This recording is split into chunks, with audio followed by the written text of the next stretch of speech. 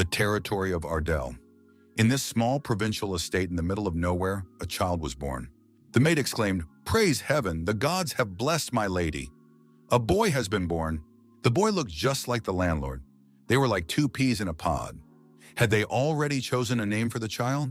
The woman said that the boy would be called Ruin Ardell. His mother hoped that he would become the light of this world. From childhood, this child did not stand out in any way. The assistant told his master that he would go to Ite Lake. The master told him to try to get some good seafood. The assistant assured him that his lord could trust him. Ruin Ardell turned to Uncle Beggins. The man asked what the young master was interested in. The boy said that it was not worth going out on the street near South Mountain.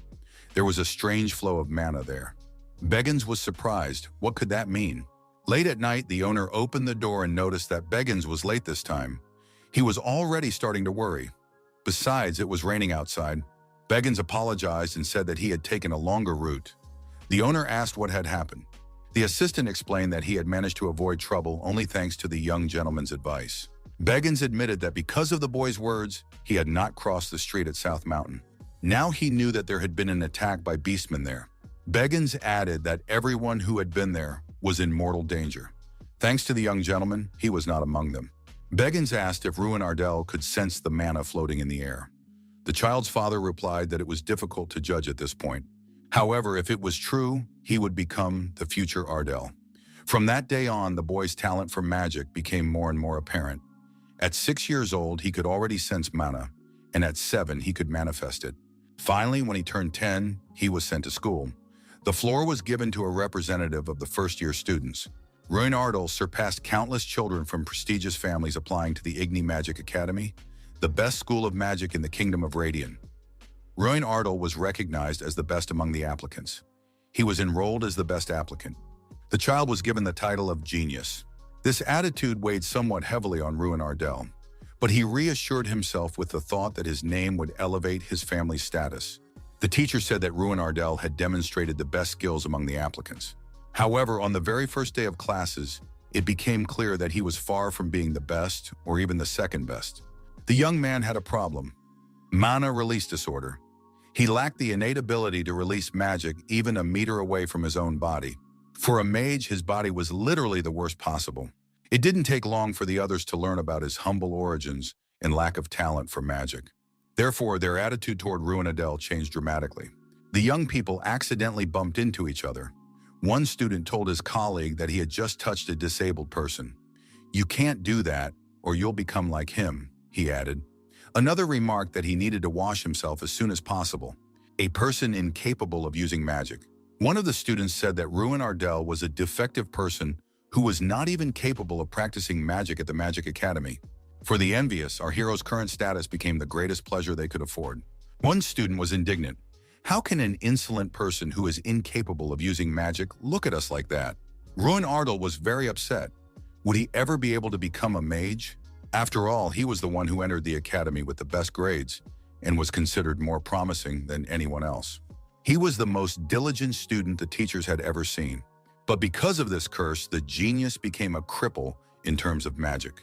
And that was the end of it. Ruin Ardell became an outcast. More precisely, our hero thought it was all over. After all, he couldn't even imagine that in the depths of despair, there would be room for a miracle. The artifact player was activated. The status window was unlocked. Ruin Ardell did not understand where he was. It felt as if he were submerged deep underwater. A message appeared stating that the player was the embodiment of Drak, the destroyer of worlds. But what did that mean? Ruin Ardell wondered if it was a dream, but the sensations were too real. The hero had the impression that this character wanted to tell him something. A few hours earlier, the training ground of the Ignite Academy. Ruin Ardell was called next. The teacher said that the student only needed to create a fireball and hit a dummy with it. It was Professor Heidel who taught combat magic. The fireball spell is one that every student at the academy must master. However, for someone who is unable to use magic, it is an almost impossible task. Ruin Ardell was not sure if he would succeed this time. Professor Heidel told Ruin Ardell to begin. The young man decided not to give up. Maybe this time he would succeed. He promised himself that he would do it at any cost. The students watched Ruin Ardell's actions. Could a person really have that much mana? Why did he have such a huge ball? Ruina Ardal thought that everything was going well so far and decided to continue in the same vein. The young man squeezed the ball in his hand, trying with all his might. Everyone saw his palm begin to ignite. Ruina Ardal exclaimed that he could no longer hold it. The professor shouted for the student to release the ball immediately. The young man replied that the fireball would not come off his hand. The flames had already reached his shoulder. Heidel noted that Ruin Ardal was already in his final year. If he was still unable to perform the simplest spell, such as fireball, he would simply fail his final exam. The professor added that in that case, the student was doomed to fail. The young man understood this too. Ruin Ardal told the teacher that he would train harder. The professor went on to explain that in the practical shooting test, they would need to create 10 fireballs and hit the target several times. Ruin Ardal thought that since he couldn't even launch a single ball at the target, he couldn't even hope to become a third-rate mage. The students were surprised. How did this guy even get into the academy with the best grades? He'd be better off giving up. Because the best applicant turned out to be the offspring of a provincial nobleman, his peers from more prestigious families began to envy him and feel inferior. This became the reason for their hostility. Ruin Ardal thought he could withstand their bullying. However, the hopeless reality gradually destroyed him from within. The curse was the only thing that had kept him going for 6 years. Mana release disorder. And although the hero had held up well all this time, now he involuntarily began to wonder, how much more could he endure? In the hallway, everyone was discussing how the exam went. Ruin Ardal came out of the office. Immediately, mocking laughter could be heard. The fool Ruin Ardal was coming toward them. One of the students told our hero that it was time to pack his things. I would be too embarrassed to show my face, he added, but Ruin Ardal was too persistent. Another student said that the younger students had nicknamed this loser Ardal the Dimwit. Because of him, the graduating class cannot be considered a role model. Ruin Ardal must immediately return to his province. One of the students said that if nature had deprived the guy of talent, he should at least be rich. Many heard the name Ardal only after seeing this student. The arrogant student added that, according to his father, the Ardals were jerks who act all high and mighty even though they have nothing. The next moment, this student was punched in the jaw. The victim flew backward and collapsed to the floor. Ruin Ardal suggested that he repeat what he had said about his father. The student, with a bruise on his cheek, was outraged. How dare Ruin Ardal do such a thing? Ruin Ardal replied that Ben Folt should know when to stop. Who was he to insult him and his Ardal family? Another student lunged at the hero with his fists. Didn't he understand who he was raising his hand against? Ruin Ardal landed a series of blows on this opponent as well. Everyone understood that Ardal would not allow himself to be insulted. The blow landed in the most vulnerable spot, and the student fell to his knees, burying his head in the floor. Ben Folt shouted that Ruin Ardal was an insolent scoundrel. He had no right to hit him. A fireball appeared in the young man's hands. The hero thought that Ben Folt was going to use combat magic right inside the academy walls. Ben Folt threw the ball at Ruin Ardal and shouted that he was trash with a magic release disorder. The protagonist was surprised. Did this student not care that he could be expelled? The next moment, Ruin Ardal felt that he couldn't move. Professor Heidel appeared in the hallway and shouted for them to stop immediately. Ruin Ardal thought that now he was finished. But then another message appeared. The young man was the incarnation of Drak, the destroyer of worlds. The status window was unlocked. The player artifact was activated. Ruin's Ardal didn't understand anything. What was going on? The mysterious creature with glowing eyes uttered our hero's name. The young man clearly heard that it was him who was called. The boy opened his eyes and saw a girl standing in front of him. She said with satisfaction that he had finally woken up. It was Helen, a highly skilled healer. Ruin Ardal discovered that he was lying on a bed and asked where he was. Helen replied that the young man was in the restroom. The healer added that everything was fine now, and that he should lie down and not get up. The guy felt dizzy. Had he really lost consciousness? Ruin Ardal couldn't shake the thought of that vision. What was it? It seemed too real. The young man asked Helen how long he had been lying there. The healer replied, almost a whole day. The girl added that it was fortunate that nothing worse had happened. It must have been God himself who had saved him. Helen said that a few more tests needed to be done, but the young man looked surprisingly well for someone who had been struck directly by a ball of lightning. He had no wounds or burns, and even his organs were intact. She admitted that she had never seen anything like it before. Was such a thing even possible? A ball lightning is a terrible magic capable of burning a body in seconds. Ruin Ardell was amazed. Had he really withstood such a blow? Why was he completely unharmed? The professor entered the room. Helen apologized and said she was going to analyze the results further. She warned him not to keep quiet if something was bothering him. The professor asked the student how he was feeling. Ruin Ardell replied that he felt fine. Heidel reported that the faculty council had convened to discuss the incident. The teacher said that based on the results of the investigation, a decision had been made to expel Ben Folt from the academy. The use of combat magic with the intent to kill, the spreading of false rumors about the head of the Ardell family, as well as unfair treatment and bullying of Ruin Ardell, all of this was taken into account when the verdict was reached. The young man noted that he had also struck Ben Folt. The professor said that Ruin Ardell would also be punished. Taking into account the circumstances, he was assigned a month of volunteer service. Then the teacher added that he would like to ask something. Does Ruin Ardell possess an artifact? This is a legendary weapon left behind by ancient magicians with unlimited mana. Ruin Ardell replied that he did not have one. Otherwise, no one would have bullied him. The professor added that, given the value and rarity of the artifact, the head of the Ardell family would have used it for his people long ago. Ruins Ardell asked why the professor was asking about this. Heidel replied that he was sure that before the lightning ball struck the young man, his body was surrounded by red light. It was as if the student had been protected by a high-ranking artifact, reflecting Ben Folt's magic. Ruins Ardell did not understand what the professor was talking about. The young man was surprised. Could this somehow be connected to that strange dream? Ruins Ardell replied to the professor that he did not understand what had happened, but he was sure that he did not possess any artifact. The professor told the young man to rest in that case. Ruin Ardell really didn't understand what had happened, and Heidel didn't ask him any more questions. Our hero was curious about what Heidel was thinking now. The experience indistinguishable from a dream. That strange voice. What could it all mean?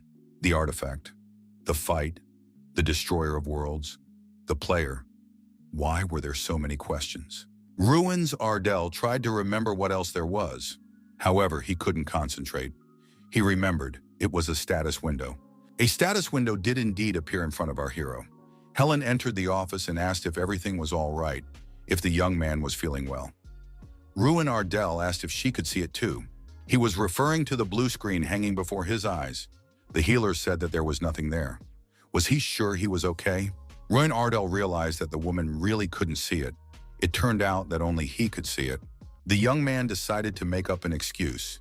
He said it was a vision caused by dizziness. Helen remarked that it wasn't funny at all. The healer added that the young man's tests were normal and he could return to the dormitory.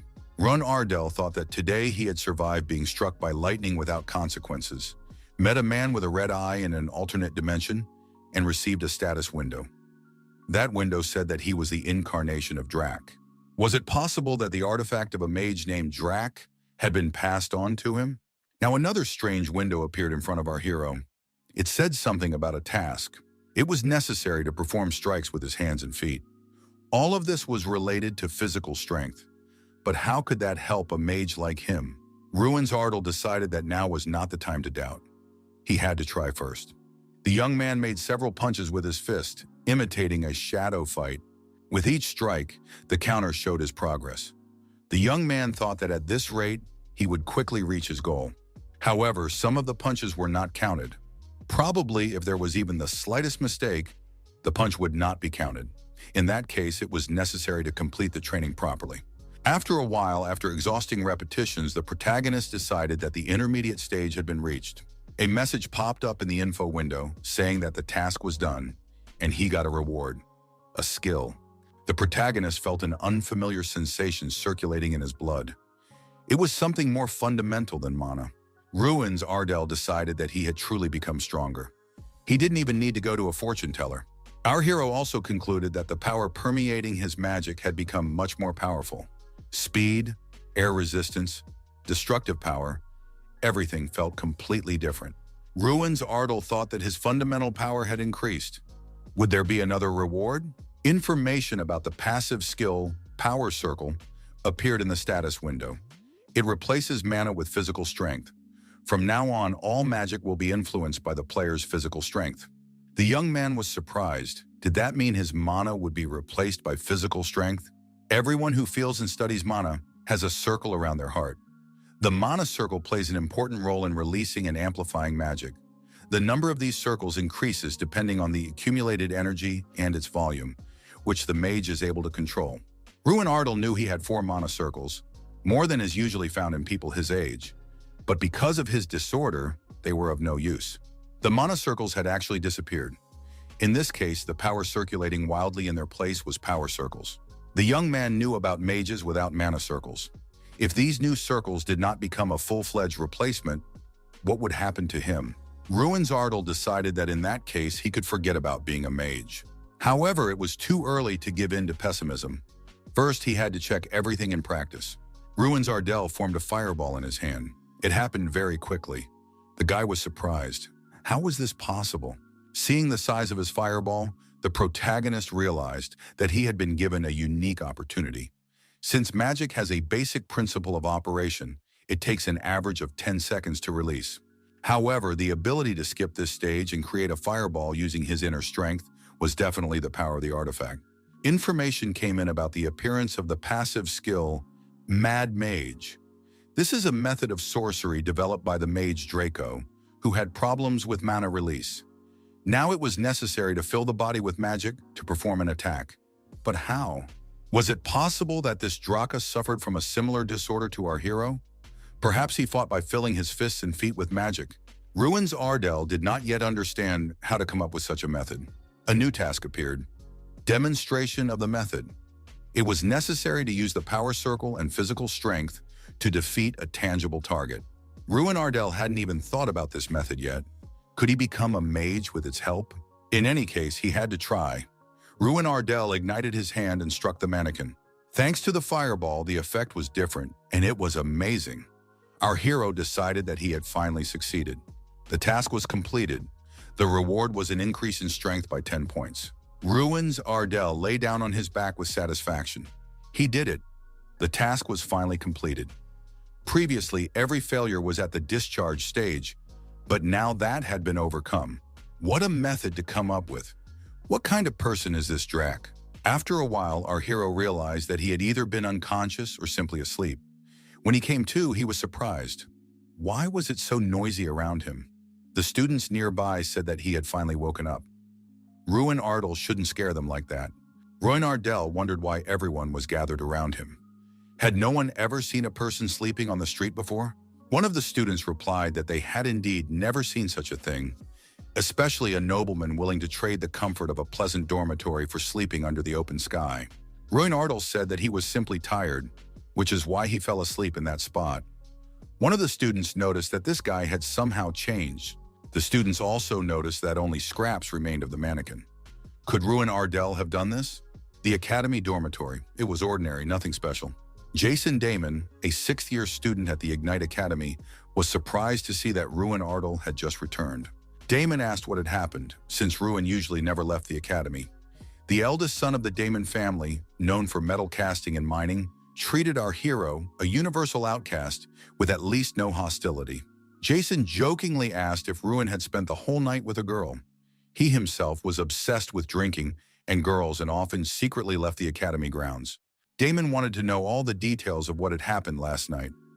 Ruin Ardal replied that he didn't understand what he was talking about and added that it was time for him to go to the bathroom. Ruin Ardal got into a hot bath and said that it would make him feel better. Our hero remembered that he had an additional task. He had to check everything. It concerned physical training. The rewards remained the same, but the number of repetitions had doubled. Ruin Ardal was surprised.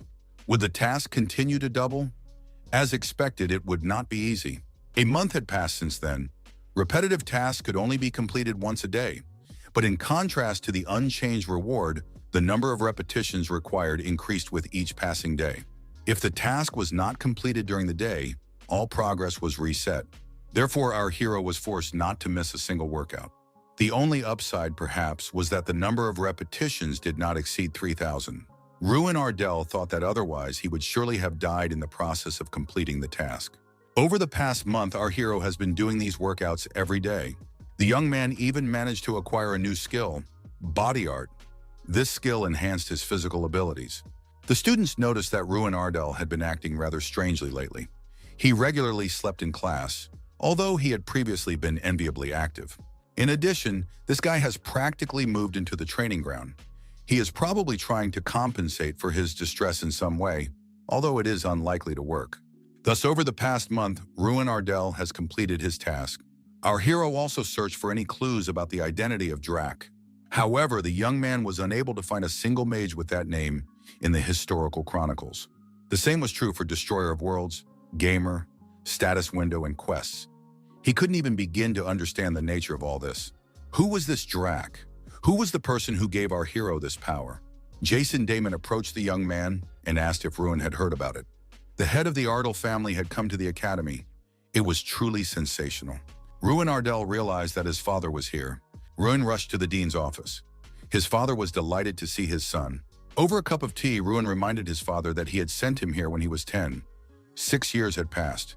How had he been all this time? The man replied that everything was the same. Ruina, his younger sister, had grown up and was now studying the art of sword fighting.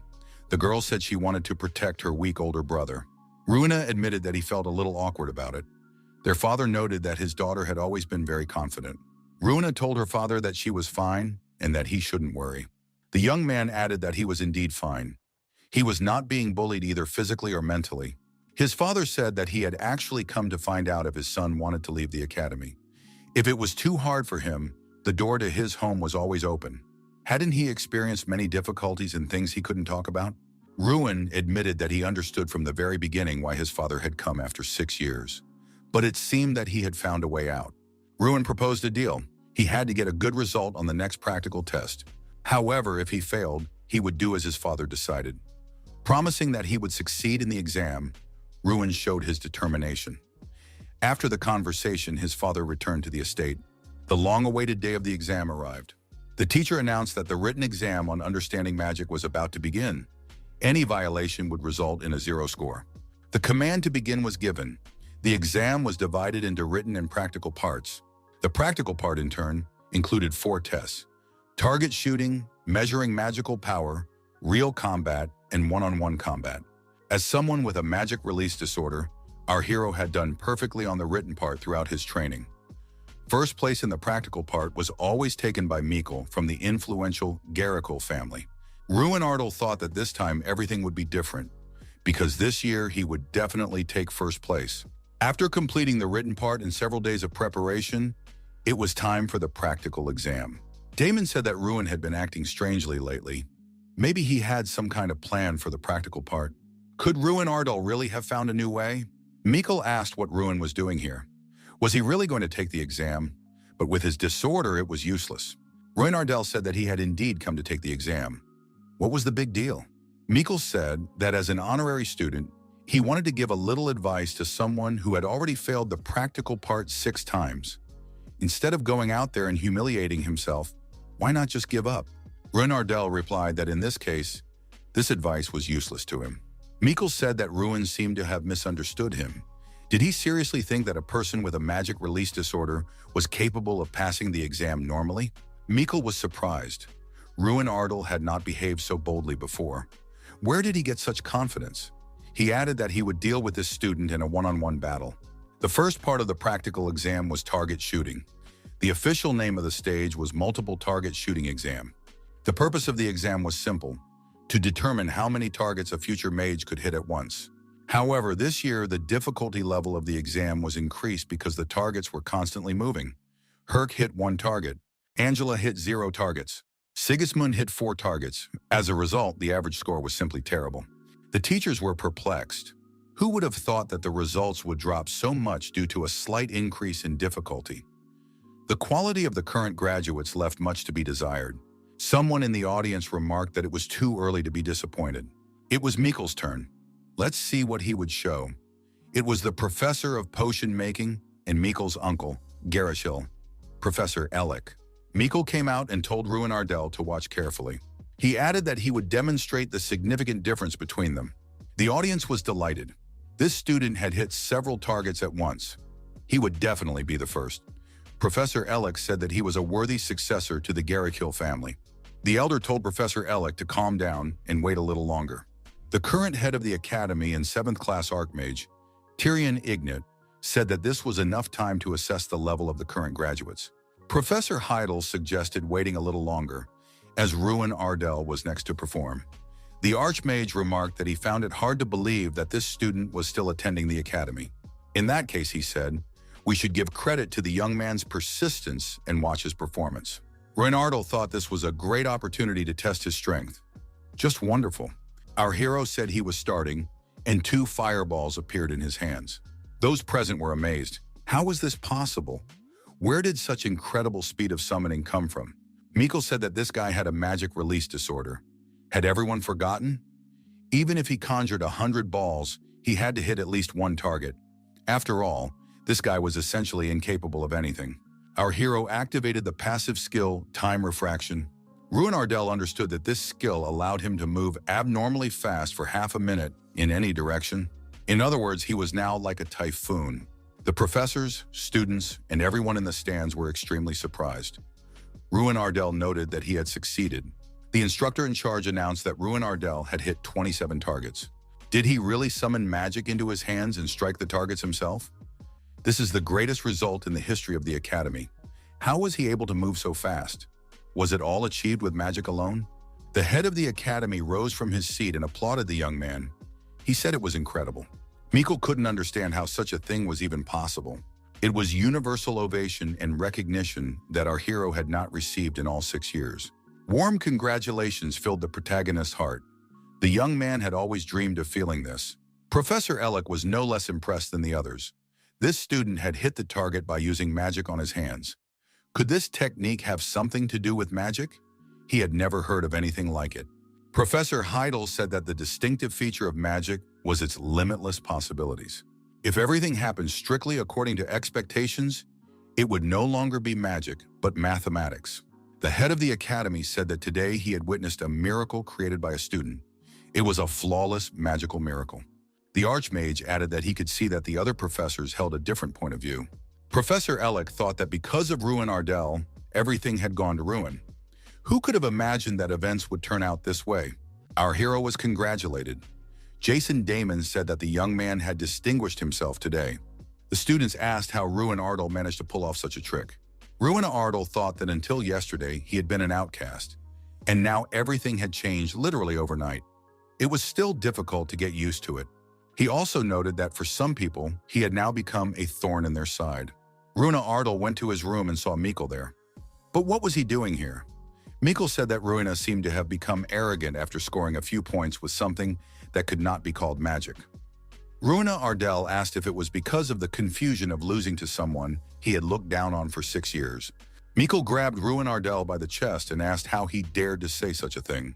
Ruin Ardell took his hand and twisted it. Mikkel was surprised. Where did this guy get so much strength? Ruins, Ardell told his opponent that it was important for both of them to graduate from the academy. If Mikkel wanted to crush him, let him do it fairly in a one-on-one fight, as he had promised. Mikkel was outraged. Did Ruins seriously think he could compete with him? After all, he was the same person who had failed for 6 years in a row. Ruin Ardell replied that in that case, Mikkel had nothing to fear. All they had to do was wait a little longer, and then everyone would find out. Mikkel said goodbye, telling Ruin not to even think about failing before reaching that stage. He thought that this guy would definitely fail today anyway, without even reaching the one-on-one battles. The young man wondered, was Ruin Ardell really a mage? Our hero had seen this statue several times before, but each time he was amazed. The second stage of the practical exam began. Measuring magical power. It was a treasure of the academy and a rare artifact, of which there were only a few on the entire continent. The ancient ogre Kingren. 5,000 years ago, the Archmage Freud turned the ogre Kingren into an artifact while he was still alive. Kingren, locked inside the artifact, absorbed the mana of mages and served as a magical punching bag. The second stage required students to direct their magic at the ogre and achieve a high score. This meant that it was enough to simply aim at the statue and use the spell that the student was most confident in. However, this ogre was known for his extremely harsh evaluations. Getting a score higher than 20 points from him was already considered a great achievement. One of the students activated the thunderstorm skill. The ogre took the full force of the blow upon himself. Kingren told the 1-point mage to get out of his sight. The ogre added that the candidate had better give up magic right now. The student thought that, as expected, things were not so simple. The candidate declared that she would show her true skill and use the ice ball skill. Kingren said that he would definitely remember this girl. Her performance had really impressed him. Then he added that he was only impressed by how hopeless she was. The candidate received 2 points. The girl was upset because she had shown her best attack. The next contestant was Jason, who received 5 points. Ogre said that it was weak magic, probably diluted with water. Jason argued that it was 100% mana. Next up was Mikkel Garrickle. The candidate attacked Kingren on different parts of his body, but the ogre remained unshaken. Kingren said he was disappointed. He asked the young man if he was George Garrickle's son. Mikkel confirmed that he was his proud third son. Kingren replied that the young man's father was a fool who begged for more points. Mikkel was outraged, saying that the ogre was saying unforgivable things. The teacher on duty shouted for Mikkel to calm down. The next candidate was Ruin Ardell. Ruin Ardell stepped into the center and noted that he was slightly nervous. He clenched his fists and decided he could do it. The young man said he was pleased to meet them and gave his name. Kingren replied that he was seeing him for the first time. However, that didn't matter, and the candidate could begin. Ruin Ardell immediately activated a fireball that grew more intense with every passing second. He said it was explosive burning mana. The students gasped. This was 4th-class magic. How was this possible? The ogre was surprised. What kind of stance is this? Where did this guy come from? Ruin's Ardell warned that he was coming. The young man, leaning on the enlarged fireball, rose above the ground to Kingren's level. Those present gasped. This student had transferred the magic from his fist to his foot and exploded it in an instant. This was not 4th-class magic. A spell of such power should be classified as at least 5th class. Was Ruin Ardell at least a 5th-class mage? Our hero himself couldn't believe it.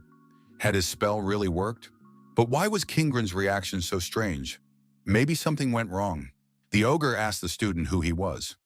Ruin Ardell reminded him that he had already introduced himself. The ogre clarified, was he Drac? Ruin Ardell was surprised to hear this word. Kingren said he was waiting for him, Drac. The students didn't understand who the ogre was talking about. He must have confused Ruin Ardell with someone else. Over the past 2 months, our hero had read all the available books, but had not found a single mention of Drac. However, Kingren clearly had some information. Ruin Ardell asked the ogre if he knew Drac. Kingren answered in the affirmative. The student asked him to tell him more about him.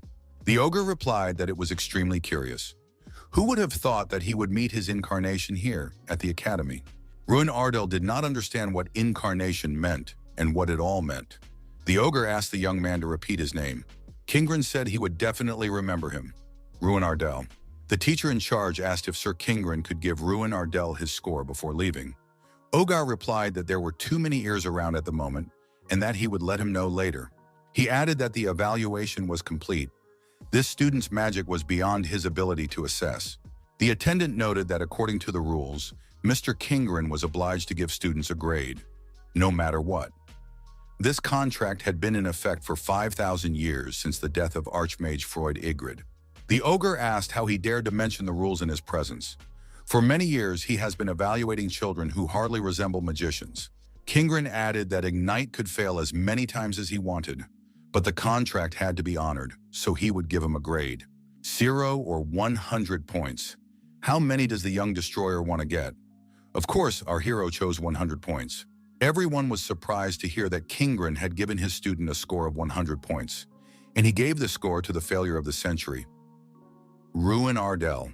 Professor Heidel said that Ruin Ardell was once again at the center of events. The young man was surprised. What was the professor doing here?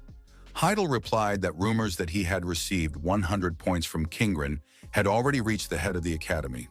The Archmage called it an unprecedented case and stated that the student deserved an award. To begin with, our hero received a scroll. The Room of Artifacts? What is that? Heidel told the student to follow him. Ruin Ardell admitted that he did not know such a place existed. The professor explained that it was the only place in the academy where entry was forbidden. Ruin Ardell was surprised. In that case, why had he been brought here? The professor explained that they were standing at the entrance to the artifact room. He himself could only go as far as this point. Ruin Ardell asked, "Does that mean he has to go in alone?" The professor confirmed this and added that he would wait outside. Our hero did not know what was going on, but if this was his reward, then he had to go in and check it out.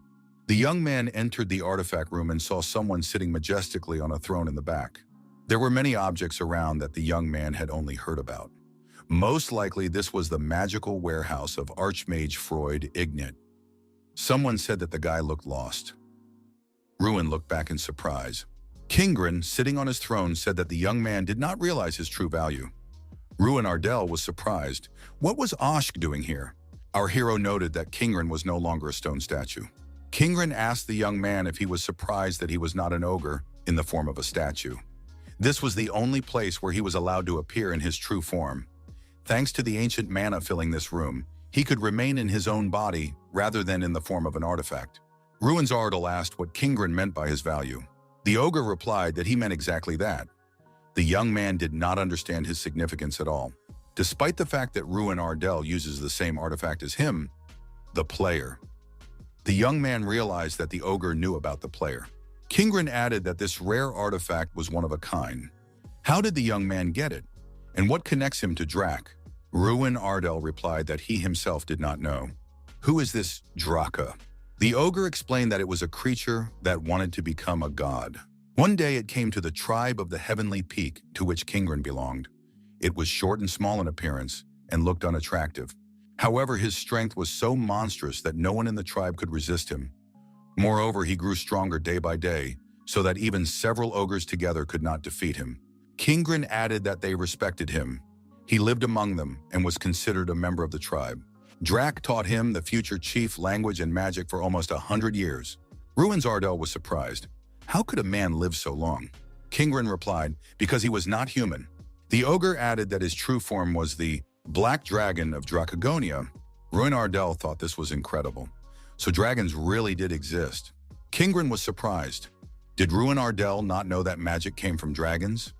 Of course, our hero had heard about it, but he considered it all to be just legends. Kingren noted that Drac himself was not capable of using magic. Therefore, he developed a way to fight like Ruin Ardell, by filling his hands and feet with magic. Did the young man understand now? Ruin Ardell decided that everything was clear to him. The boy was sure that Drac was treated the same way as he was. Draca created an ability that only he could use, the ability to turn magic into power, which the young man had already demonstrated. With its help, Dracus became the strongest being in the world. However, he was not satisfied with this and endlessly increased his power until he ultimately destroyed everything around him and himself. Ruin Ardell was horrified. That's probably why they call him the Destroyer of Worlds. It's hard to even imagine how strong he was to destroy an entire world. The young man received a reward, the title of Friend of the Ogre. Ruin Ardell was surprised. What was this sudden reward? Although it was better than nothing. Ruin Ardell also received the enhancing skill, Ogre Fury. Now he could borrow the power of an enraged ogre and temporarily increase his own power. A magic ball appeared in the young man's hand. It seemed that this was the enhancement skill. Kingren said that Ruin Ardell had received a reward for the quest. Fight had a habit of talking about such things while staring into space.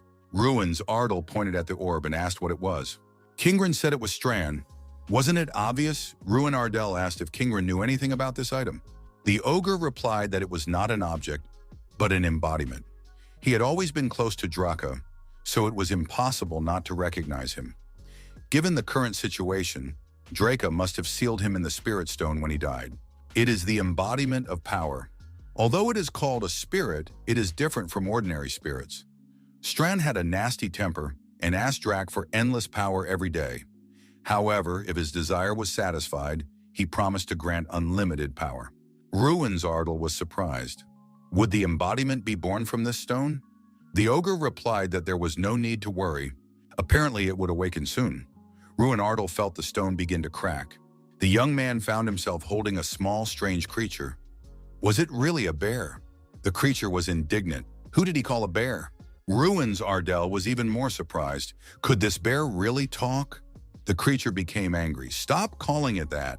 Ruin's Ardell objected. But he was holding a bear. How could a bear talk? The beast was surprised. How dare the man compare him to that animal? He is not a bear. Ruin Ardell asked, in that case, who is he? The beast said that he was an embodiment, not bound by form. He could be anything he wanted. The beast declared that he would now show his true power, and, straining, his eyes flashed. However, that was the most the beast was capable of. He was indignant. Where had his power gone?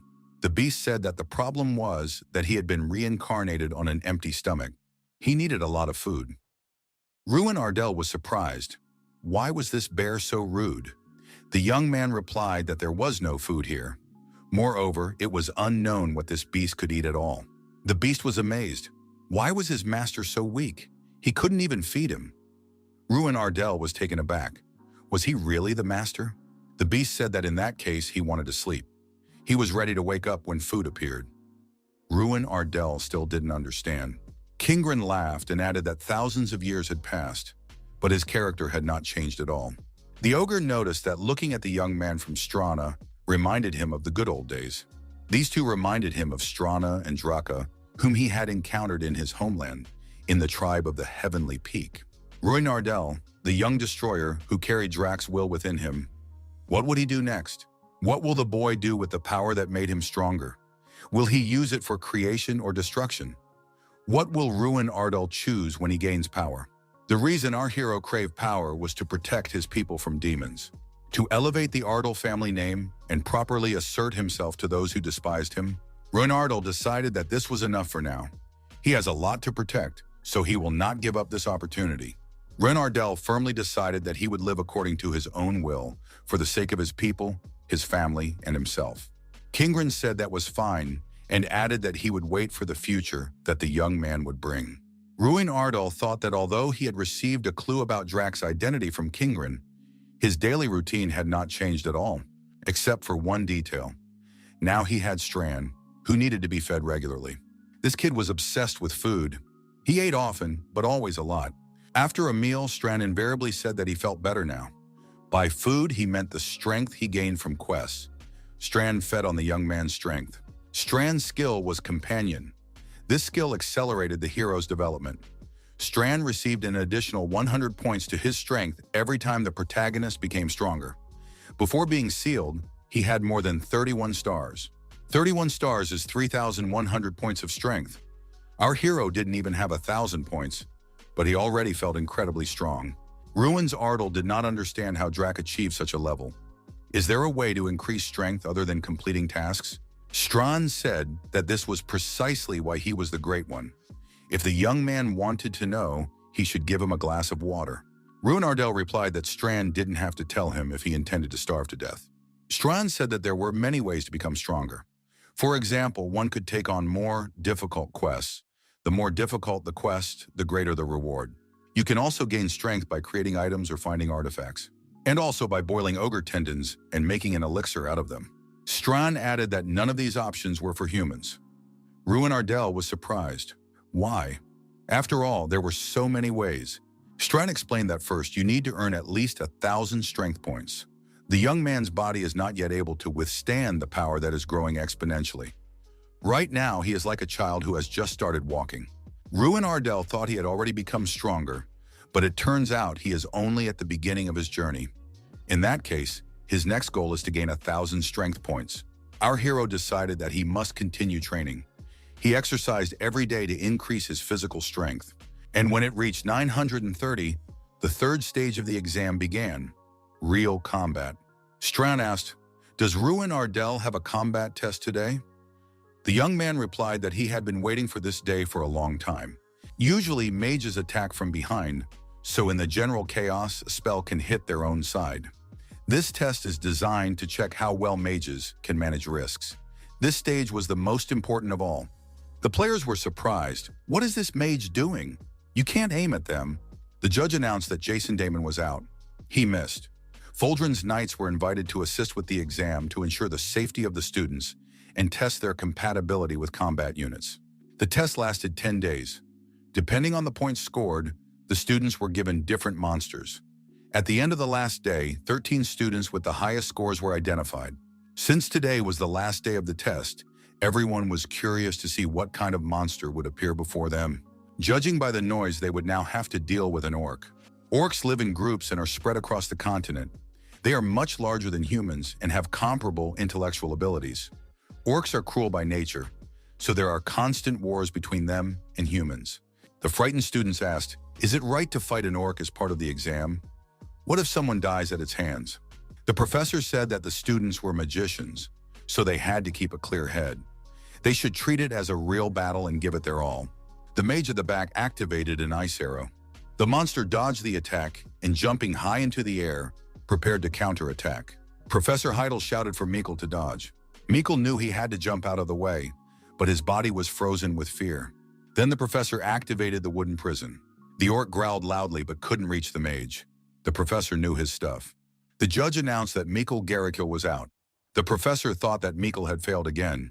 He had to find a way to prevent Ruin Ardal from passing the test. The professor asked the head if he planned to continue the trials in the same vein. Archimac asked what Professor Ellick was hinting at. Ellick replied that it would soon be Ruin Ardal's turn. This guy was the only student who had been kicked out by Kingren. It would be unfair to evaluate him on the same level as the other students. The head said he understood what Ellick was getting at. However, they had no other trained monsters. Ellick replied that there was someone. When the Knights of Foldrin brought the orcs, they also brought an ogre with them. Using an ogre in the test was very dangerous. But since Professor Heidel and the Knights of Foldrin were present at the exam, it was worth a try. Everyone was curious to know what Ruin Ardal was really capable of. Professor Heidel waited to meet Ruin Ardal as he passed by. The man said that before starting, he had to warn the young man about something. Today, his test would be more difficult than the others. The professor noted that the academy had high expectations for this student, as Kingren had given him the highest score. Therefore, some considered it unfair to give the young man the same monster as the others. Because of this, it would be more difficult for him. Heidel added that Ruin Ardal would not be fighting an orc, but a huge monster. Hearing these words, not only Ruin Ardal was surprised, but also Strand.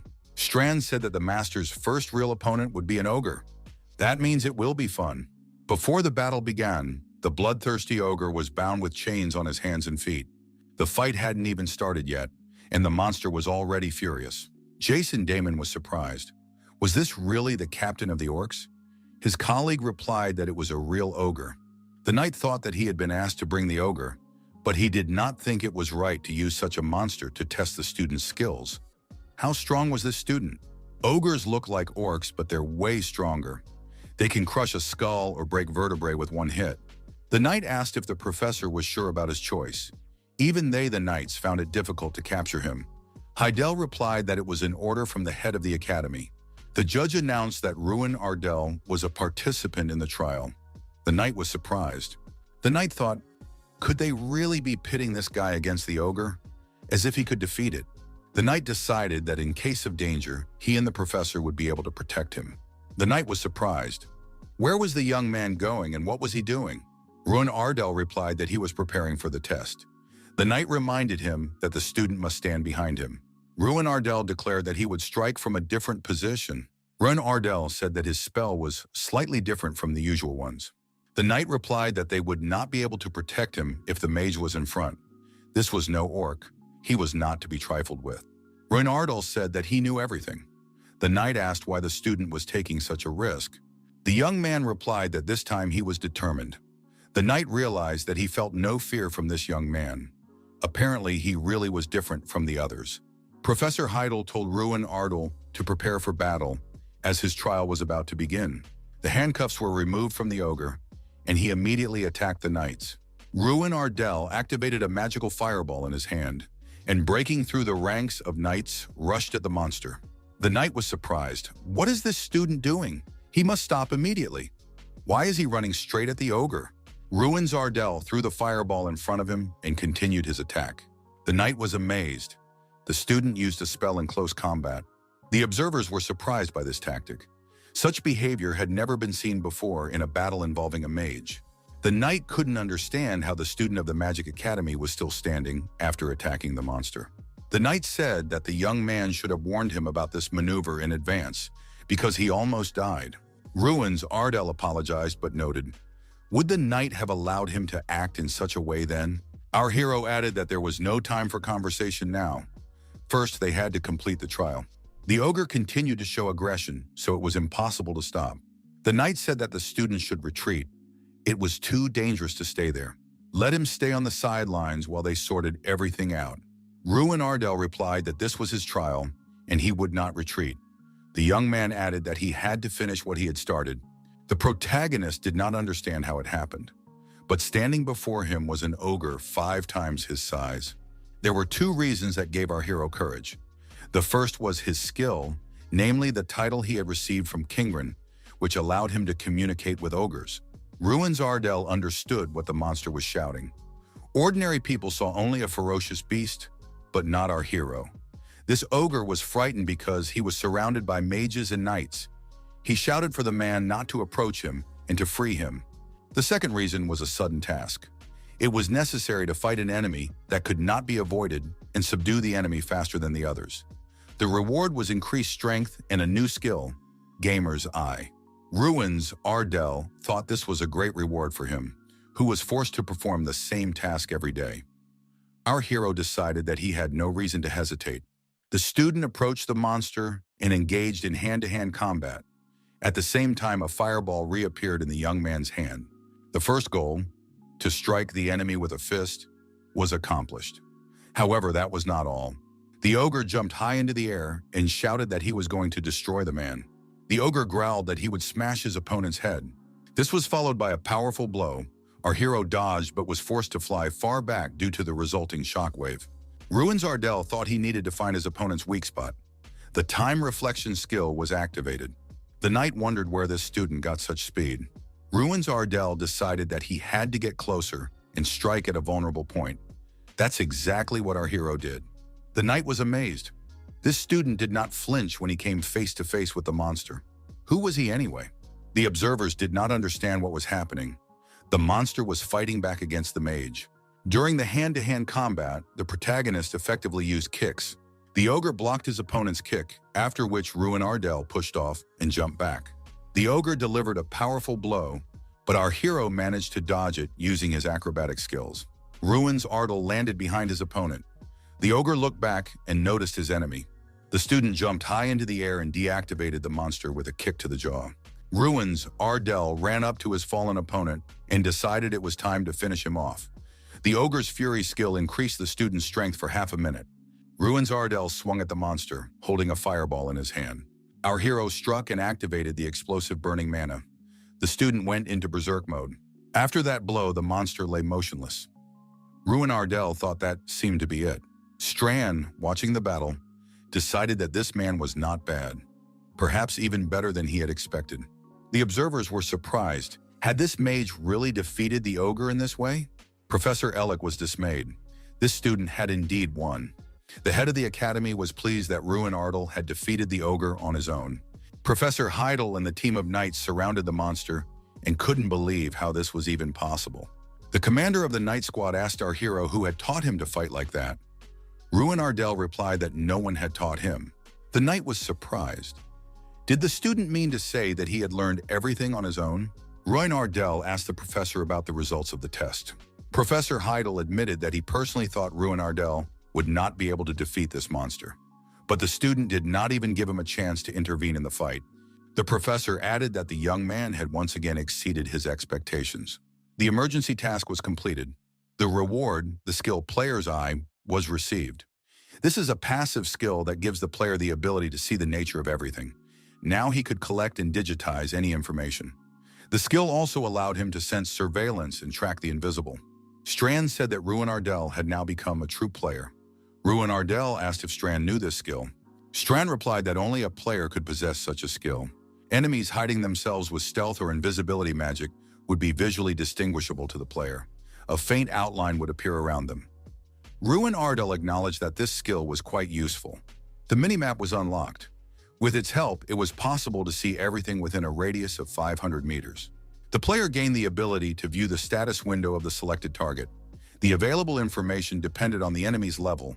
Strand noticed that even more surprises awaited him ahead. Strand suggested that Ruin Ardell take a look at the defeated ogre using the Player's Eye. It turned out that the hero could now see the target's condition. The young man was impressed. The protagonist decided to test Professor Heidel in this way. However, the 6th class mage was still impossible to read. Ruin Ardell said that he couldn't see some things. The information was limited. Strand noted that the player couldn't obtain information about people who were much stronger than him. Strand added that as his power grew, the amount of available information would increase. After the test was over, rumors that Ruin Ardell had defeated the ogre spread throughout the academy. Jason Damon asked Ruin Ardell how he felt about everyone talking about him. Our hero replied that he didn't know how to react yet. This was all new to him. Some girls approached the young men and asked if the young man's name was Ruin Sumbi. Ruin Ardell performed amazingly in the third stage of the test. The girls handed him some bags and asked him to take them. He could eat their contents when he got hungry. Ruin Ardell decided to share with Jason and offered him one bag. Damon said that this was terribly disrespectful to the girl who had overcome her embarrassment and collected these delicacies for the winner. Ruin Ardell was surprised. Why was Jason so nervous? Looking at Jason Damon with the help of the gamer's eye, our hero saw great potential in him. Jason was very jealous of the protagonist. Over the past few days, Ruin Ardell had tested everyone at the academy. Apart from him, only Mikkel had high potential. Ruin Ardell told Jason to try harder, and then he would be able to show good results on the next test. Ruin Ardell advised Jason not to waste time on games. Jason admitted that his goal for the next stage was to make it into the top 10. Damon asked if it was true. Sometimes it was hard to believe. Ruin Ardell said he didn't understand what he was talking about. Jason wondered if this was the Ruin Ardell he had known and been close to for 6 years. Ruin Ardell thought that even he sometimes found it hard to believe. Jason added that there had been rumors about Ruin Ardell lately, that he would surpass Mikkel Gerishil and become not only the best graduate, but also the representative of the academy. Ruin Ardell said he wasn't interested in that. Jason was surprised. How could he not be interested? After all, this year was the year of the Great Festival. In the 5th month of each year, representatives of famous academies gather together and determine the strongest among them by holding a magic festival. Once every 8 years, the Olympics are held, where participants compete for the title of Best Magician. The Great Festival is the intersection of these two events. It is a national competition for the best students of the most famous academies. The winner of the festival and the academy he represents receive not only a huge cash prize, but also various privileges. Therefore, there is a limit on the number of participants: 1 student for individual competitions and 30 for group competitions. A total of 31 participants from the academy can compete. The one chosen for the individual competition becomes the representative of the academy.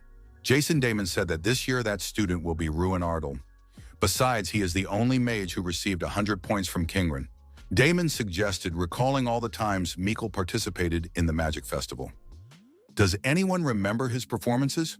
There was nothing to say about the group competitions, but in the individual competitions, Mikkel came in last 4 times out of 5. One of the students added that because of Mikkel, they were nicknamed the After Academy, the Academy of Last Place, incapable of performing well in tournaments. The only way to get rid of this stigma was to send Ruin Ardell. But what did Ruin Ardell himself think about this? Ruin Ardell noted that the exam was not over yet. The young man thought it was too early to be confident and expect anything. Ultimately, the participants of the Grand Festival are selected based on the results of the first semester exam and the recommendations of the faculty. The 4th stage is still ahead, a one-on-one battle against Mikkel. Ruin Ardell said he needed to focus on the next test. All our hero could think about was defeating Mikkel. 4 days have passed since the end of the 3rd stage. The protagonist received 1,000 strength points. The achievement Preparation Complete was obtained. Strand admitted that he had been waiting for this day. Now they are starting to level up. The difficulty of the repetitive task was doubled and the reward was increased. Strand made every effort to prepare a strong mage. Professor Ellick watched Ruin Ardell's training and thought that it would earn the student extra points. Would Mikkel be able to defeat Ruin Ardell? It seemed less and less likely. The professor thought that not only participation in the Grand Festival was now at risk, but even the position of the best graduate. The Gerishil family must remain at the top of the academy, no matter what. Strand advanced to the 2nd rank. The player received 200 strength points as a reward. The protagonist said that, in his opinion, Strand had grown up. What really happened? After all, thanks to him, the strength quickly reached the mark of 1,200 points. Strand smiled and said that this was only the beginning. He was willing to bet that the difficulty of the tasks and the rewards had also increased. The player had reached the basic level of physical strength necessary for battle. However, training never ends. Ruin Ardell thought that he had already completed an increased number of repetitions, so it would not be difficult. Ruin Ardell asked what real combat training was. Strand reminded him of their first meeting. At that time, he said he could become anyone. Strand added that he was now capable of transforming. However, there were still limitations. Ruins Ardell asked if Strand could take human form. Strand replied that he needed to reach the 5th rank to do so, but perfect transformation would be difficult in any case. Ruin Ardell asked who Strand could transform into now. Strand, without hesitation, turned into a scarecrow. Strand was surprised. What kind of reaction was that? Ruin Ardell replied that he had expected something different. Strand told the man not to look down on the scarecrow. Did the man even know how useful he had been when Drac was just starting his real training? Ruins Ardell was surprised. Was Strand really playing the role of a mannequin? Strand noted that this was called the role of an assistant in completing a task. Our hero asked, would he really have to train every day in real combat with a scarecrow? Strand replied that while he was still weak, he was at the level of a 3rd-class mage. However, once he regained his former power, anything would be possible. If the young man wanted to, he could even turn into a demon or a dragon. Ruins Ardell suggested starting training right away. Strand would be a mage. Strand agreed, and a magic staff appeared in his paw. Strand explained that even if his magic hit a person, it would only knock them back without causing any damage. Strand added that Ruin Ardell could attack as much as he wanted. The young man thought that Strand was indeed the perfect training partner. Strand warned that he was about to attack and went on the offensive. Ruin Ardell managed to dodge. Ruins Ardell thought that Mikkel was probably training too. Our hero couldn't wait for the upcoming battle. Mikkel told his uncle that Ruin Ardell was driving him crazy. What should he do? Professor Ellick was angry. Was that really what Mikkel should be saying to him? He had to become even stronger. Mikkel noticed that his uncle shouldn't be upset. According to rumors, it was he who helped Ruin Ardell get high marks. After all, it was Professor Ellick who suggested pitting a real ogre against Ruin Ardell. It was thanks to this that Ruin Ardell got the best possible result. If the Garishal family found out about this, his uncle would clearly be in trouble. The professor thought that Mikkel was blackmailing him. Mikkel said that if his uncle didn't like it, he should stop talking nonsense. It would be better to think together about how to fix the situation. Ruins Ardell must not be allowed to represent the Academy at the Great Festival. Professor Ellick assured him that this would not happen, because he had a plan. The professor gave his nephew a vial of the awakening herb Burning Flower. The awakening herb grows in the Northern Territories and is a rare and valuable medicinal plant. It is sometimes used to create special elixirs. His uncle said that if Mikkel drank it, he would experience an awakening effect. This would significantly reduce the time it took to cast spells. But as a side effect, he would experience pain, and Mikkel would no longer be able to distinguish between friends and foes. Simply put, Mikkel would not be able to see anything, but he already knew all this. Mikkel was surprised. Why this? Does he really have to drink it? He received an affirmative answer. Mikkel shouldn't complain, because he could lose to that guy. Does he want to be disgraced in front of his family? Mikkel said it was still a risky venture. Professor Heidel knew what he was capable of. If the professor noticed any changes, he would not remain silent. Professor Ellick was surprised. Had his nephew forgotten who he was dealing with? Testing drugs was his responsibility. Mikkel should take another vial. This potion will hide the fact that he took the flower. The young man must drink it after taking the first one. Mikkel should not be afraid, because they are the Garishal family, and this is their way of moving forward.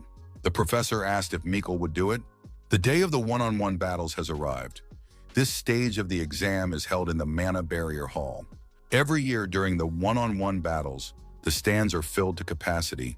The students were happy that the time for the final battle had finally come. The matchup was announced, Ruin Ardell versus Mikkel Garishal. Ruin Ardell thought, finally, the last stage of the exam had arrived, and he was fighting against Mikkel. Strand reminded him that his opponent knew Ruin would try to close the distance. If he was prepared for that, it would be difficult to fight. Strand added that if Ruin managed to get close, one blow would be enough. Since this test was as close as possible to real combat conditions, various geographical objects were placed in the hall. The judge asked if the opponents were ready. Positive answers were received. The protagonist assessed his opponent and thought that Mikkel's condition was far from normal. He was not as cocky as usual. Something was definitely wrong here. He needed to check everything using his player's eye skill. The skill was activated. Ruin Ardell began to carefully scan his opponent. Our hero discovered a special hidden state, Berserk.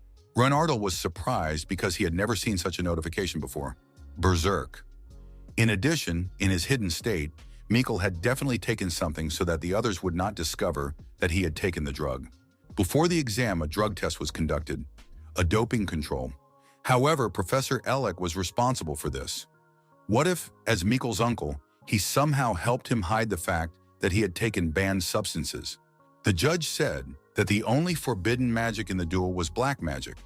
Any magic based on the 4 elements was permissible.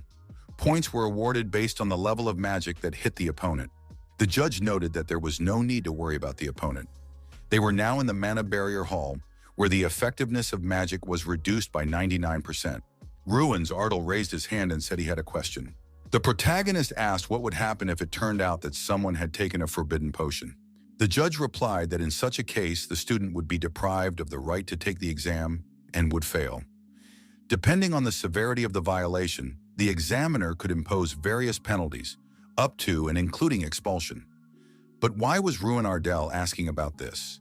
The protagonist thought that he currently had no evidence. He could only see the status window, so no one would believe him. Ruin Ardell realized that he needed to obtain convincing evidence. The judge called the opponents to come closer and announced the start of the match. Mikkel immediately used his magical abilities and shouted that he would destroy his opponent. A fireball appeared in Mikkel's hand. Our hero's legs were immediately entangled by plants that had grown out of the ground. Ruin Ardell used his unique abilities and tore apart the branches that were trying to hold him back. The audience was surprised. How did Ruin Ardell manage to free himself so quickly? Mikkel's spell did not work on him properly. Ruins Ardell thought that everything was going wonderfully. The mana barrier hall reduces mana power, but has no effect on his strength. Mikkel shouted that he would not stop there. A demonic image of a skull with a glowing ball in its mouth appeared above him. The fire breath skill was activated, and the skull directed a stream of fire from its mouth at Ruin Ardell. Ruins Ardell used the acceleration skill and dodged the fire attack. At the same time, he remained confidently on his feet. The protagonist noticed that his opponent's casting time had decreased and his mana gathering had increased. These were the effects of Mikkel's potion. Mikkel shouted for Ruin to stop hiding. He had to face him one-on-one. Ruin Ardell noticed that his opponent was more agitated than usual. Now it was clear that he had taken the drug. This awakening herb is called the burning flower. Shaking hands, excessive expression, suppression of pain receptors, reduced ability to distinguish between enemies and allies. It all fits. Mikkel demanded that his opponent come out of hiding. Our hero thought that all that remained was to confirm the reduction in sensitivity to pain. Ruin Ardell said it was no surprise that Mikkel was so confident. Was it all because of this? His opponent was surprised. What was he talking about? Ruin Ardell explained that he was referring to the flaming flower. Mikkel said that it didn't matter now. It wouldn't prevent him from defeating his opponent. Ruin Ardell told Mikkel to get ready and use the refraction of time skill. The protagonist quickly and rapidly approached his opponent. Mikkel thought that Ruin was acting very quickly this time. What should he do now? Ruin said that all of his opponent's actions were useless. The professors were surprised. What kind of magic was this? Was it even magic? Ruin Ardell instantly responded to his opponent's elemental attack. Suddenly, a huge reptile appeared next to Mikkel. The protagonist was surprised. Could it be the third-class magic fire lizard? Our hero did not lose his composure and activated Earthquake. The clash continued. The lizard lost its balance and began to descend. Ruin Ardell approached his opponent. The observers were surprised. Could Ruin Ardell really overcome the fire element with an earth spell? Mikkel sat on the ground, confused and deactivated. The protagonist approached him closely. Mikkel shouted for Ruin Ardell not to come closer. Ruins Ardell told his opponent not to be such a wimp. Our hero prepared to slap his opponent. The slap, as always, was bright and effective. Mikkel flew far back. Hitting the wall, he told Ruin Ardell not to look down on him. Our hero did not look down on him. He approached again and attacked his opponent. Mikkel, lying on the ground, said that he could not be defeated with such a weak blow. He was not hurt at all. Ruin Ardell was surprised. Was Mikkel still conscious even after such a blow? At this rate, he could die from accumulated injuries. It was dangerous to continue the tests. The binding tree was activated, wrapping its branches around Mikkel and lifting him off the ground. Our hero announced to everyone that Mikkel had used a banned substance. The judge asked if the student was sure about this. If it was a lie, Ruin Ardell would be disqualified. The protagonist replied that he was absolutely sure because the use of the drug could always be concealed with another drug, or the inspector could turn a blind eye to the violation. The judge was surprised. What did Ruin Ardell mean by that? Ruins Ardell said that the person who can get some rare materials for his favorite and the person who tests drugs before matches is the same person. There is only one person in the entire academy who fits this description. The faculty was alarmed by this statement. Ruin Ardell noted that, come to think of it, Professor Ellick is Mikkel's uncle. Professor Ellick approached Ruin Ardell and asked if the student understood what he was saying. Was Ruin Ardell really so brazen as to claim that Mikkel had taken drugs and that he had turned a blind eye to it? Ruin Ardell confirmed this and added that he could prove it.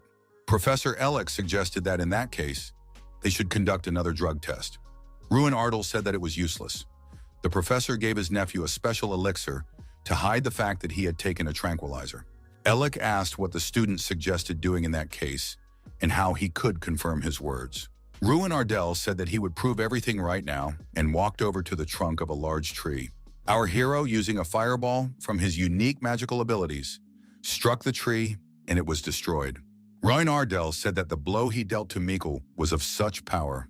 Even if we assume that Mikkel's magic has become stronger after practice, he continues to laugh and remain conscious after such a blow. However, this is not normal. In his current state, he has at least a concussion and 4 broken ribs. However, Mikkel continues to laugh, feeling no pain. This is unnatural. The student asked, "Does Professor Ellick still deny the obvious?" The head of the academy rose from his seat and called out loudly to Professor Ellick.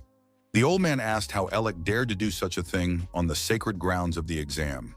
The head said he was waiting for the professor in his office. Mikkel continued to laugh, demonstrating his inadequate state to everyone. The events of the 4th stage swept through the academy like a storm. Rumors spread that Professor Ellick had been fired and Mikkel Garrickle had been expelled from the academy. The Garrickle family's fraud came to light. The protagonist acquired a new nickname, the Mage Exile. Our hero was invited to a meeting with the head of the academy. The young man entered the office and saw a strange scene inside. Before him was the territory of Ardell, although it was somehow different. The young man saw the throne of Tehran, on which the king of magicians sat. What was going on here? The head of the academy asked Ruin Ardell what he saw before him. The elder said that the appearance of this place was created with the help of the Eye of Malarok. Did Ruin know what that was?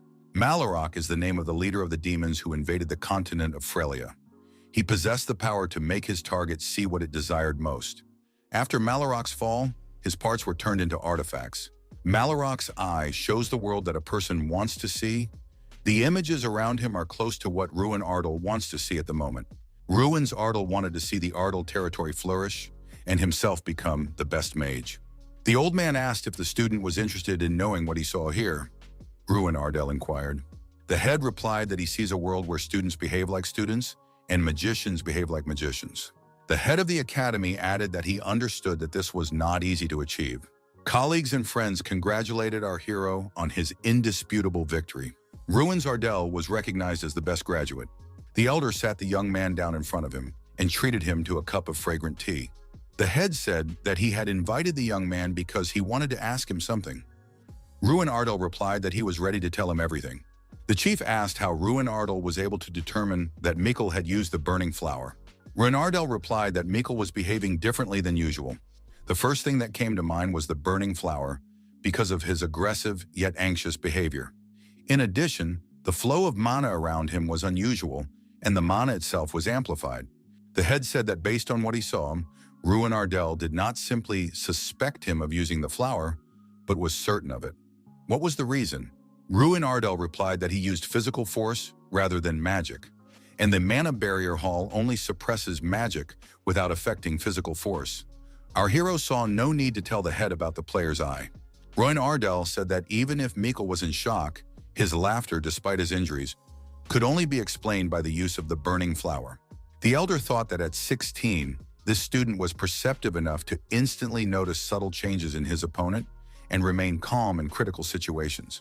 The head said that he was terribly sorry about what had happened and offered his apologies. He would personally ensure that the Garrickle family did not harm the young man. The elder said he had a proposal for the student. Would Ruin Ardell like to participate in the great festival, which will take place in the 7th month of this year, as a representative of the academy? Ruin Ardell thought that every student dreams of becoming a representative. Ruin Ardell thanked the head of the academy for such an interesting offer. The young man added that, unfortunately, he did not have enough experience, as he had not participated in any real battles over the past 5 years. Our hero recalled that due to his mana release disorder, all events had been closed to him. Therefore, he did not know if he would be able to perform well at the grand festival against other gifted peers.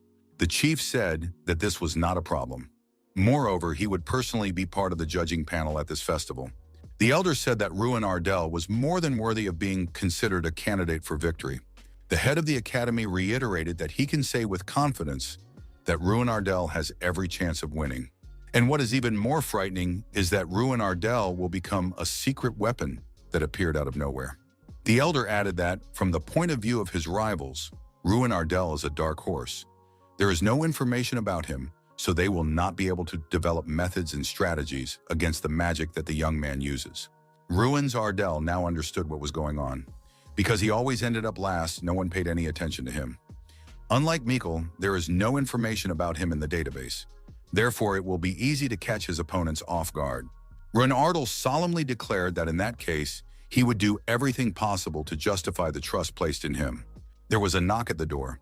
The head of the academy said that it was just in time and that the visitor could come in. The old man told the young man that it would be more useful for him to attend body art classes than magic classes. He had invited a martial arts professor, especially for this purpose. The professor was the same man who had covered for our hero in the test against the ogre. The knight asked how the desperate student was doing. Was Ruin Ardell not happy to see him? It was Golter Pirante, the leader of the knightly order of the Fulgrin territory, one of the 5 6th-ranked knights and the only one in the kingdom of Radian. Our hero crossed paths with this knight during the 3rd stage of the practical exam. Who would have thought that our hero would have the opportunity to receive guidance from this knight? Golter Pirante said that first he needed to confirm something. According to Professor Heidel, Ruin Ardell is a special mage who was forced to fight exclusively at close range.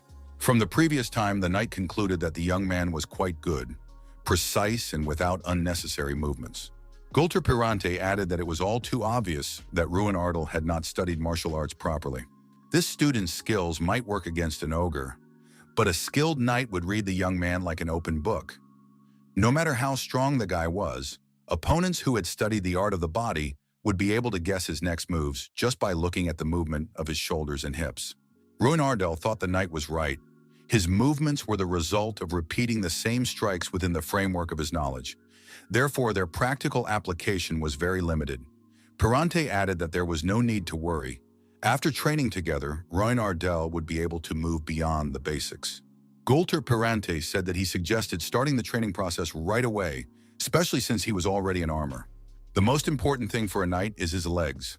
They give strength to the sword and allow you to predict the actions of your opponent. Thus, you must first learn to walk correctly. Only then can you begin to study the art of the body. The training center usually teaches celestial martial arts.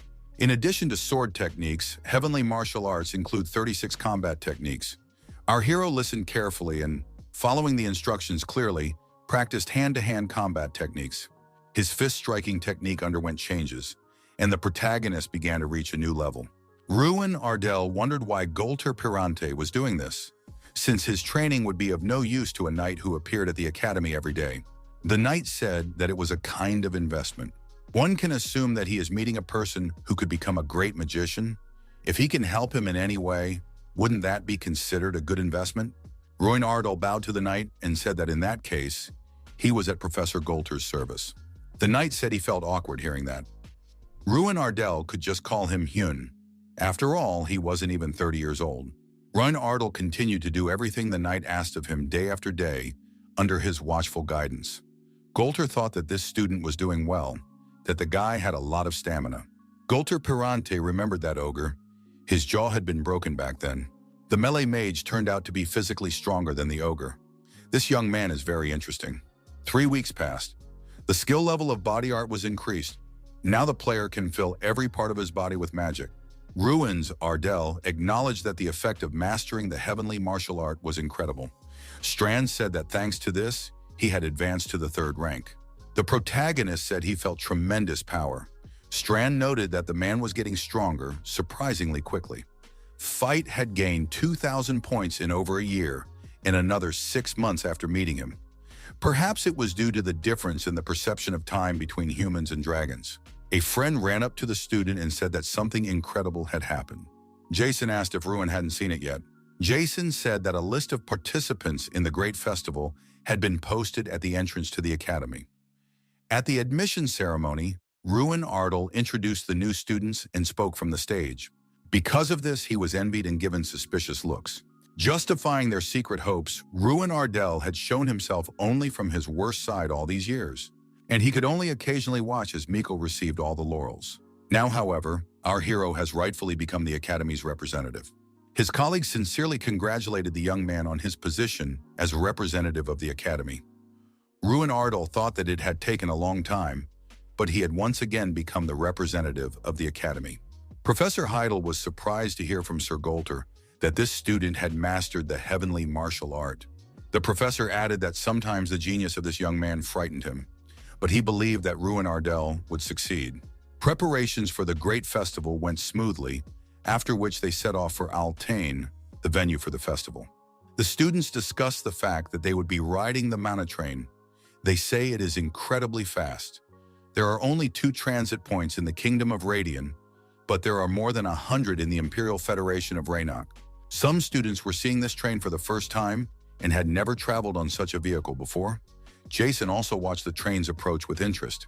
One of the students said that there was no need to be ashamed and admit it. Ruin Ardell thought that this cocky student's name was Henkes. He always followed Mikkel around and participated with him in last year's Magic Festival. Hank said that there was no point in hoping that Ruin Ardell would perform a miracle at the Grand Festival.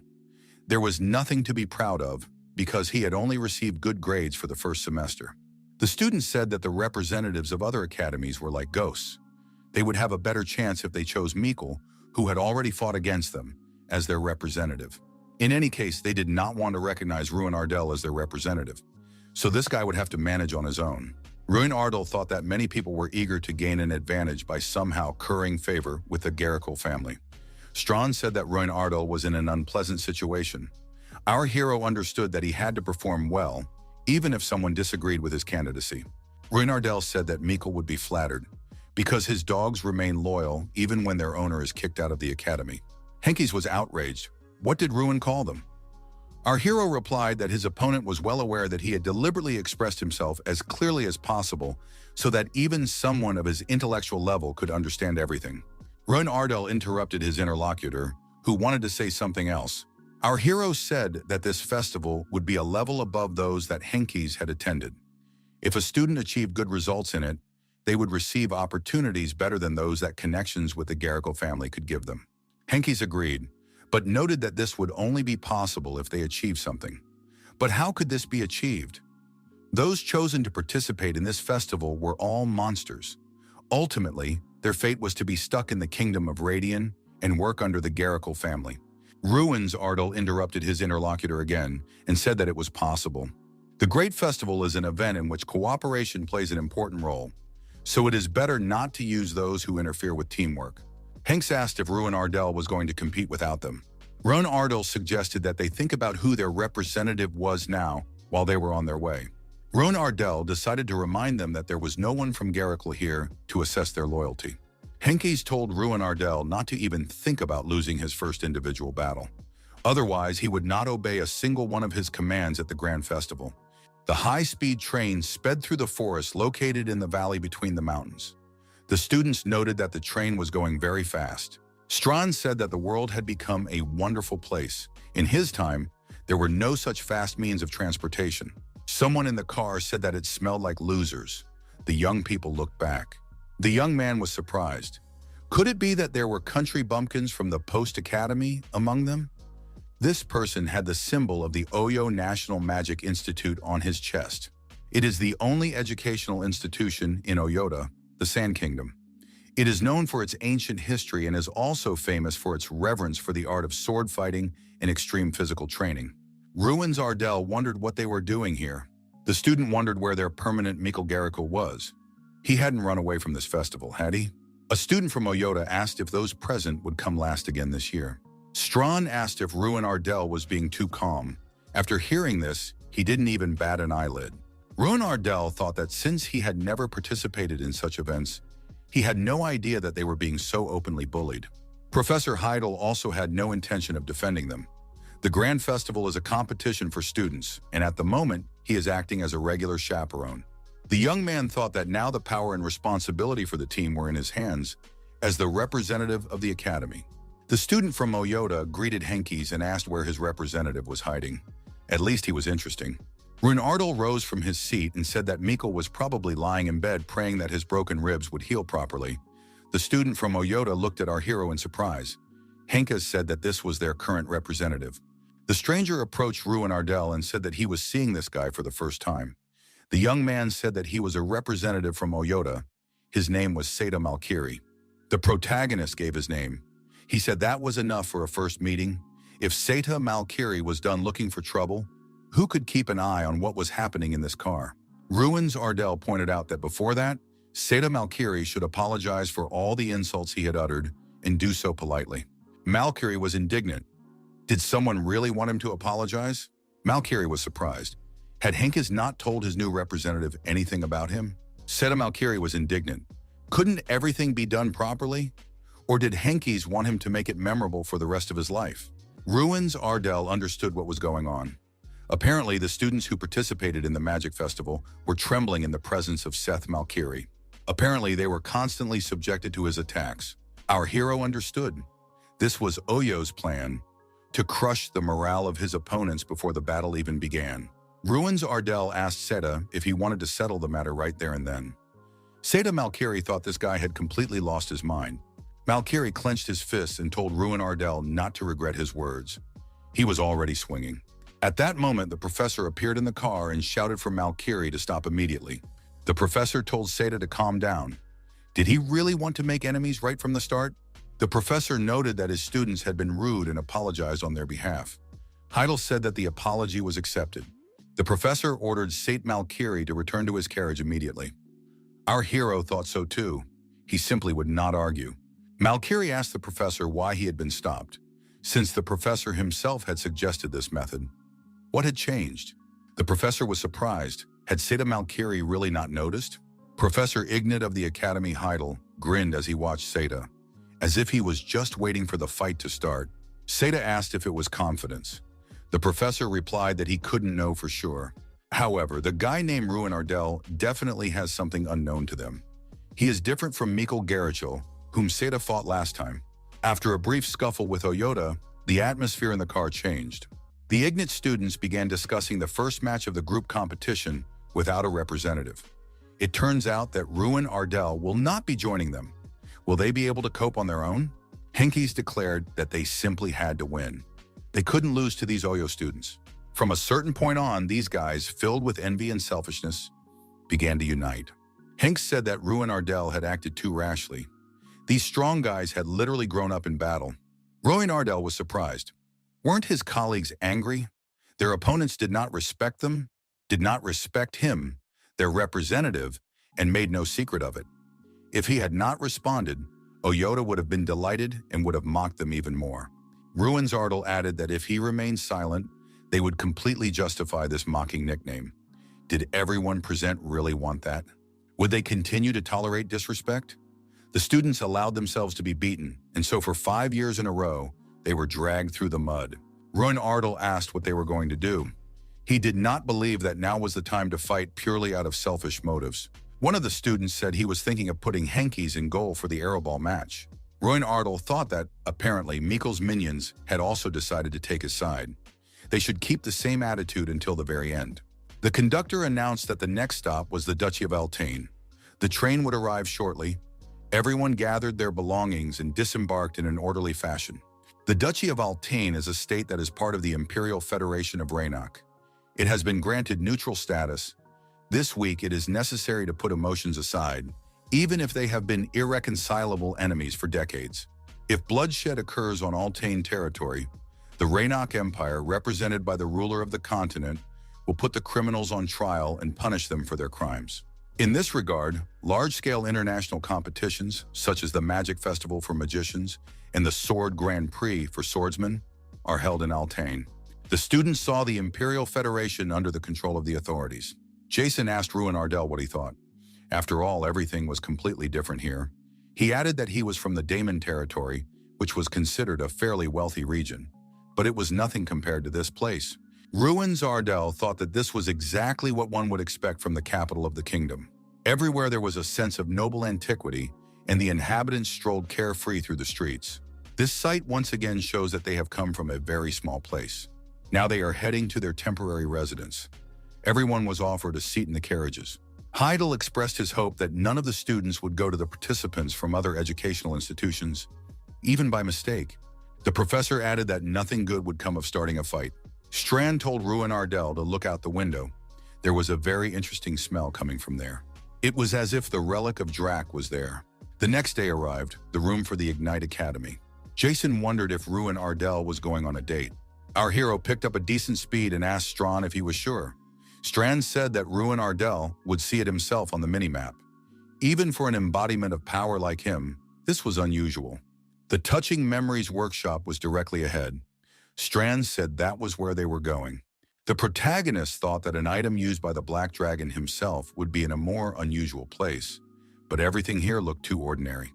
The young man imagined that he would end up in a black market or a rich man's warehouse. The relic of Drac is useless to mages who do not use power-based magic. For them, that item would be ordinary trash. The protagonist activated the player's eye. A ring of invulnerability was discovered, an exclusive, unique player artifact. It was the first artifact created by Drac, but also his first failure. Using the power of invulnerability, there was a small chance of withstanding any physical force acting on the player's body. Ruins Ardell was surprised. Why is it a failure? Strand said that there is one caveat. It's not just about attacks. Resistance arises even when touched by a friend or embraced by a loved one. The effect may not activate when it is really needed, but it may work on something mundane. Therefore, it is considered a failure. Strand warned that the young man needed this ring. Thanks to the ring, strength increases by 200 points while wearing it. That alone is enough to put it on. Ruin Ardell told the shopkeeper that he would like to buy this ring. How much does it cost? The man replied that the young man could take the ring for free. It has been lying here for many years and he himself does not know what to do with it. Ruin Ardell said that in that case he would buy something else here. The prices were very reasonable. The young man thought that a gambler's eye was indeed a useful skill. It even allowed him to determine the value of an item. The young man found a very rare book, Quantum Mechanisms of Magic in the Sword. Just what he needed. However, a girl jumped out from behind the bookshelf and grabbed his arm. It was Irene Prius, a fifth-class mage with very high potential. She studied at Siki Women's University. The Dirty King, also known as the King of Mages and the King of the Border, Theron Artemis. He had chosen 11 mages to represent the next generation, and Prius was among them. Our hero had heard that she was a genius close to reaching 5th class. However, this girl is already a 5th-class mage. It turns out that the rumors even underestimated the reality. Irene Prius demanded that the young man give her the book. Ruin Ardell claimed that he had touched it first. The girl assumed that, judging by the symbol on his uniform, the young man represented the Ignite Academy. Irene introduced herself. He had found what he was looking for and now decided to find something else to buy. She had come specifically for this book. If the young man didn't mind, could he give her the book? Ruin Ardell realized that she had been eavesdropping. It was all because they were participating in the great festival. Ruin Ardell asked why Irene needed this book. Books like this aren't easy to find. The girl said it was part of her individual assignment, her thesis project. She couldn't reveal any details and it wasn't worth asking her about it. Ruin Ardell thought that it was unlikely to be an assignment from an educational institution. Perhaps it was an assignment from the Dirty King. He said she could take the book. If it was so important to her, she should take it. Ruin Ardell began to wander around the shelves with goods, wanting to buy something after all. His friends couldn't believe it. Had Ruin Ardell really met Irene Prius? Was she really as beautiful as they said? A colleague said that he had also seen Irene at the Grand Festival and had even sat next to her. The young man noted that, in any case, this girl was strong, but always came in second place. She was terribly upset about always losing to the first place winner, Duma Prime.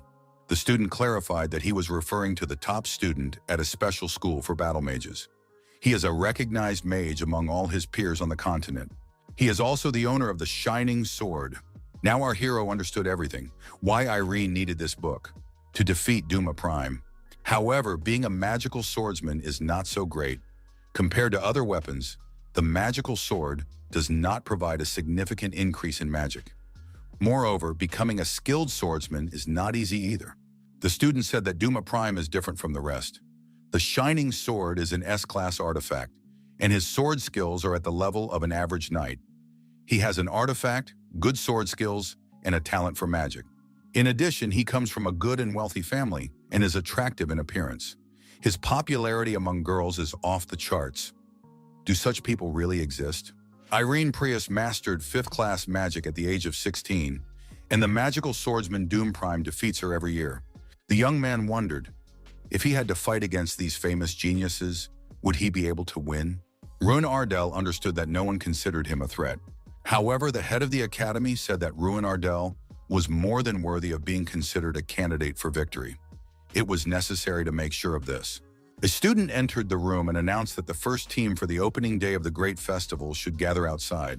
Ruin Ardell resolutely set out to conquer the Grand Festival. The time had come for the opening matches of the Grand Festival. Everyone was eagerly awaiting this event. Someone in the audience said that their first opponent was Post Academy. What an easy victory. Seda from Oyo said that they were lucky to get such an opponent right away. At least at the beginning of the festival, they wouldn't have to strain themselves. Ruins Ardell thought that they had gotten the worst opponents right away. The protagonist noted that these guys were famous for their dirty play. In addition, many students at the Ignite Academy were traumatized by their interaction with Oyota. Seda said that these students are so weak that they won't even let them warm up. A boring fight awaits them. Still, it's good that they were lucky enough to face the Post-Academy team. It's like winning the lottery. The Ignite students are so scared that they won't be able to do anything. Our hero decided to take advantage of the opportunity and show his opponents that they are not who they used to be. Ruins Ardell said he was waiting for Oyota to arrive. He sees that many other festival participants have gathered besides them. Seda is surprised. What is this student talking about? Our hero greeted everyone present and introduced himself. He is a representative of the Post Academy that everyone is talking about. Ruin Ardell demanded that Oyota stop calling them the Post Academy. It's quite unpleasant. He added that he had been in last place for a long time and was tired of it. Now he wants to try to get to first place. Seda was surprised. Doesn't the Ignite Academy understand where they are? Who are they to make such a statement? Ruin Ardell said that he was a secret weapon and was not going to back down anymore. The students of the Oyota Academy were alarmed. Who is this Ruin Ardell guy? After an investigation, it turned out that he used to fail at everything. How could such a person become a representative? However, at the beginning of the semester, he changed dramatically and became a monster with amazing results. Apparently, that was the reason for his confidence. Seda remembered the professor's words on the train that this guy definitely had something they didn't know about yet. Seda said he would teach them a lesson they would remember for a long time at Oyo Academy. It would be the traditional way of their institute. At the Academy House, Ignat Sr. said that tomorrow there would be a Mana grenade throwing competition. It was a team competition in which everyone except the representative would participate. The essence of the competition is to throw grenades filled with mana at a mithril golem. The team that destroys the golem faster wins. The commander said that Ruin Ardell would not be with them tomorrow. Will they be able to do it?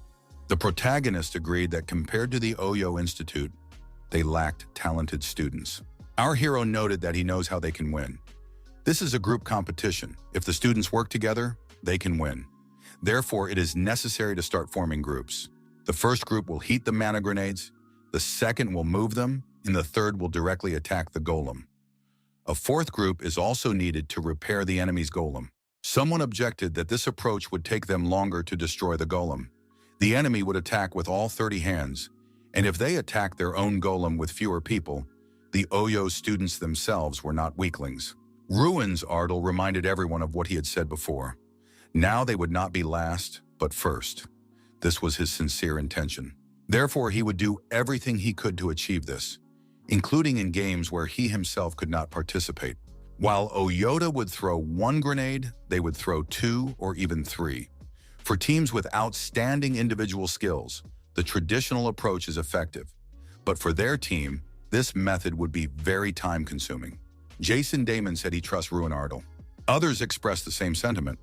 All the students unanimously declared that they would support Ruin Ardell's endeavor. Ruin Ardell said that in that case, the team led by Hankies would heat the grenades, and the Taemons would move the heated grenades. Our hero divided the guys into groups based on their strengths. Of course, his ability was behind this choice. The ability was called the Eye of the Player. This ability allows one to see the essence of the goal. With its help, our hero was able to minimize weaknesses and focus on the strengths of the group. Jason realized that this way, they would have a good chance of winning.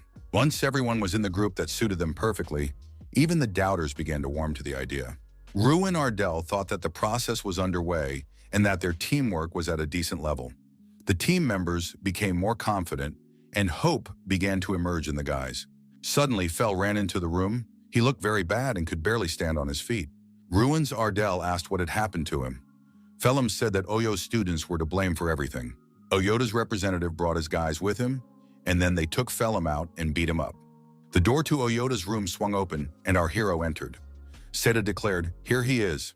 Seda asked what Ruin Ardell was going to do, if he thought he could do anything at all. Ruin Ardell told Seda Malkry to leave immediately.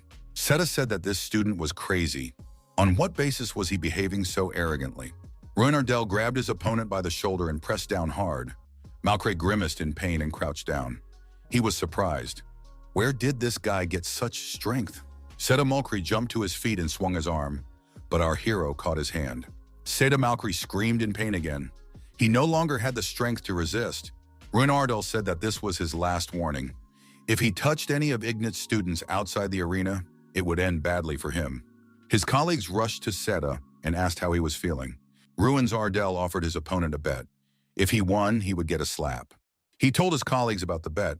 The slap would be the same as the one Mikkel received when he was knocked out, and Seda Malkry would have to apologize to everyone. The students felt that now they definitely had to win. They had good motivation. One of the students said it was time to get ready for the Alton Stadium. The Festival of Magicians, held for the entire continent, is called the Great Festival. Historically, magicians who distinguished themselves at the festival became important people and wrote their names in the history of the continent. The protagonist thought that now he too had become part of the festival where legends are created. The opening ceremony was announced to be over. All participants must return to their seats. Seda Malkry looked at the hero and told Ruin Ardell to be ready. This time, he would not let his guard down. At that moment, our hero was trying to analyze Seda Malkry. Another participant in the festival, Doom Prime, was passing by. He was the winner of the Magic Festival and the leader in every discipline at the special school for combat mages. Ruins Ardell thought that if they kept winning, they would definitely meet Doom Prime. He also noted that Doom Prime was one of those who created problems wherever he went. A new acquaintance appeared nearby, Irene Prius. The girl said that Ruin Ardell had caused real chaos the day before. He even went into open conflict by visiting the Oyo Institute. Ruins Ardell was surprised. How did Irene know this? The girl replied that Altain was a small town, and everyone knew about it.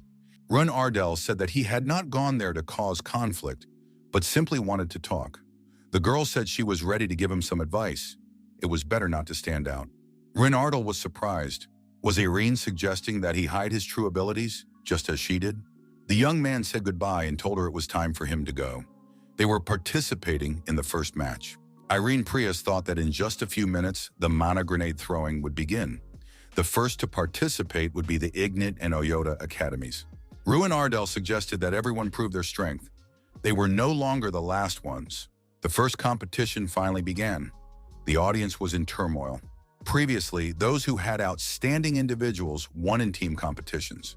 The division into groups within a single team, which was common in night competitions, was never common in competitions for mages. Had they divided themselves into groups of heaters and throwers? In any case, Oyota would win, as always. Were these the same students who acted as if they would come in first? Nothing else could be expected from the After Academy students. Most likely, they would come in last again. Irene Prius was also surprised by this strategy. Is such a thing possible? The Ignite Academy Golem has already lost an arm. Our hero shouted that they should keep going. Henka is doing well. Jason is now aiming for the golem's right arm. The golem's right arm was destroyed. Setamulkri was puzzled. What are his comrades doing? How can they lose to the post-academy? However, Ignat students are behaving differently. Some of them are healing the golem, so it won't weaken. Irene Prius thought she was impressed. The reason why the Ignite Academy is defeating the Oyota Institute lies solely in strategy.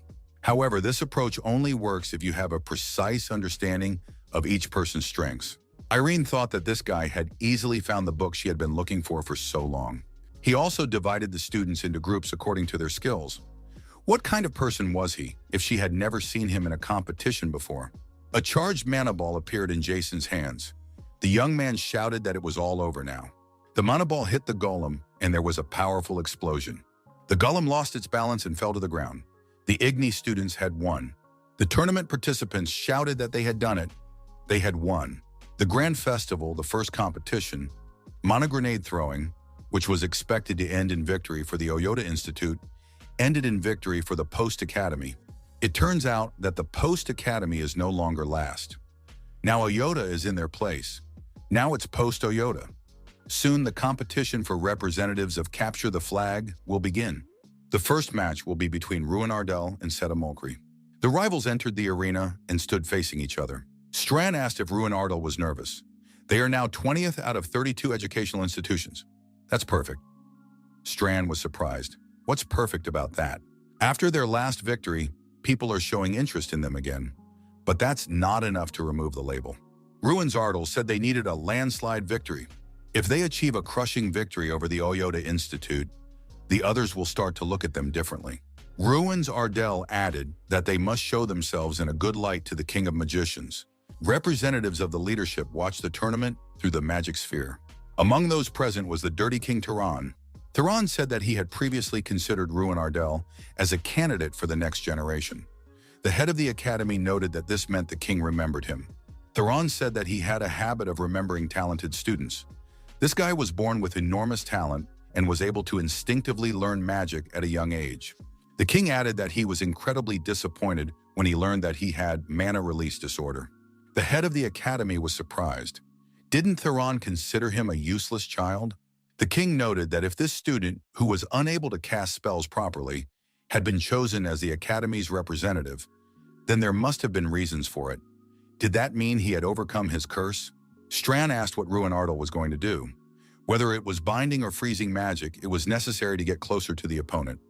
Would he summon a defender? Ruin Ardell replied that defenders weren't very smart, so he wouldn't. His plan was the same as always. Ruins Ardell declared that he would fight his opponent head-on. After Set's signal, he activated a magical fireball of mana in his hands and said that he would repay his opponent for what had happened earlier. The combat defender summon was activated. The protagonist was ready for this. Our hero used the time refraction skill, a standard trick in such cases.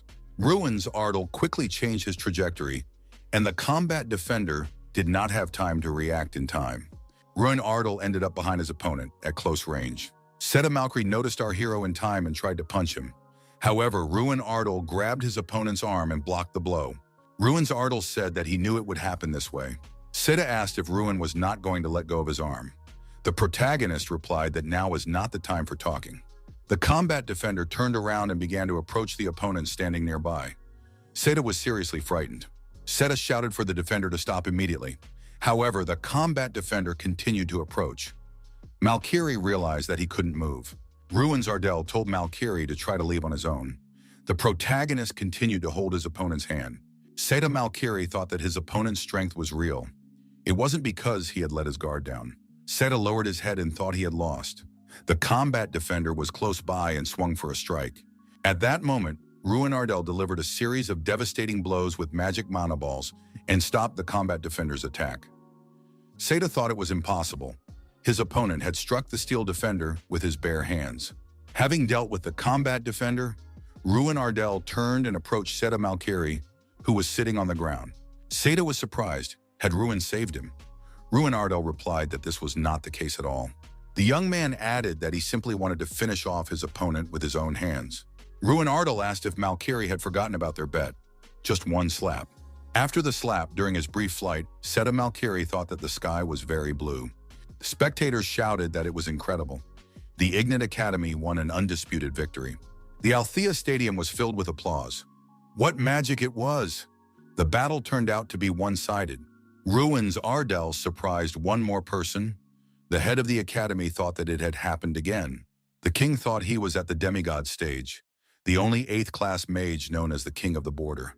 But even he had never heard of such magic before. Who was Ruin Ardell, really? The king told Tyrion Ignat to tell him everything he knew about Ruin Ardell. The head of the academy said that this student was a model student who, according to everyone's expectations, should have given up, but fought to the end. He is someone who turned his weakness into strength, a mage who behaves like a true mage. Tyrion Ignat said that was all he knew about Ruin Ardell.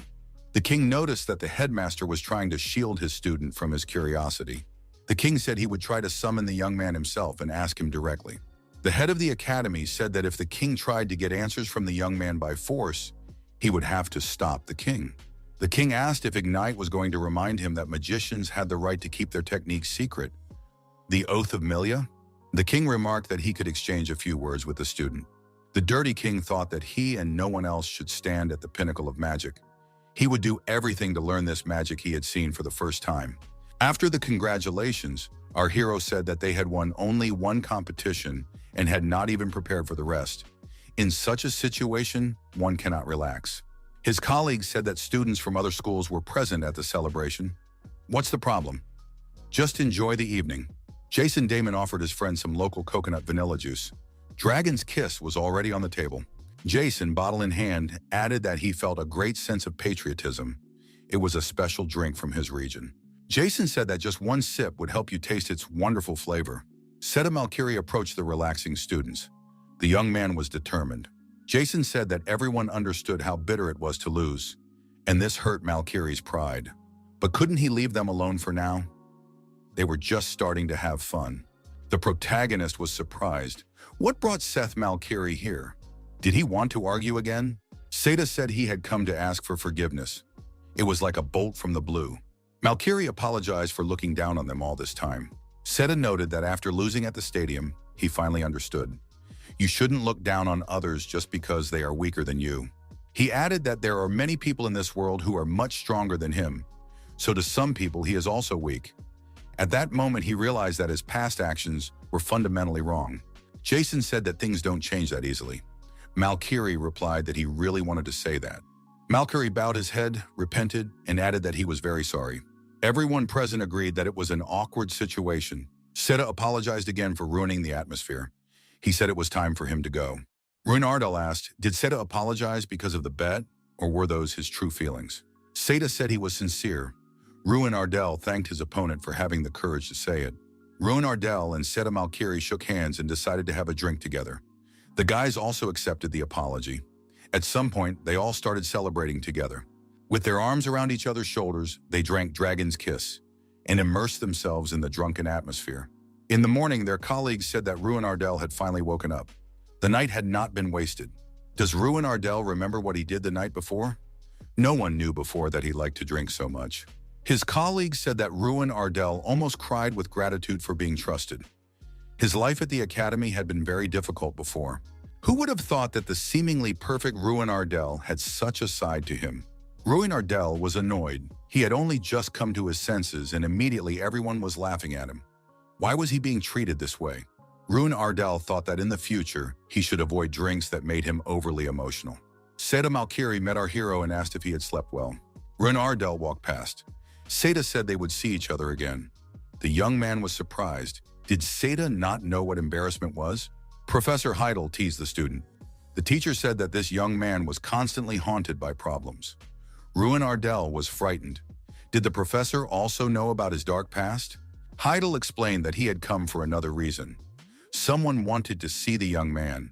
The head of the academy seemed alarmed, saying that he was a dangerous man wearing the mask of treachery. Ruin Ardell couldn't understand who he was talking about. The professor said it was the dirty king, Theron. He was the one who wanted to meet the young man.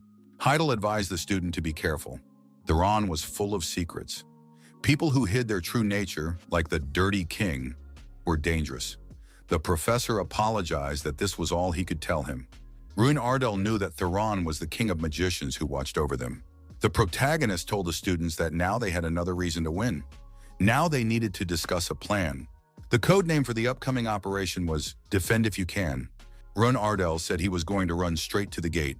Arrow ball is a game in which a live arrow acts as the ball, constantly flying across the field. 9 participants are divided into teams: attackers, defenders, and a goalkeeper. The team that sends more arrows into the opponent's goal wins. Despite its simple rules, the game requires the development of complex strategies and tactics. When to use defensive spells, when to use crowd control magic, how to capture the ball arrow and direct it into the goal, and so on in the same vein. There are many aspects to consider. This is usually what a match is like. The players shouted that their opponent was advancing. Igni, a student at the academy, was indeed approaching his opponents at incredible speed. The opponents activated the ice tree skill, after which the ice spear appeared. Our hero shattered the ice spear and used his firewall skill. The tree also failed to stop him. Seda Malkiri shouted louder than anyone else, wishing Ruin Ardell good luck. Ignite! Go for it! The spectators were surprised. What was wrong with him? Just yesterday, he was cursing because of his loss. He must have completely lost his mind over it.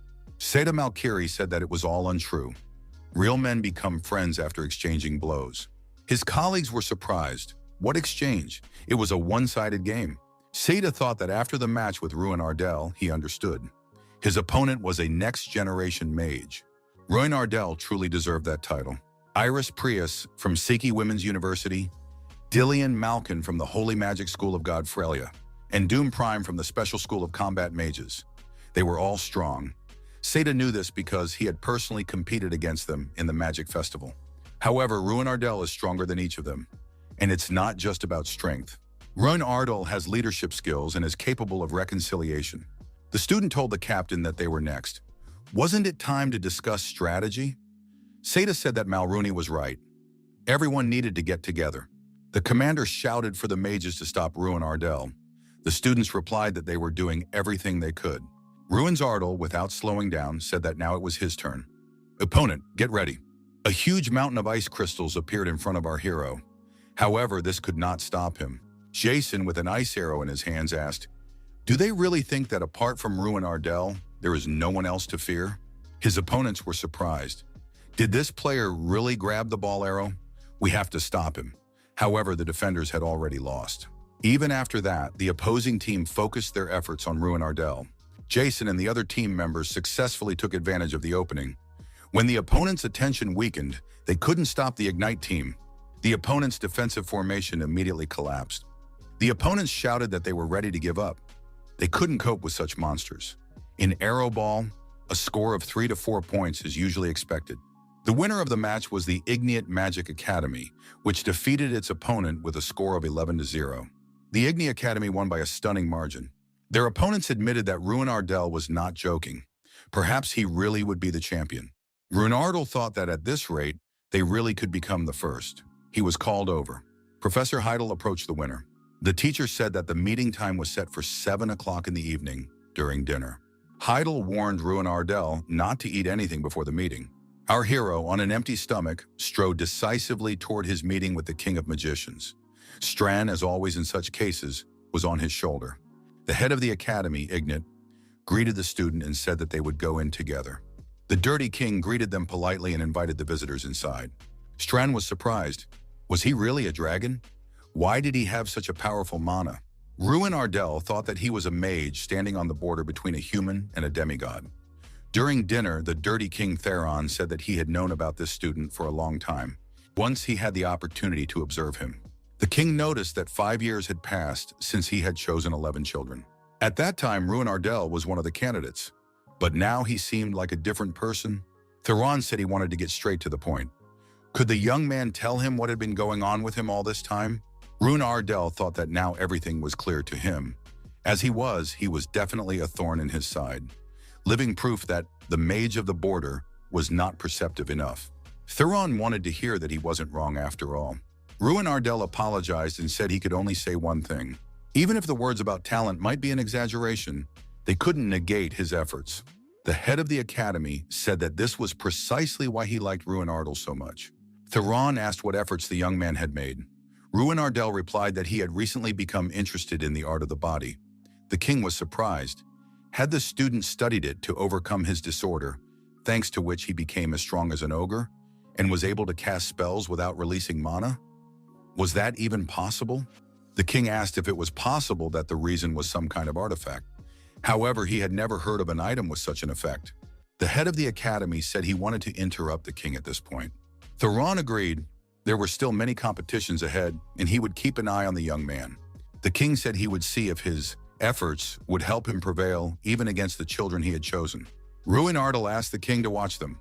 The young man noted that he was also curious to see how he differed from the children chosen by the king of magicians himself.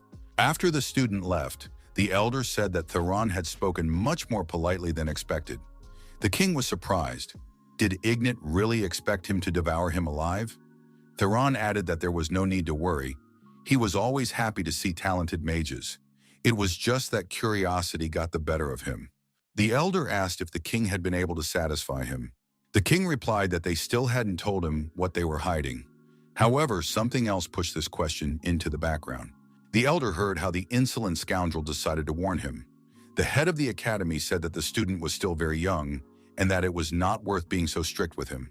Theron noted that the scoundrel was not afraid of him at all.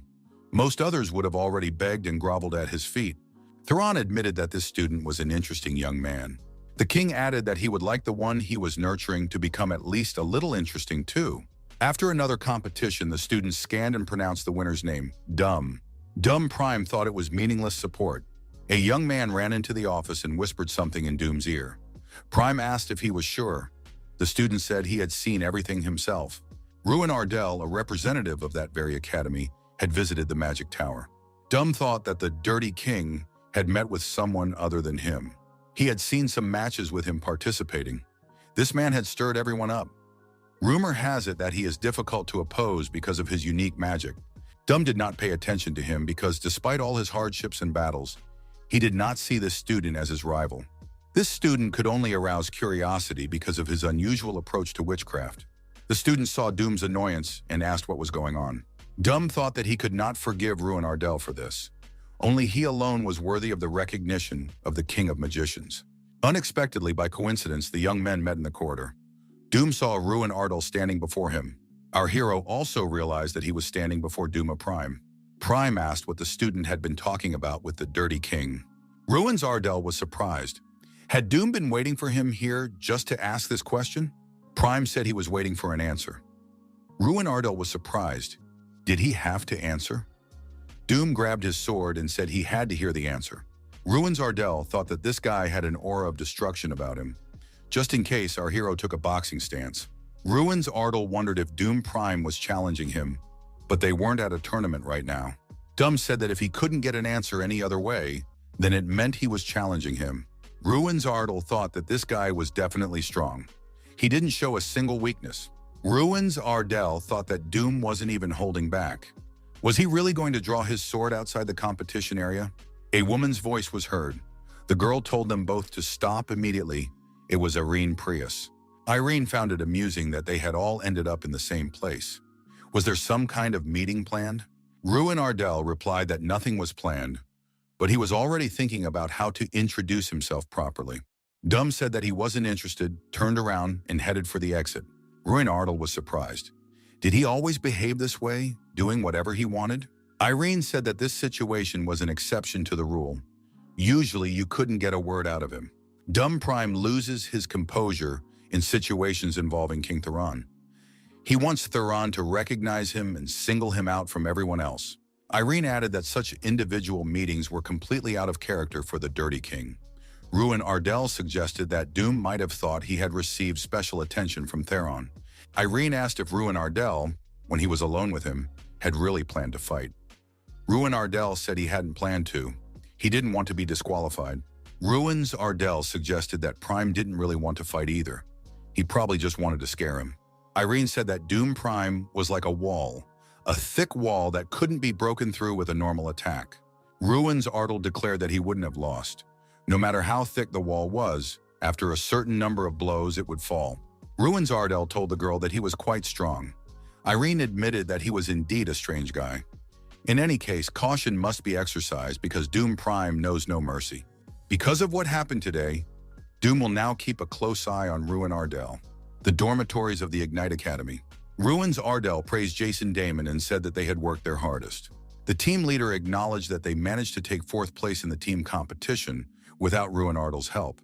In fact, it was nothing short of a miracle. It was sad that their winning streak had been interrupted, but they showed everyone that they were no longer at the bottom of the list.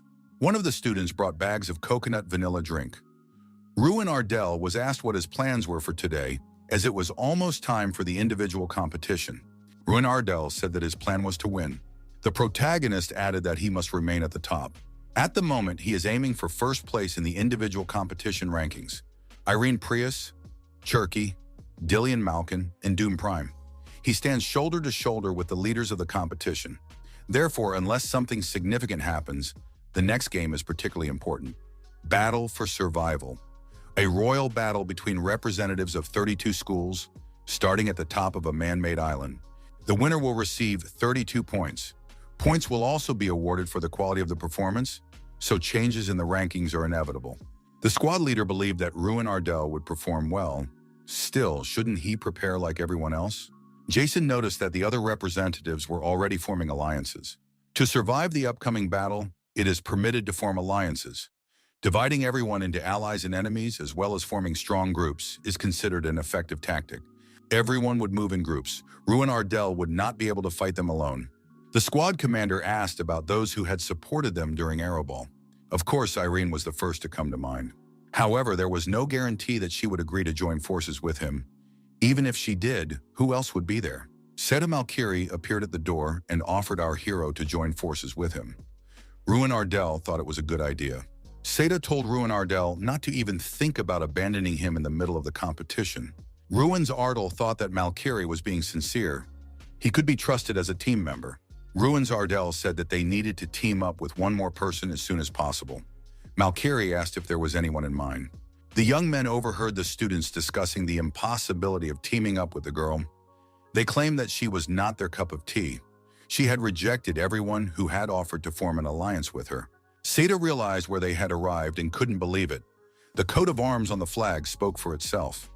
Was Ruin Ardell really going to try to invite Irene Prius to join his alliance? She was one of the strongest candidates for victory. Could Ruin Ardell actually know her? Seta couldn't believe he was in the same room as Irene Prius herself. How close were they? Ruin Ardell told Seta to pull himself together and stop being nervous. Malkiri warned that this girl had refused everyone who had offered her cooperation. What would happen if she refused them too? Ruin Ardell was surprised. Why was Seta acting as if he was going to confess his feelings to her? There was no need to think about the worst-case scenario in advance. The young people knocked. Irene opened the door and said she was waiting for Ruin Ardell. The girl smiled and asked if they would start the meeting by discussing their joint plan. The young people leaned over the table. In front of each of them was a carefully drawn map of the area. Irene said that the largest alliance included 14 people. The group gathered around Dillian Malkin from the Holy Magic School of Frelia. Dillian is a genius who is always among the top 5 contenders for victory. Prius added that he mainly uses holy magic and light magic. Seta logically assumed that they would not be defeated by numbers. Dillian's group would be most effective at getting on people's nerves. Ruin's Ardell noted that this was not the only problem. Doom Prime was the one to fear the most. The course of the competition would depend on his actions. The representative in charge asked if everyone was wearing protective gear. If its durability was exhausted, the participants would be automatically excluded from the competition and teleported off the island. This had to be kept in mind. A large frigate with white sails docked at the shore. The participants descended onto land along the path. Seta Malkiri was still nervous. He said that the competition hadn't even started yet, and he was already on pins and needles. Gazing into the distance at the lonely island, Seta said that they needed to survive for 3 days. Ruin Ardell said that, as expected, Doom Prime had decided to act alone. Irene noticed that no one looked down on him. Ruin's Ardell declared that they needed to get a boat and go to the island. On the boat, the young people ran into a barrier. Irene said that this was their safe zone. The barrier would decrease over time. Ruin Ardell suggested they hurry up and get a good spot before everyone else. The members of the alliance hurried after our hero. After a while, Seta said that he certainly didn't want to go against the leader, But shouldn't they have bought some food at the entrance? There were some very appetizing snacks there. Irene noticed that it was Seda who had agreed to set the traps in the first place. Seda said that there was no need to be aloof because they worked well together, like a real team. Suddenly, an explosion thundered somewhere deep in the forest. The young people were alarmed. Seda thought that a battle was already taking place somewhere. Ruin's Ardal said that now it was their turn. Now Malkiri would have the opportunity to eat their fill. The protagonist warned that their prey was already there. The rival alliance advanced along the forest path, looking around intently. One of the participants asked the leader if they should take care of food later. It was uncomfortable to walk with such a heavy load. The leader of the alliance said they had to be patient. There weren't many places to get food and water here. Suddenly, the members were attacked by unknown assailants. The players realized that this was an ambush and that they needed to form a circle of defense and do something. Malkiri activated the Iron Sphere and said that he had been waiting for them to appear. The players realized that they had been attacked by a rival alliance. Now they would have to deal with Seda Malkiri. Irene unleashed the full power of her magic on her opponents. It was 5th-class ice magic. Blizzard. Malkiri thought that nothing less could be expected from Prius. She had summoned such high-level magic and hadn't even broken a sweat. The alliance that was attacked counted 3 opponents, including Irene Prius. They must be blocked and pushed back. Ruin's Ardal thought that their current opponents were definitely strong magicians. After all, they were the strongest representatives of their schools. He decided that it was now Prius's turn to make his move. Our hero rushed past his opponents, leaving only a magical trail behind him. The attackers were outraged. Ruin Ardal used the skill Time Reflection. Ruin's Ardal used a binding tree to immobilize his opponents and threw a fiery magic ball at them. Those under attack realized that explosive burning mana had been used against them. Now they had to dodge. The opponents scattered. Seda said that Ruin Ardal would now put an end to their efforts. Ruin's Ardal continued to take out opponents with fire magic balls. Some of the members of the rival alliance were deactivated without the right to be restored. Ruin's Ardal said that now it was 3 against 4. The rivals lost their confidence. Our hero, rubbing his fists, asked if these guys had bought enough food for them. After Ruin Ardal's victory, he and his allies inspected the confiscated backpacks. They even found meat. This amount of food would last them about 3 days. Seda noted that he was ready to enjoy the food instead of the losers. Suddenly, there was another powerful explosion somewhere in the forest, accompanied by a bright flash.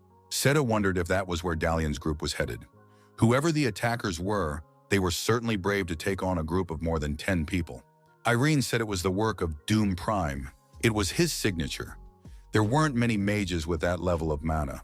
Malkiri noticed that Prime had become significantly stronger over the past year. This guy didn't waste time, but continued to improve himself, physically and magically. Ruin's Ardal thought that Doom Prime was indeed strong. The young people entered the empty room. There were no signs that others had gotten here before them. Here they could rest a little and start eating. Malkiri promised his colleagues that he would introduce them to the taste of Oyota steak. Ruin's Ardal upset his colleague. He said that the smell of meat could give them away, so they would have to refrain from eating steak. Malkiri said that abstinence was his second nature. Irene asked how Ruin Ardal knew. Everything was happening just as he had predicted. The central settlement was the only place on the island where a group of people could find refuge. Dilly and Malkin would surely head there, and that turned out to be true. Ruin Ardal said at the time that Doom Prime would go there too. Irene wondered, would he really go there alone, even knowing that he would face the most numerous team? Wasn't that too risky? Ruin's Ardal repeated that Doom would appear there, because that was the best way to win alone. The protagonist added that Doom Prime would be collecting killer points. He would receive points for each enemy eliminated. This way of thinking was very much in line with Prime's character. Ruin's Ardal said that he was just thinking about what he would do if he were in Prime's place. Besides, Prime has no choice but to take a risk in order to somehow attract the attention of the Dirty King. Irene said that Ruin is a very suspicious guy. It was decided to draw up a duty roster. Irene agreed to be the first. During her night shift, Irene approached our hero and woke him up. She informed him that they had a visitor. Ruin Ardal went to the window and carefully looked outside. Down on the lawn, he saw a stranger hiding his face under a hood. Ruin Ardal asked the girl how many there were. Irene replied that she had only seen one. She also canceled the light magic so that they would not be detected. The stranger was probably unaware of their presence. Run said that the stranger was coming inside and that they needed to wake Malkiri immediately. Ruin Ardal approached the outer door, crouched down and listened. The stranger was standing outside. Our hero thought that if the person was alone, it might be Doom Prime. When the stranger was inside, he was struck by our protagonist and lay sprawled on the floor after the blow. Irene used light magic, and everyone saw who was in front of them. The stranger turned out to be a representative of the Column Academy, Callus. Callus apologized and said he had no intention of breaking in. He was just looking for a place to rest. If he had known someone was inside, he would not have disturbed them. Ruins Ardal asked, "Callus Odin? Where were the members of his team?" There had been 6 of them. Malkiri continued to watch the window. Callus said that Doom Prime had done his best. He had eliminated all representatives of the Column Academy. Only one had survived. At the beginning of the trial, they moved forward boldly, as their alliance was quite numerous. They were going to ambush Malkin and earn themselves killer points. That's when Doom Prime appeared. He targeted them, a group that had split off to search for food. Irene was surprised. Had Prime eliminated a group of 6 people on his own? Callus explained that Prime had eliminated only one because they immediately went on the defensive. The real trouble began later. Hearing the explosion, Dully and Malkin set his entire team on them. They defended themselves desperately, but they couldn't hold out. Only 2, including him, managed to survive and escape. However, that wasn't the end of it. Right at that moment, Doom Prime appeared before them again. First, he started a fight with them himself. Then, when the battle gained momentum, he hid and waited for it to end. And then he followed those who managed to escape, albeit with injuries. Ruins Ardal thought that Prime had analyzed the situation and acted in his own best interests. It was a rather wise move. Doom knows how to take advantage of situations. Callus said that in light of this, he would like to ask, could they accept him into their team? Malkiri said that despite his fatigue, this player thinks like a strategist. Ruin Ardal replied that he disagreed. Our hero asked how Callus managed to escape. If they were talking about Prime, he would never have left Callus alone, even if he was wounded. Ruin Ardal said that there were only 3 possible options. Either Callus was deceiving them, or Doom Prime had deliberately spared him, and now he was hiding somewhere, watching the situation. Ruins was unable to identify the player with his unique skill. The protagonist said that it was not Callus after all. It was a puppet that needed to be destroyed. Ruins Ardal said they needed to hurry. They had to leave right now. Our hero suggested that Callus had been eliminated by the same person who created the puppet. Therefore, it was highly likely that all members of Callus's group had already been eliminated. However, what the puppet said might actually be true. Irene said she had someone in mind who could have done it. The author of such actions could be Chirk. As one of the 11 cursed children, he is the best student at Delphiniac Magic College, and has also excelled in creating potions and puppets. Among other things, Chirky is a member of Malkina's group. Ruins Ardal said that in that case, they were already surrounded by enemies on all sides. Chirky discovered them with the help of a puppet. After that, other teams will also declare a hunt for them. However, the western part of the island will soon become inaccessible due to the narrowing of the barrier. Ruin Ardal recalled a saying from the Mazaroth Ocean, "You have to use pirates to fight pirates." Ruins explained that they must catch their enemies with the help of their enemies. The Alliance leader asked Chirky if he had found out the location of their competitors. Chirky replied that they were hiding in the western part of the island like rats. He almost managed to outsmart them, but unfortunately, at the very last moment, he was exposed. Malkin asked, had his puppet been exposed? Chirky said he didn't know. However, Ruin Ardal had no doubts and suddenly struck with all his might. Malkin thought that Irene Prius, Seta Malkiri, and Ruin Ardal were problematic opponents. It was necessary to capture them and direct all his combat power at them.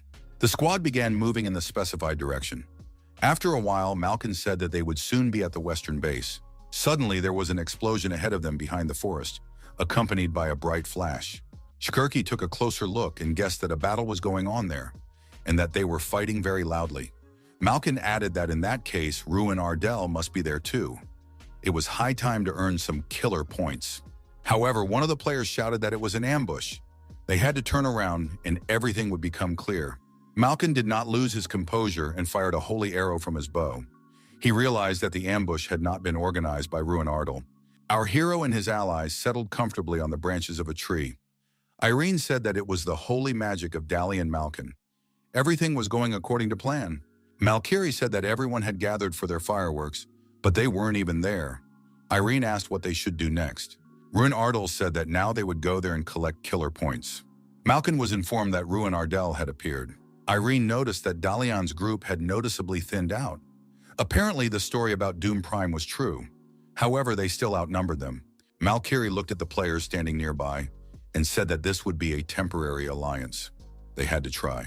The opponent said that even if they joined forces, there were only 6 of them. We had to attack and finish them off. Again, a powerful explosion rang out nearby, accompanied by an excess of energy. Seda was surprised. What kind of power was this?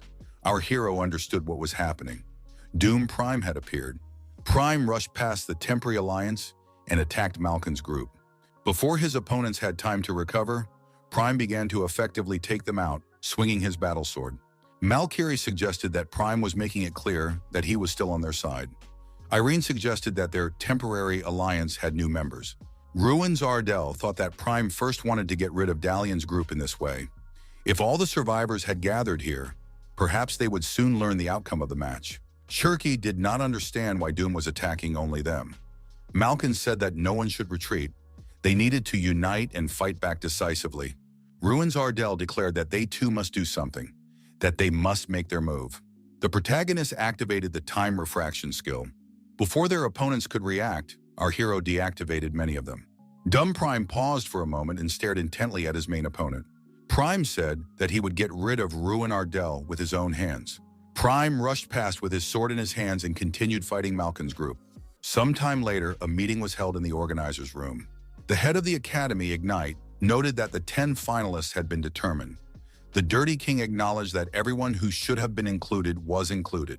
The king reminded everyone that Ruin Ardell had promised to prove that he was better than the 11 chosen children. Elder Ignat said that he himself was curious about this. The king asked if he would be able to defeat that scoundrel, Prime. Ruins Ardell conducted intensive training at the Alliance's deployment site. They settled at Base B, located near the center of the island. As a result of the previous battle, only Malkin and Shirkus remained from the largest alliance. The group of survivors who had temporarily become allies disappeared along with Doom Prime. Ruins Ardell studied the information in the status window and thought that for the first time in a long time, he had managed to complete the task. Irene appeared in the doorway. The protagonist said that the girl had finally woken up. Prius was surprised. Was Ruin Ardell already training? Our hero replied that it was extremely necessary for him so that his body would not itch. At breakfast, the young people concluded that Malkiri was surprisingly good at cooking. Irene apologized for yesterday. She went to bed without saying anything. Ruin noted that Irene must have been tired after her shift. Irene Prius asked what Ruin Ardell was going to do after graduation. The young man was surprised. Why was Irene interested in that? The girl said it was just normal female curiosity. His approach seemed exceptionally unique. Therefore, she thought that he would not follow the standard path either. Work, family, children, that was not for him. As soon as the magicians who compete here enter society, they begin to live in symbiosis. They can join the knightly order in their homeland, defend the country as members of the Imperial Army, become servants of the Tower of Magicians, or join a special group to earn money. All of these are so-called standard paths. Ruins Ardell sincerely admitted that he hadn't even thought about it, so he couldn't answer anything yet. Ruin Ardell reminded his interlocutor that until this year he had been the worst student, and he couldn't waste time thinking about the future because he was primarily concerned about whether he would become a mage at all. Ruin Ardell admitted that after this competition and his return to the academy, he would surely come up with some ideas. The young man asked what Irene thought about this. The girl replied that she didn't know yet either. She had never been sure what kind of mage she wanted to become. She had always done what those around her told her to do. They told her that she should become a great mage. Irene said that for starters, she would like to fight Prime. Prius added that after that, she would understand what kind of mage she wanted to become. Ruins Ardell thought that this battle was very important for the girl. Irene had always come in second place, and Doom had become a mountain she had to climb. It was a kind of homework assignment that had to be completed. Ruins Ardell thought that he respected his interlocutor for her ambitions. The young man said, "So be it. Everyone has problems that need to be solved." Prius thanked the young man for his support and understanding. The young people looked out the window and concluded that the barrier was closing in faster and faster. They needed to leave this place within an hour. Malkiri said that in that case, the only safe base for the night would be Base A in the central settlement. Irene added that if Malkin and Cherkis were hiding there, capturing the village would be a good idea. Ruins noted that they must not forget that Doom Prime could also be waiting for them there. Malkiri said that it wasn't a good idea to wait for others to join the battle. Irene pointed out that otherwise they would end up in the barrier's range. Ruins Ardal thought that attracting attention was not the best option right now. The young man said he had an idea. There weren't many people left. At this stage, even one rank higher would bring a lot of points. Everyone would act cautiously. If they had already attracted the attention of their opponents by making noise that morning, it was highly likely that most would not react to every little sound. Ruins Ardal added that this was a good chance to get Prime. Malkin and Cherkis lost members of their team today, and the remaining survivors, the weakest of all, will go into hiding. However, Prime will definitely show up because he is confident in his abilities. Besides, if they ignore him, they may find themselves in a difficult situation. Irene asked where they should look for him. Ruins Ardal stated that he would personally take care of this and bring Prime to the specified location. Strand asked how Ruin planned to find Prime, looking at the minimap. The young man replied that they could find out how many people were inside the base. If there were 3, they were survivors. If there were 2, it was Malkin and Cherk. Prime would obviously be alone. The protagonist arrived at the desired location. Our hero stopped in front of the doors of a lonely house located on the edge of the forest. Ruins Ardal knocked on the door and told Doom Prime to come out immediately. The door burst open with a crash. Doom Prime did indeed appear on the threshold. This meeting came as a surprise to him. Ruins asked if Doom had slept well and added that they needed to go somewhere. Malkiri saw Ruin and Doom and asked in surprise if Prime had captured Ardal. The protagonist said that he had brought Prime here. Malkiri was surprised. What was going on here? Wasn't Ruin supposed to secretly track him down and ambush him? The young man replied that he had not planned anything like that. Ruins Ardal turned to his opponent and said that now his opponent would not be him, but Miss Irene Prius. Dum said that this girl was no match for him. Irene admitted that this might be true. Dum added that if she were eliminated now, the Dirty King would be disappointed. She should hold out a little longer to improve her rank. Irene replied that this was not her goal in this competition. She was interested in defeating Doom Prime. Ruins Ardal understood that this girl was strong, but she always came in second. She was terribly upset about her constant losses to Doom Prime. Irene considered this part of her individual assignment and could not tell anyone the details. She did not want to be asked about it. After the battle with Prime, Irene believed she would be able to understand what kind of mage she wanted to become. The battle took place after all. Irene used her magical abilities and attacked her opponent. A magic ball appeared in the girl's hands. Prius activated a blizzard. Where Doom Prime stood, there was a powerful explosion with an excess of energy.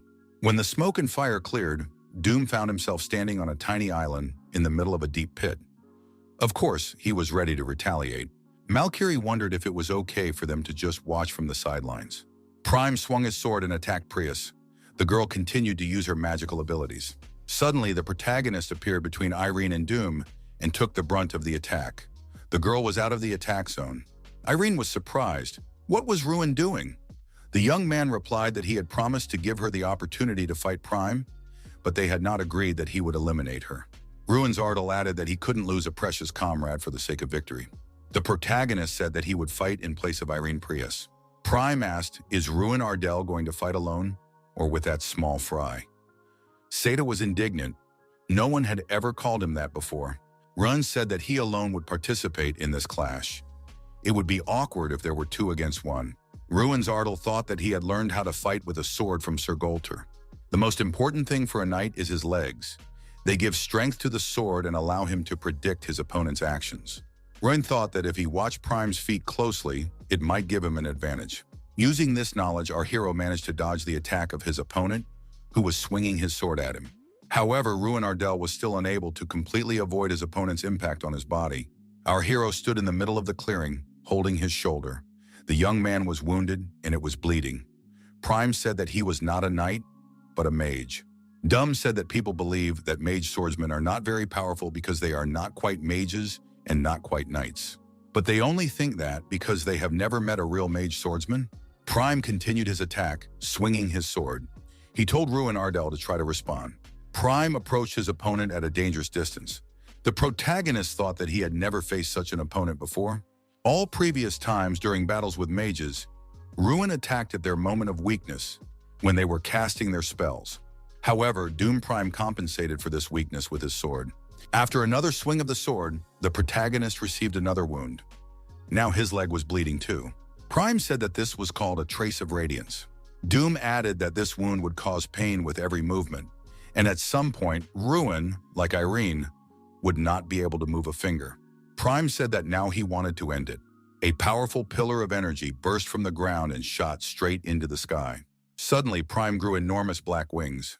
Everyone present was amazed because this was fifth-class natural magic, the wings of Khitan. Prime was the happy owner of these wings, and using his unique magical abilities, made everything around him tremble. Rocks rose into the air. Was this an earthquake? Ruins Ardell managed to hide behind a piece of broken rock. The young man thought about what to expect from a person who wins the magic festival every year. He is really strong. To avoid blood loss, the protagonist tore off a piece of his shirt and tied it above the wound on his leg. Ruins Ardell saw the ring on his hand and remembered its purpose. Dumb Prime said that he had expected something, but was completely disappointed. Ruins Ardell was forced to admit this. Our hero added that Doom Prime was extremely strong, so much so that for a moment it seemed as if he was facing an insurmountable wall. Prime asked if that meant his opponent was giving up. Ruins Ardell replied that he could not do so. The young man added that there were people who believed in him. Because of this, he wanted to defeat Prime even more. Ruin held out his hand, on which there was a ring. Dumb decided that his opponent was out of his mind. He needed to teach him a lesson so that he would never dare to open his mouth again. However, the protagonist activated the Ogre's Fury skill. In that instant, everything around them was engulfed in flames. Ruins Ardell forced Prime to watch his chin and rushed to attack his opponent. Doom gripped his sword tighter with both hands. From the sidelines, it looked like an unarmed player was rushing at an opponent armed with a sword. The punch landed right on the blade of the sword. The stone on the ring came into contact with the steel of the blade. The sword was destroyed at the point of contact. Using the power of invulnerability, there was a small chance of withstanding any physical force acting on the player's body. Dumb Prime was discouraged. This had never happened to him before. Shards of the blade wounded Prime in the shoulder, and now his body was bleeding. Using his hand-to-hand combat skills, Ruin Ardell made a powerful sweep, and Prime lost his balance and fell. The protagonist approached his opponent, who was lying on his back, and said he wanted to tell him one thing. He had no enemies, but his arrogant belief that no one was better than Prime had led to his downfall.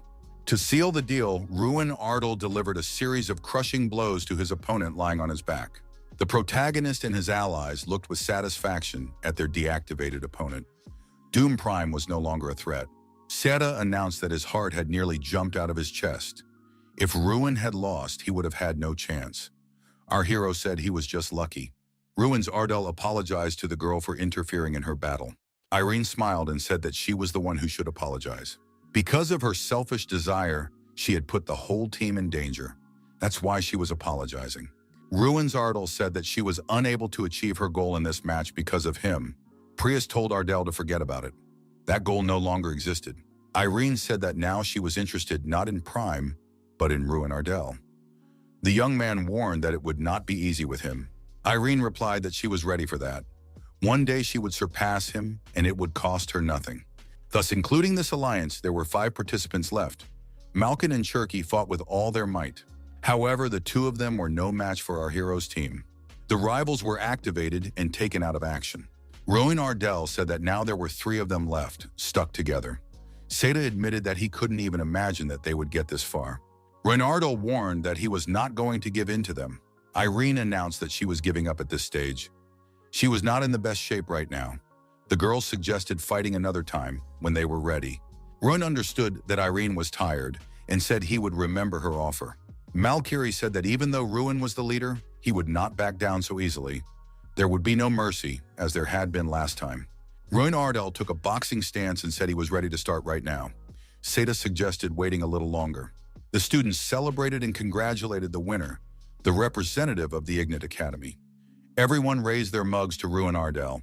Our hero's comrades approached him and said that he had not been in the dormitory, so they figured he would be here. Irene and Sita stood in front of Ruin. The girls said that they couldn't miss the congratulatory party in honor of Ruin Ardell, with whom they had shared joys and sorrows. Ruin's Ardell thought that these two were behaving as they always had. After the battle for survival, our hero became the sole victor. Dumb Prime received a lot of killer points, but his rank suffered greatly due to his relatively small number of survival points. The other contenders for victory, Malkin and Prius, also fell below our hero. The young man thought that if he could continue in the same vein, victory would cease to be just a dream. The student was delighted. Who would have thought that he would be able to sit at the same table with Irene? A proposal was made to drink once more to the goddess who had descended upon them. Irene asked them not to say that again. Dumb Prime thought he had lost, that he had slackened. The player did not expect his opponent to aim at his sword instead of him. Dumb thought he had noticed this at the very moment he raised his sword in defense, but he couldn't prevent it. Prime thought he had lost right in front of the Dirty King. Prime asked his colleague if the Dirty King was looking for him. The answer was no. His colleague said he shouldn't worry so much. Most likely, the Dirty King wasn't calling Prime for his own good, knowing that he was tired and needed to rest. Doom admitted that he needed to be alone. The young man understood everything and said he was leaving. The Dirty King thought that Ruin Ardell had defeated Prime. The next generation of magicians was already here. The king told the head of the academy that after Ruin Ardell's victory, he couldn't stop smiling. It hurt his pride as an organizer. It was impossible to look at the boy's face in the competition hall without tears. The great festival was coming to an end. Several days had passed since the end of the battle for survival. Meanwhile, in the group competition, the Ignite Academy secured 4th place with a total score of 5 wins and 2 losses. In the last game, they lost the battle for 3rd place. But for them, it was already a miracle. Only the final individual match remained, the triathlon. It was an obstacle course on the outskirts of the city, divided into 3 categories: athletics, martial arts, and swimming. Since this was a battle between mages, it was possible to complete the course by riding a summoned beast or overcoming time and space with teleportation. Malcury asked Ruin how he felt. After all, everyone was shouting his name. How did it feel to be the center of attention in this competition? Ruiner replied that it was difficult for him to say yet. He still did not understand his feelings. Our hero wanted to enjoy this amazing moment, but he could not do so yet, because it was too early to celebrate victory before the final champion was determined. Seta kindly reminded everyone that today would be an individual competition, and he would not give in, so Ruin Ardell would have to try not to shy away. The judge told everyone to get ready. The tension was mounting. After the start, everyone moved in their own direction. Seta immediately called on his combat defender. Shirk activated his invisibility. The spectators were surprised to see that Ruin Ardell hadn't even moved. Everyone except our hero was moving, using their magical abilities to constantly increase their speed. A group of armed monsters appeared in front of the tournament participants. They were aggressive. Malkin suggested that all participants form a temporary alliance to resist the monsters. Malkin added that he had known Prime for 6 years, but that it was difficult to get along with him. In that case, it was every man for himself. Prime, without slowing down, wedged himself into the group of monsters and began to destroy them. However, the player was thinking about something completely different. Prime was interested in why Ruin Ardell was still missing. How far could he have run? Although no one had seen him since the start, that meant he wasn't ahead. Dumb thought that he had been running ahead of everyone from the start, and only these two were nearby. It was becoming obvious that Ruin Ardell was still behind. What kind of tactic was this? Prime asked Irene where Ruin Ardell was now. Why wasn't that guy here yet? Prius replied that she didn't know, but it was indeed strange. In any case, the monsters were finished. They had been ahead of everyone else for a long time. Why hadn't anyone, including Ruin Ardell, shown up? Malkin said that was a good point. Enough time had passed to catch up with them. Suddenly, there was a noise and a cloud of dust rose from the forest. When the dust settled, Ruin Ardell appeared in the clearing. The young man said that he had finally caught up with them. Irene asked what had happened to the other participants. Ruin Ardell said that they were no longer there. A short time ago, the spectators were still wondering why Ruin Ardell was standing still. Had he given up? Ruin Ardell thought that he had been waiting for this day ever since he decided to participate in the great festival. As someone who had been training his endurance for more than 6 months, He was more than confident in himself. However, the protagonist understood that as a melee mage, he was at a disadvantage, exposing his back to the enemies following him. That is why our hero needed a strategy. Ruin Ardell was going to destroy everyone, one by one. Approaching his opponents from behind, our hero opened the scoring and deactivated everyone he approached. At some point, Ruin Ardell stopped even counting how many people he had taken out. Malkiri was surprised when Ruin Ardell managed to catch up with him. Ruins approached Seth and said that he had to understand him. Seda asked if their endless battle had begun again. That's good. Ruins Ardell apologized and incapacitated Malkiri in the same way he had incapacitated the others. Irene correctly understood that Ruin had eliminated everyone else. The protagonist noticed that some might still try to re-enter the race. However, at that moment, there were no other participants besides them. Doom Prime, as expected, was aggressive. Prime declared that this time everything would be different. Ruins Ardell did not try to evade responsibility and was ready to fight each of those present. Prime wanted to turn his sword on his opponent right away, but as Ruin said, several people were still pursuing them. Prime jumped onto his magical horse and said that they would meet again. Malkin was surprised. Was Prime really going to force his way through? There was a trap zone there. A trap zone. Once upon a time, this castle, stuffed with deadly mechanisms, served to protect treasures. But now that all the valuables had been captured, the traps served as obstacles in the competition. It was a dangerous place where you could get seriously injured if you rushed forward recklessly. Therefore, the safe and recommended way to pass through was to first disable the traps. This made the area an ideal testing ground for magical knowledge and crisis management skills. However, disabling the traps took too much time. Strawn asked the owner, did he really want to destroy the wall? Ruin Ardell replied that this was the fight method. Strawn agreed, but added that a person would not be able to break through such a thick wall. Ruins Ardell reminded him that these were the ruins of an abandoned castle. Strawn understood. The host was targeting dilapidated areas. Ruins began to study the castle wall with the help of the player's eye. Careful scanning led to success. Our hero found a spot that was vulnerable to destruction. Ruins began to strike blow after blow at the weakened spot on the wall. Cracks began to appear. Malkin wondered, what is this guy doing? Does he really want to break through the wall? Irene said that this was to be expected from Ruin Ardell. Malkin understood that Irene and Ruin were close, but didn't the girl think this was going too far? Irene told Malkin not to be so clever and to look at the result of Ruin Ardell's work. There was indeed a significant hole in the huge wall. Malkin said it was madness. How was this possible? Irene noticed that she was right. Malkin delicately asked if he could use this passage. The answer was no. Ruins Ardell went to the other side of the wall and blocked the passage with a few blows. Malkin was forced to admit that Ruins Ardell was greedy. Strawn said he was impressed. The master was able to break through a strong wall with only a small amount of force. That's because he managed to use his head. Ruin Ardell said that now only he and Prime remained. Prime looked back and saw his opponent approaching. Strawn announced that the guy had already left the castle. However, it was obvious that he was in a hurry. He even got an arrow in his shoulder. Ruins Ardell wondered if Prime really wanted to defeat him that badly. Prime's horse stumbled. The protagonist thought that the time to summon his spirit steed had expired. From then on, the competitors moved on foot. Ruin Ardell declared that no one could beat him in a race. At one point, the rivals grappled with each other and, falling off a cliff, flew down. Ruin suggested that they complete the last stage together. Down below in the gorge, a rushing river awaited the young men. Both ended up in the water. Ruin Ardell thought it was a great move. He would have been at a disadvantage if he had used magic before jumping off the cliff. Now he had to swim quickly. However, Prime did not lose his composure and began to use his magical abilities. A magic ball appeared in his hands with which he influenced the river. Ruin said that people were swimming here, so the river could not be frozen. However, the river was frozen, and the protagonist was stuck chest-deep in the water. Prime mounted his magical horse again and said that he should not worry about such things during the competition. Dumb turned around and galloped away on his steed. Ruin was frozen in the river.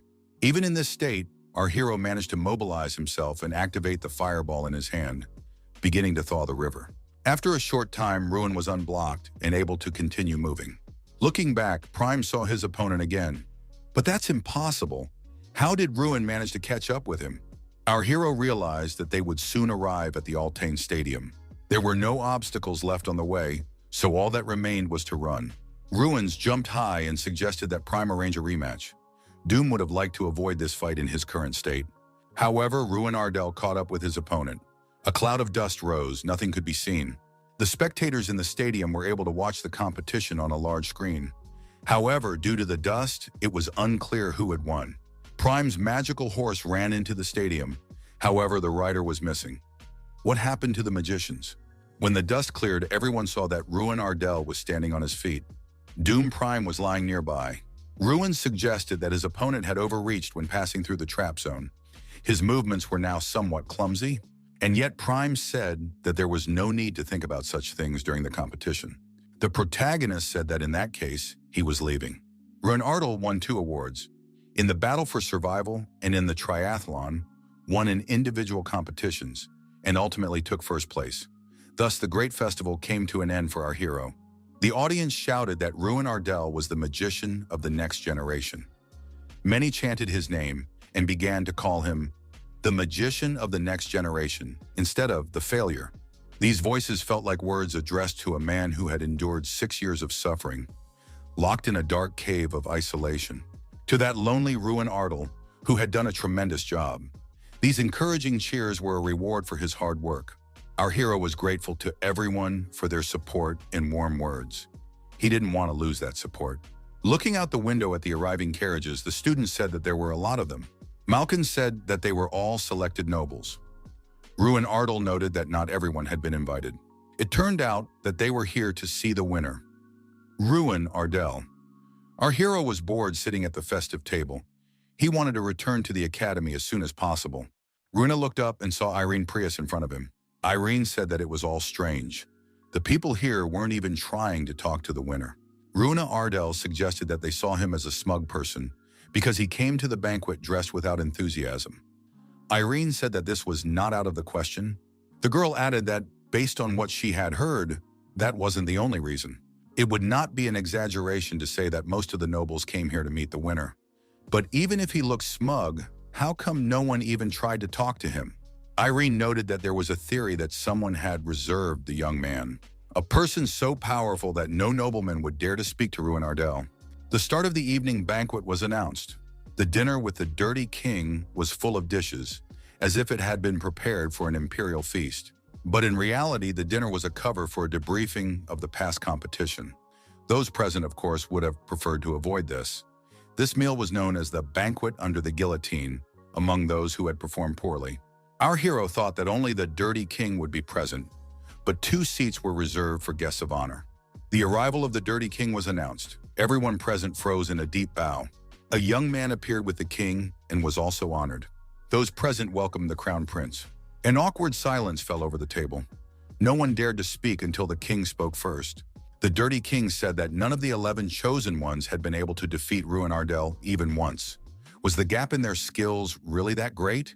He admitted that he was disappointed and felt awkward calling them his children. Prime said he would no longer dare to show himself in a bad light. The king noted that second place was nothing more than an illusion created by incompetent people. The only thing this great festival proved was that the old saying that a dragon can rise even from a small stream was indeed true. Ruin Ardell felt uncomfortable. This banquet seemed to have been arranged to slap the 11 chosen children in the face, and he himself was used only as an excuse.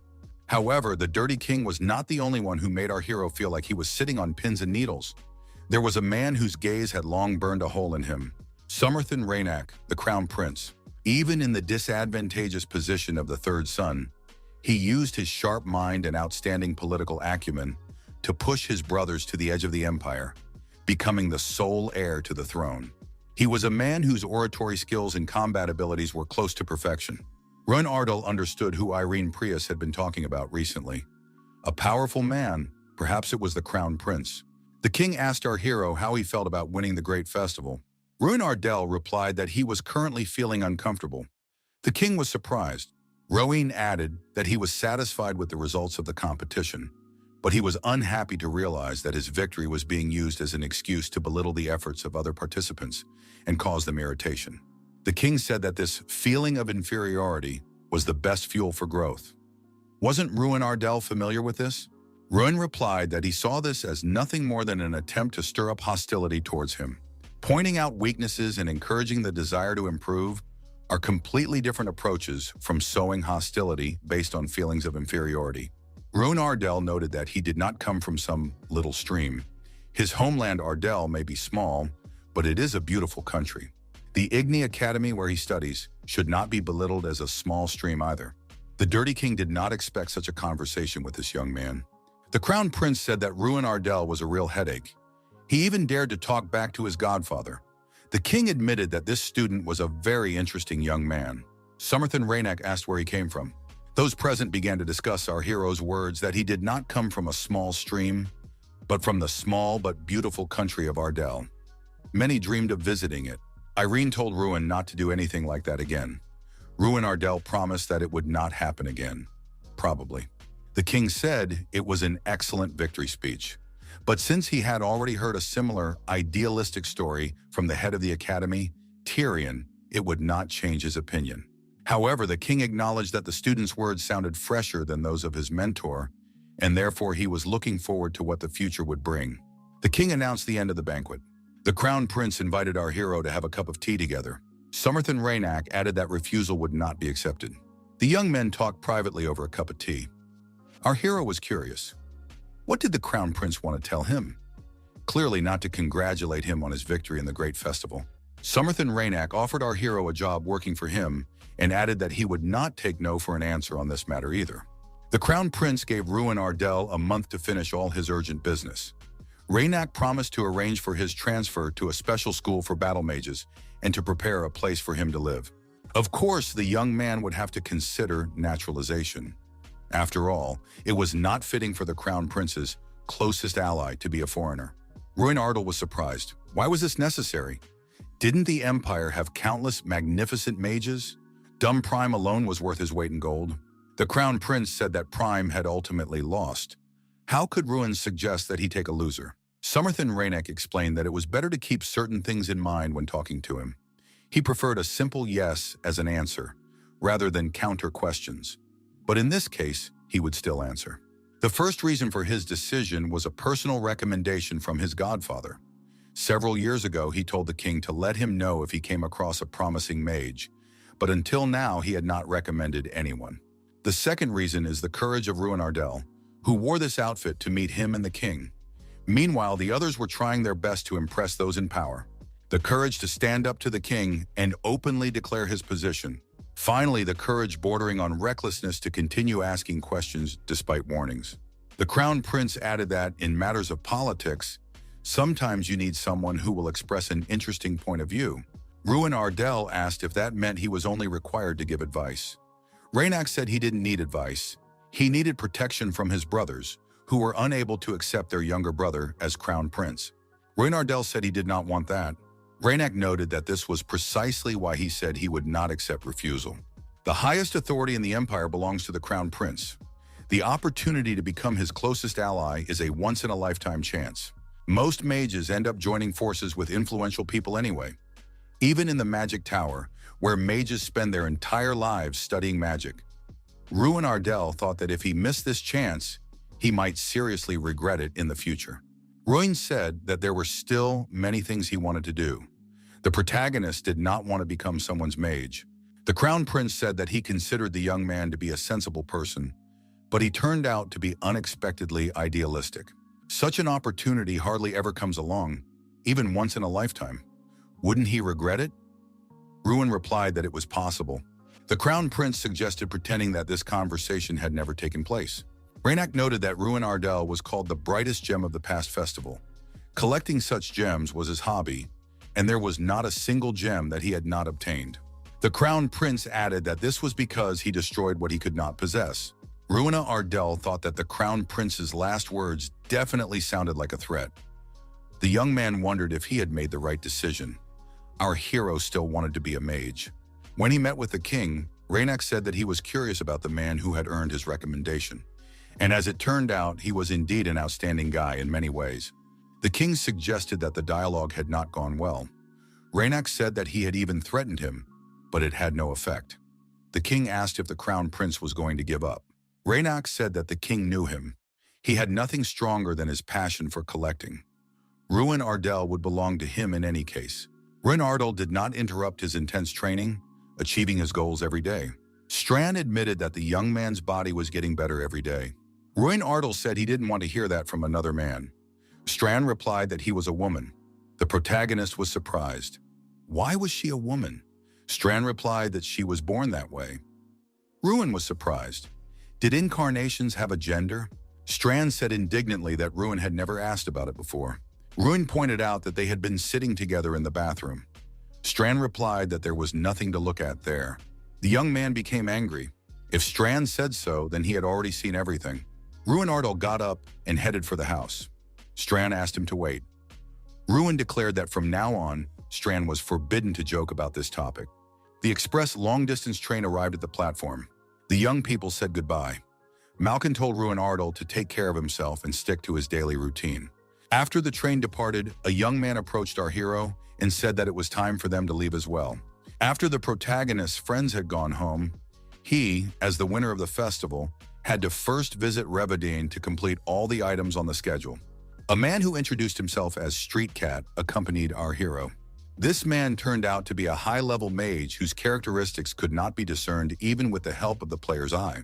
Consequently, the Street Cat was at least at the level of the Academy professors. Street Cat said he wanted to briefly outline the plan of action. First, the young man would go to the Imperial Palace to offer his congratulations. Ruins Ardell told his interlocutor that it was not necessary to address him formally. Our hero pointed out that he was only 16 years old. The Street Cat replied that this did not cause him any inconvenience. His companion suggested returning to the schedule. Ruin Ardell thought that this guy was incredibly meticulous and businesslike. The Street Cat said that Ruin Ardell would go to the Magic Tower, where the artifact would choose him. Ruin was surprised. What did choose mean? The Street Cat said that Ruin might leave without an artifact at all, because it was the object that had to choose him. Ruin Ardell wondered if this meant that the artifacts in the tower had self-awareness, like Kingren. Next, the winner of the festival would be assigned a mission. Due to his status as a student, Ruin Ardell could not receive any missions, but an exception was made for the winner of the Great Festival. This could be seen as an announcement to the world that the next generation of mages had arrived. Ruins Ardell said it was like a debut. The Street Cat said that now the young man can choose the mission he likes best from the list. Our hero arrived at the Peony Palace, the residence of the Crown Prince. He was told that everyone was already waiting. The doors swung open, and the owner of the apartments appeared before our hero. The Crown Prince welcomed Ruin Ardell to his empire. First, our hero received 10,000 gold coins from the Crown Prince. This amount exceeded the annual budget of the Ardell territory. The prince said that if this was not enough, Ruin Ardell could come to him at any time. The doors of the Peony Palace were always open to him. Ruin Ardell thought that the Crown Prince had not yet given up on him. Our hero hurried to move on to the next item on his schedule. Ruin told his escort that the people here must have good stamina, especially if they have to walk around the palace all day. The Street Cat asked him to refrain from joking comments. The young man was to meet the Tower Master, who had no sense of humor. The escort asked if Ruin Ardell had finally decided to take that mission. The answer was affirmative. The Street Cat realized that the young man had chosen the most difficult task. The protagonist said that the task looked interesting. But what would the Tower Master say? Our hero was met by the Dirty King. He said that Ruin Ardell had chosen the mission from the list. However, the mission of subjugation would have been easier. In that case, the young man could have gone with the Imperial Army Guards and simply destroyed several bandit groups that had appeared near Siciliano. This would have earned him a reputation as a hero. However, Ruin preferred to go there, to the lifeless wasteland. Heavenly Mountain. Strand suggested choosing it as the first mission. This place is Kingren's homeland. Strand added that this was where Drac had lived for 100 years. A remote area north of the kingdom of Radian, rumored to be inhabited by ancient ogres. However, there are no ogres left there now, because apart from the living artifact of Kingren, located in the Academy, the rest of their kind perished in the Great War. The place turned into a lifeless desert after the ogres disappeared. There is a reason why search missions in that area are assigned the highest level of difficulty. It's all because of the barrier, a barrier that cannot be destroyed by any spell. To this day, no scientist or mage has been able to unravel the mystery of the Heavenly Mountain barrier. This mission is to find out the nature of the barrier.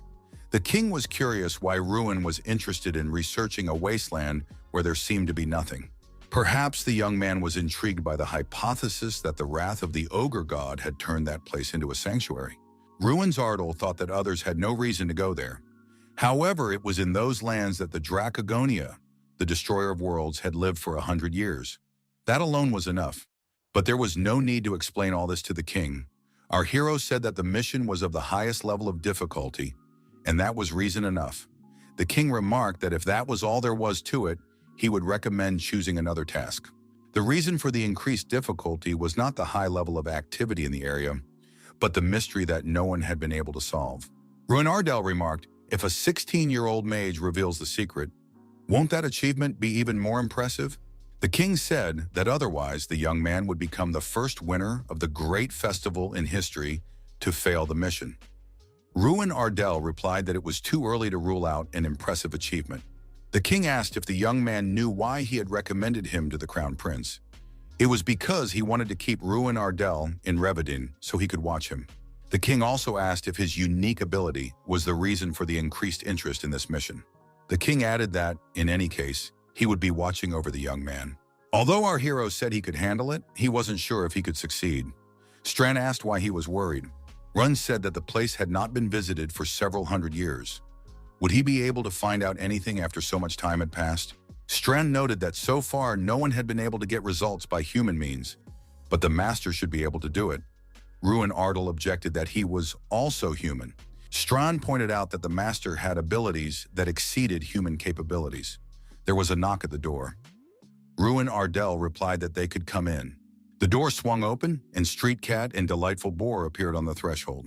Ruins Ardal explained to Strand that this was the Dirty King's preference. All the magicians of the Magic Tower had similar nicknames. Delightful Boar said it was time for them to leave. Now they had to proceed to the artifact room, where the young man would receive his final reward. The artifacts in the Magic Tower are divided into 4 zones. Zone C contains the most common artifacts, while Zone X contains the rarest ones. The Street Cat said that they would take Ruin Ardal to Zone A. Entry to Zone X is only permitted in the case of a special event. Even the Emperor is denied entry there. Our hero followed his escorts and looked around. They started with Zone C. The protagonist was very surprised when he found himself holding a magic sword. The escorts said that they only collect and store items in good condition that were obtained during the Great War against the demons. Ruins Ardal thought that this magic sword was no worse than the shining sword used by Doom Prime. This was to be expected from the artifact room of the Magic Tower. Even the items in Zone C were better than the storerooms of many nobles. Our hero saw the book Specialization in Transformation. He thought it was lost, but all this time it had been kept here. The Delightful Boar noticed that the publication was over 100 years old. The Street Cat said that young people are allowed to read all the books while in the Magic Tower. The Tower Master sometimes gives them permission to look at them, but taking them away is strictly forbidden. Zone B was a treasure trove of knowledge. It had everything from forgotten magical treatises to rare historical publications and legendary writings. Leaving behind the captivating charm of this place, our hero headed for Zone A. However, none of the artifacts in this zone reacted to our hero. Ruins Ardal asked his companions if there had ever been cases where artifacts did not choose anyone. The Delightful Boar said that this had happened, but extremely rarely. If a visitor is a mage who is allowed to enter Zone A, it is assumed that they are capable of attracting the attention of at least a few artifacts. Ruins Ardal noted that all the items had rejected him and admitted that it was even a little sad. Strand said that there was no need to be upset about the junk. Of course, for humans, all these items would be considered treasures, but the truly valuable things were not here. Strand pointed to a dark door at the back of the room and said that the real treasures were there, in Zone X. Strand suggested that there must be at least one artifact created by a dragon there. A unique pungent aroma emanated from there, the scent of a creature that had never washed its scales. Ruins Ardal said that he could not get there yet and suggested focusing on the available artifacts. Suddenly, strange transformations began to occur in Zone A. A glow appeared and the wind picked up. The Delightful Boar cried out in horror, "It happened! A special event! This happened for the first time in 56 years. The Dirty King inquired, "Did Kunhan's tooth react to it?" Does this mean that he is talented enough to be the next to take the throne? There are 3 artifacts in Zone X, each with a completely different level of power. The first artifact is the Staff of Algala. The second artifact is the Armor of Morshi. The third artifact is the Tooth of Kunhan. All 3 items have one thing in common. They allow their owners to stand at the top. Algal's staff belonged to Algal, the first mage of the human race. This artifact can infinitely increase the destructive power of its owner and is also a symbol of the King of Mages. 56 years ago, the staff chose Tehran as its owner. Before that, everyone chosen by this artifact held the highest position in the tower.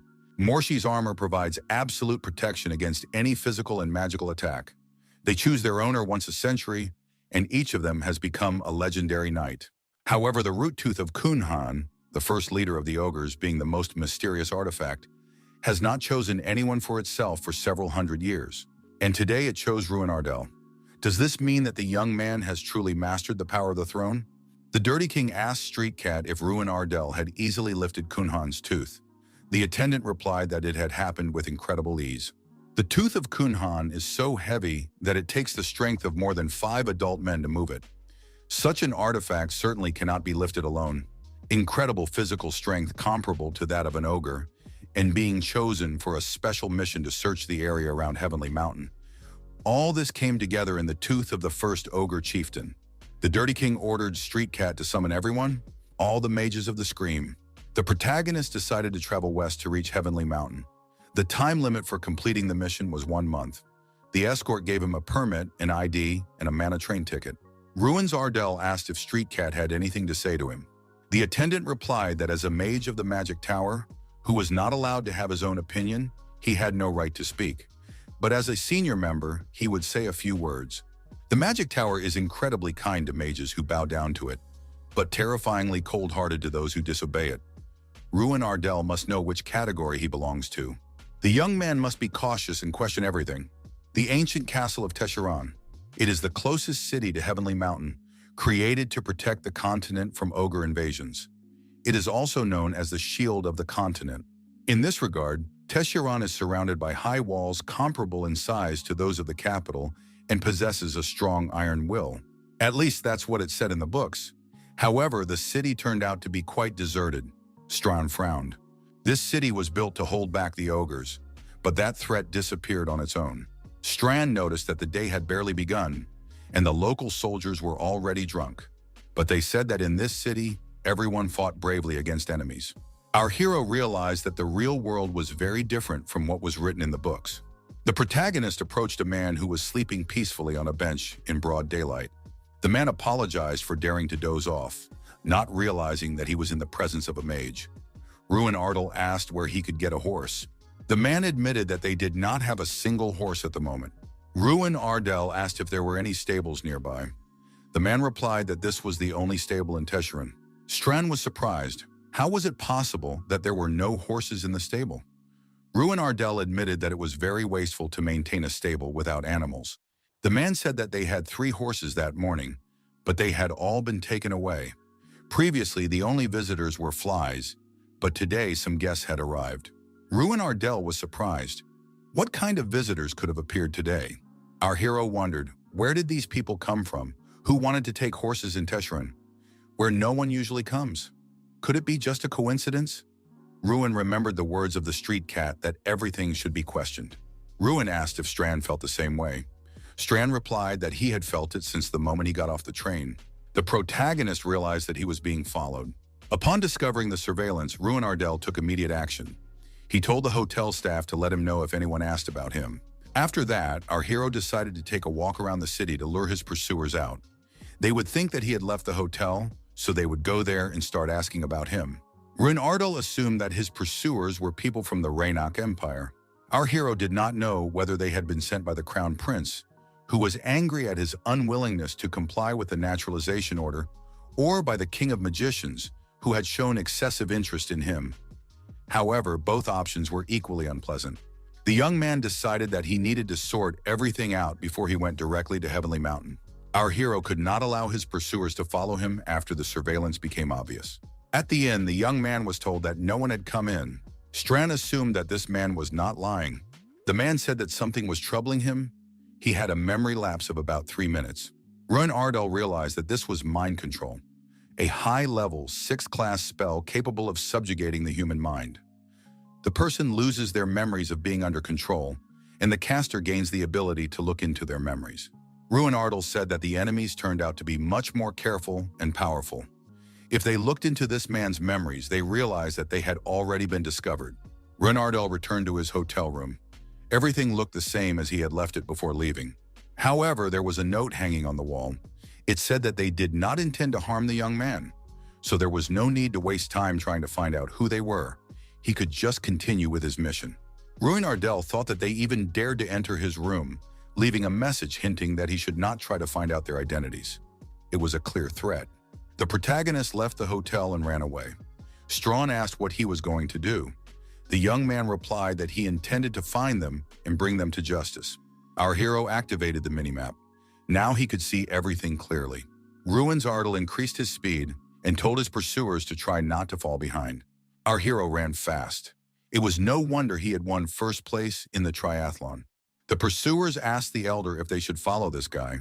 The man with the tattoo on his neck said that this guy was the winner of the great festival, but he wanted to play with them.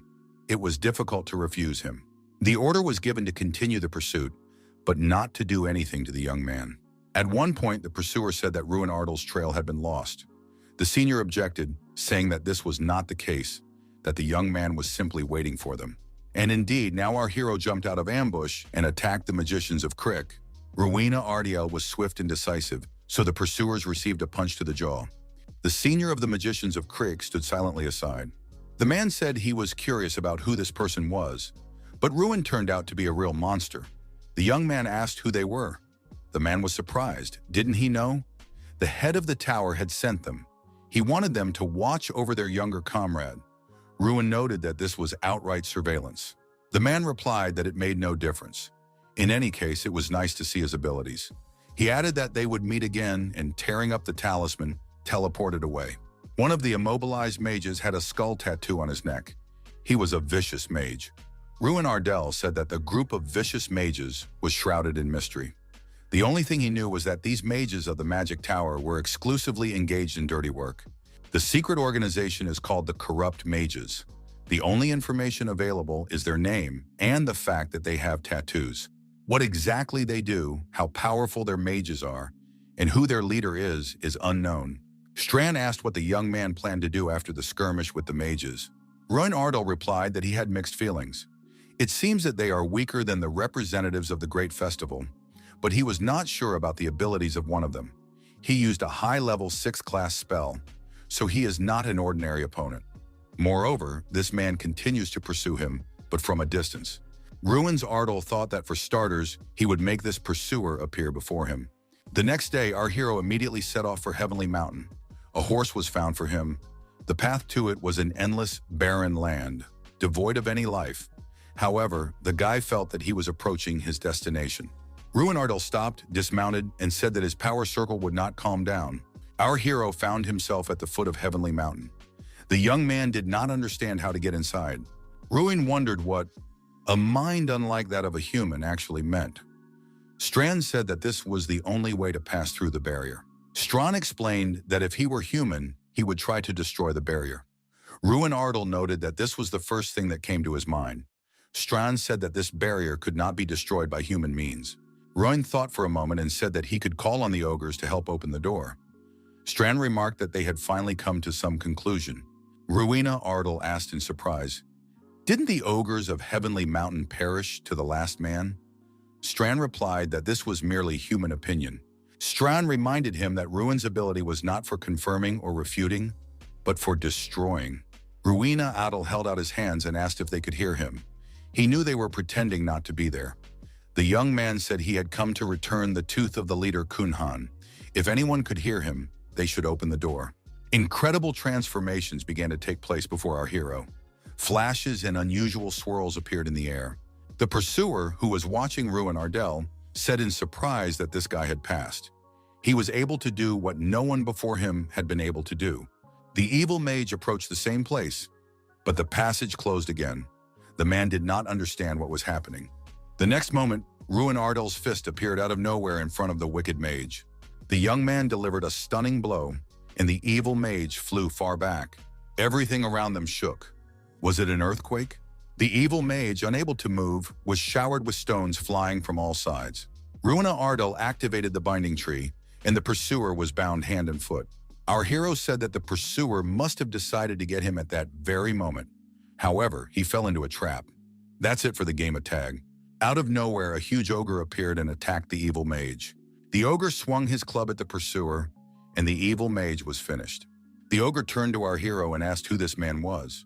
Strand managed to warn him that ogres have the mind of a beast. Fortunately, our hero managed to pass through the barrier of Heavenly Mountain. As soon as this happened, he felt as if he had entered another world. He then followed the ogre. The ogre elder asked what the man was doing there. Why didn't he smell like a human? He smelled just like them. Strand told the master to be careful. Human morality is unknown to them. Our hero believed that the ogres had not harmed him because of Kunhan's tooth, but it was unclear when they might decide to take his life. The ogre said they were at their destination. It was Heaven's Peak. Runardel was surprised. Was this really the summit? But there was another one. Ruins Ardel realized that it was not the peak, but an ogre. The huge ogre said his name was Chieftain Karkan. He asked if the man really had Kunhan's relic.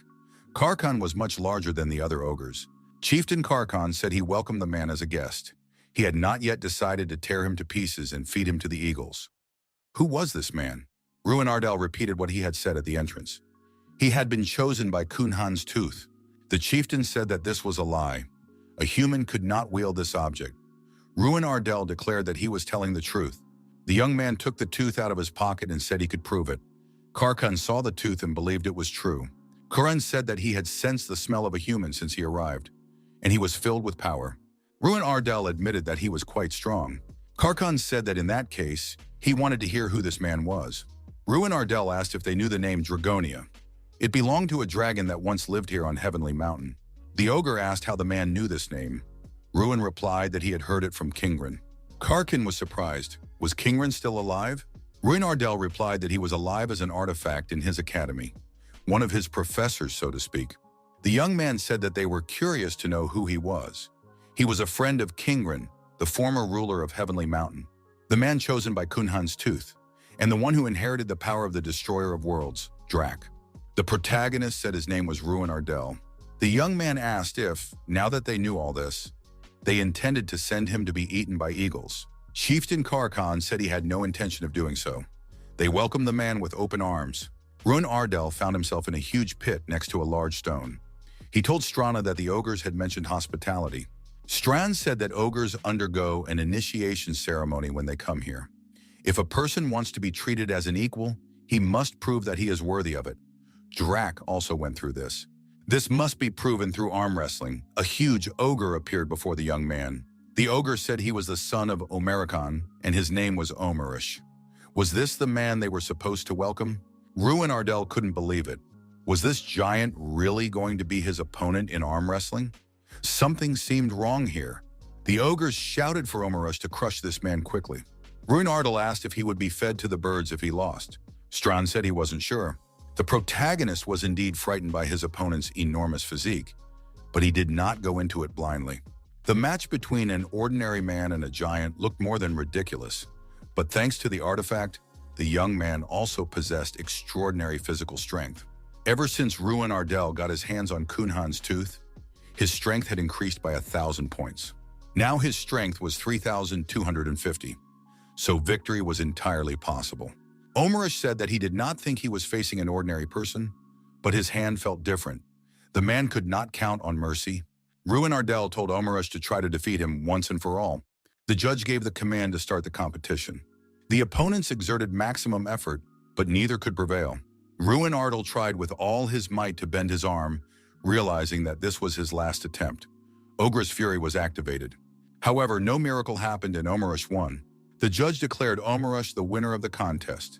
Ruin Ardel thought that even though he had put all his strength into it, he still lost. Would he now be sent to be eaten by birds? The ogre smiled and told the man to get up. He had held out for so long against Omerish, the best warrior of Heavenly Mountain. Truly an incredible man. Strand congratulated his master. He had managed to win the respect of the ogres. Ruins Ardell said that it took Drake 17 years to defeat Omerus. He would try to do it in a month.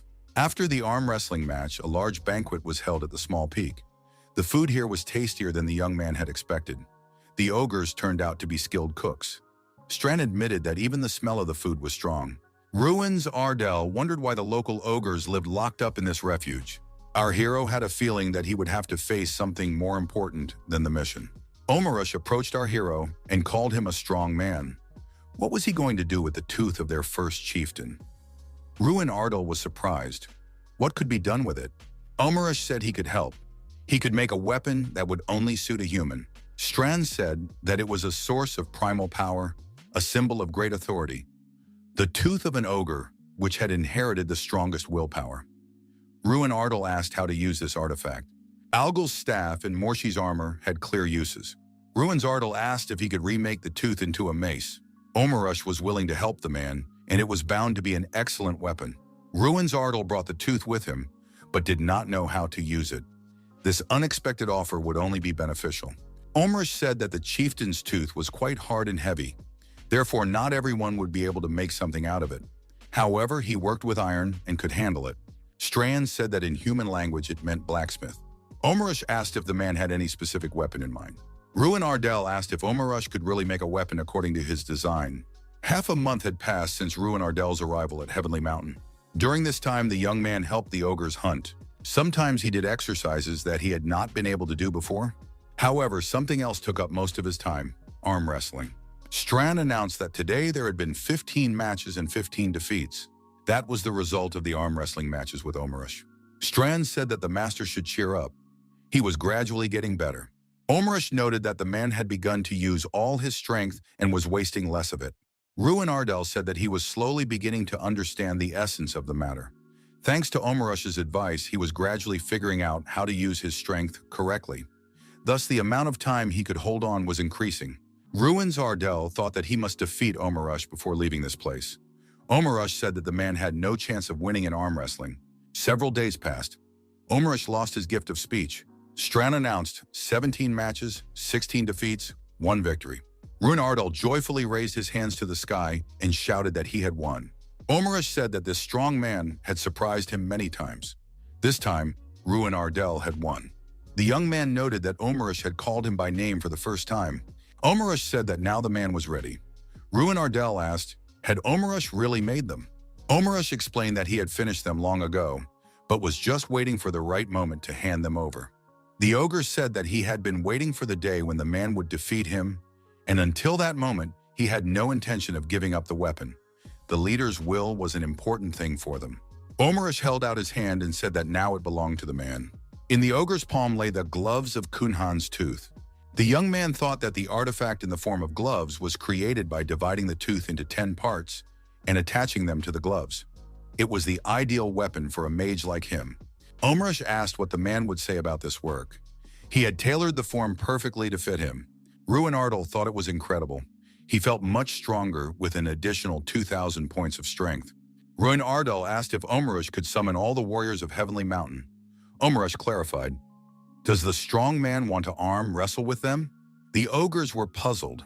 Did this man really want to defeat them all single-handedly? He may have defeated Omerush, but this was a blow to their pride. Of course, they would gladly participate.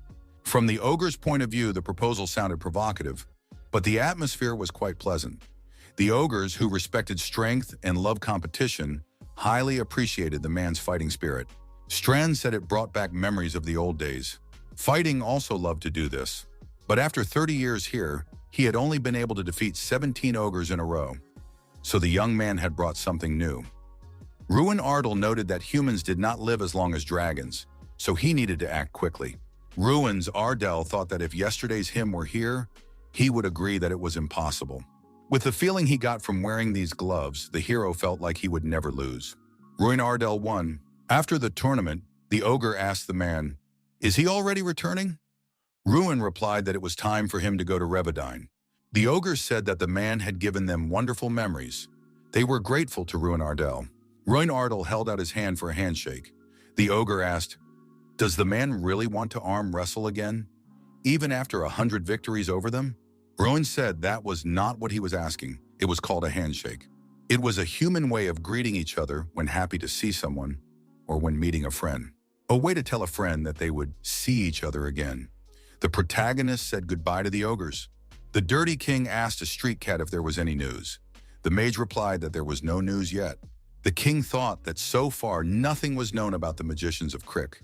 Enough time had passed since the return of the two magicians with serious wounds, and nothing was known about the magician of Crick who had gone after Ruin Ardell. Even the tracking team that had been sent after him reported that they had not detected any signs of human presence near Heavenly Mountain. The street cat reported to the head of the tower that Ruin Ardell had recently arrived in Revadine. The head of the tower ordered that this student be summoned to him immediately. Ruin's Ardell said that he had failed the mission. As the king had said, there was a reason why no one had succeeded. When he reached Heavenly Mountain, he realized that the task was beyond his capabilities. The barrier was so strong that it was impossible to pass through it. The king said that the young man was not a very good deceiver. Ruin Ardell must be honest, for he was a mage chosen by Kunhan's Tooth. The mission the young man chose involved a trip to the homeland of the ogres. Wasn't that a rather inconvenient coincidence? Ruins Ardell was surprised. Had the head of the tower been watching him? The king said that he had not been watching him, but was simply afraid that the young man would become a mage who opposed the tower. The young man asked if everyone who went against the will of the king of magicians became enemies of the tower. The head said he wanted to get to the point, bypassing empty talk. What did Ruin Ardell see on Heavenly Mountain? Are the first ogres still alive? The king said he didn't need obvious lies. Besides, he could look into his memories if he wanted to. Ruins Ardell said that the king would not do such a thing. The great mage king would not stoop so low, especially against an ordinary student. The king was outraged. How dare Ruin challenge him? Besides, the word ordinary seemed overly modest.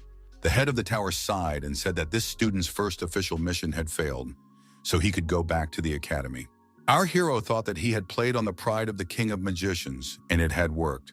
Although he would not have resorted to such extreme methods as magic, if the dirty king had been even a little reckless, Ruin Ardell would have been caught red-handed. The mere thought of such an outcome was terrifying, but that's not the end of it. The artifact of Zone X chose our hero, and they both know what Master of the Throne means. Although it was not said aloud, the King of Magicians continues to watch Ruin Ardell closely. Colleagues and friends threw Ruin Ardell up in the air and congratulated him on his victory at the Grand Festival. The young man asked them to stop, especially since 2 months had already passed since then. Jason Damon in the room said that Ruin Ardell had received many letters. As expected, the winner of the main tournament was incredibly popular. Jason noted that the box only contained recent letters. The ones that had arrived earlier were stored in this closet. Jason opened the cabinet doors and the letters spilled onto the floor. Ruin Ardell understood the full extent of the disaster. Rereading the letters, the protagonist said that there was even a letter from the princes among them. The letters were addressed to the brilliant magician and true patriot of the kingdom, dear Ruin Ardell. Jason Damon was excited by the rumor that Ruin Ardell had rejected the offer of the crown prince of the empire. The young man is a true patriot. Damon said he no longer wanted to eavesdrop on these letters, so there was no need to read them aloud. Jason asked what Ruin Ardell planned to do during his vacation. The protagonist replied that he planned to spend his vacation differently than usual. The young man got a horse and set off on a journey. It had been 5 years since he was last in his homeland. Until last year, he always stayed in the dormitory, even during the holidays. Rowena didn't have the courage to look his people in the eye. He wasn't sure he could smile and answer their questions about how his studies were going. At the end of his journey, our hero found himself back home. Now he could proudly appear before his fellow countrymen and finally see his family. Ruin Ardell was recognized, and they asked in surprise, had the young gentleman really arrived? Was he doing well? They had been waiting so long for news from him. A girl ran up to Ruin and said she was glad to see her brother. His sister said that he had not sent a single letter in all that time, but he had simply shown up on his own. He could have let them know that he was coming back. Ruin said that he was also happy to see Ruin and his father. Ruina said that Rowena had grown so much that she was almost unrecognizable. In the evening, surrounded by his family, our hero told them everything that had happened during his absence. However, he omitted the details about the player. Rowena said that her brother had indeed been through a lot. The maid said that the young master had overcome many difficulties, and everyone was proud of him. The assistant to the head of the family said that Ruin had won a large-scale competition. Had he really met the crown prince of the empire in person? Ruina thought that 2 months had passed since then, but for this remote estate, the events were still news. His father said that he understood why the ruling family sent such letters, not to mention the news from noble families. Ruin wanted to be the first to report it. Beggins said he wanted to tell the young master something. The head of the family told Beggins that this topic was off limits. Ruin asked his father to tell him what it was about. After all, if he heard about it from someone else, he would be disappointed. His father said that, as mentioned earlier, a lot of letters had arrived at the estate, and all these letters were about Ruin Ardal. Many of them offered substantial financial subsidies to the territory under the pretext of respect for the young man. Some of the authors of the letters even offered high positions. All offers were rejected, but there is a small nuance. Pilco Monzo uses Ruina as leverage over the Ardal family. Monzo is the only trading city near the Ardal territory. Most of the goods produced in Ardal pass through Monzo via trade routes. In other words, the Ardal territory is supported by funds earned in Monzo. After hearing his father's story, Ruina Ardal was surprised. Did they really ask for such an absurdly low price for their goods? His father confirmed it. This is because they want to get Ruina as a mage defender of the Monzo territory, threatening problems for the Ardal territory. The head of the family added that at this rate, the Ardal territory could soon run out of money. His father told the young man that they had not yet figured out how to solve this problem. Ruina Ardal recalled how local producers rejoiced at their good harvest. Our hero said that if Monzo was so eager to see him, he should show himself to them. Seeing the young gentleman off, Beggins apologized for burdening the young man with these problems, even though he had only just arrived. Ruin said that the assistant was doing his job. He, as a young lord, must do his job. Beggins asked the young gentleman not to let the lord's efforts go to waste. Beggins added that the head of the house had done everything he could, even covering the losses from Monzo out of his own pocket. Most of the estate's residents are unaware that such problems exist. The current peaceful situation had been achieved at the cost of the Lord's sacrifice. Ruin Ardal was confused, wondering why his father simply endured. The thought that he could solve everything himself turned our hero's head. Although since childhood, Ruin knew that his father cared for and loved these lands more than anyone else. Ruin Ardal handed over the box and told Beggins to give it to his father. The box contained 10,000 gold bars of the highest purity. Ruin said that this was the cash prize from the great festival. He hoped that these funds would be spent on what was needed. It would be best to buy land with them. In the future, the Ardal family should become self-sufficient and not rely on Monzo. Beggins said that the young master was right, but it would be problematic. For now, no one would want to sell them. Ruin Ardal asked what would happen if they took the land. They need to clean it up. They could claim rights to the problematic territory of the Wolf Hills and the Chinan Plain, occupied by mud people. The young man thinks this is a good idea. Ruin Ardal noted that with these funds, they could hire people to clean up the territory, then cultivate the land and lease it to newcomers. That way, they would be able to dispose of even larger sums. Beggins said that if they could get mercenaries at a reasonable price, it would be worth a try. The young gentleman said that in that case, he would leave the details of the upcoming event to Beggins and his father, and set off on his journey. After a while, our hero reached the trading city of Monzo on horseback. This city is the largest territory in the southern part of the kingdom, where all the resources of the neighboring regions accumulate. The lord of the city is Pilcos Monzo.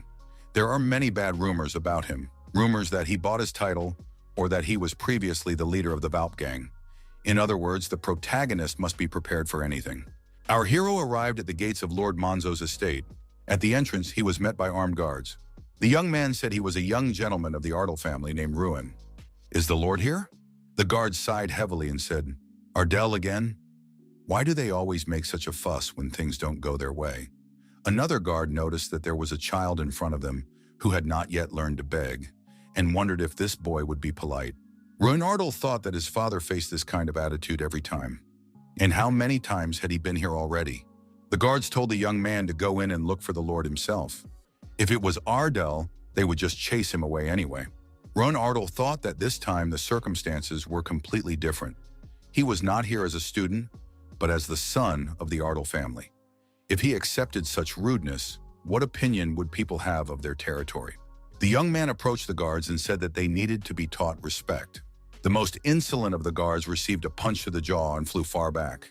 Lord Manzo, who was passing by accompanied by a guard, asked who had come to visit them.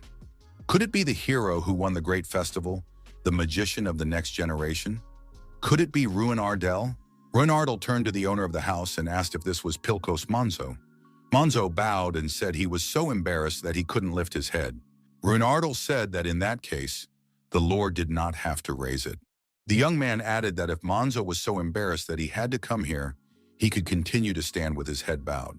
Manzo stood up straight and said that the young man was quite straightforward. That's exactly what people say about him. Therefore, despite his embarrassment, he would straighten up.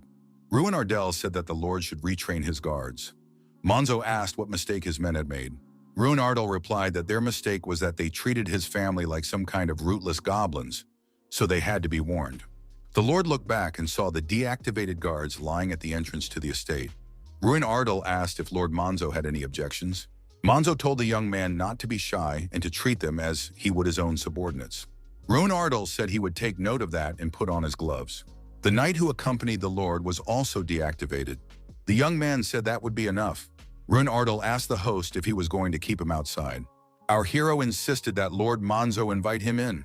Pointing to the stuffed animal on the wall, the Lord said that was fine. He collected these works of art as a hobby. Ruin Ardell said that just looking at them was creepy. Manzo said he understood. Everyone has their own tastes. Ruin Ardell thought it was a very unpleasant hobby to collect such things and call them beautiful. It was obvious to the young man that it was done to intimidate. Manzo wants to scare him. Manzo said he had a rather rare variety of tea from the south.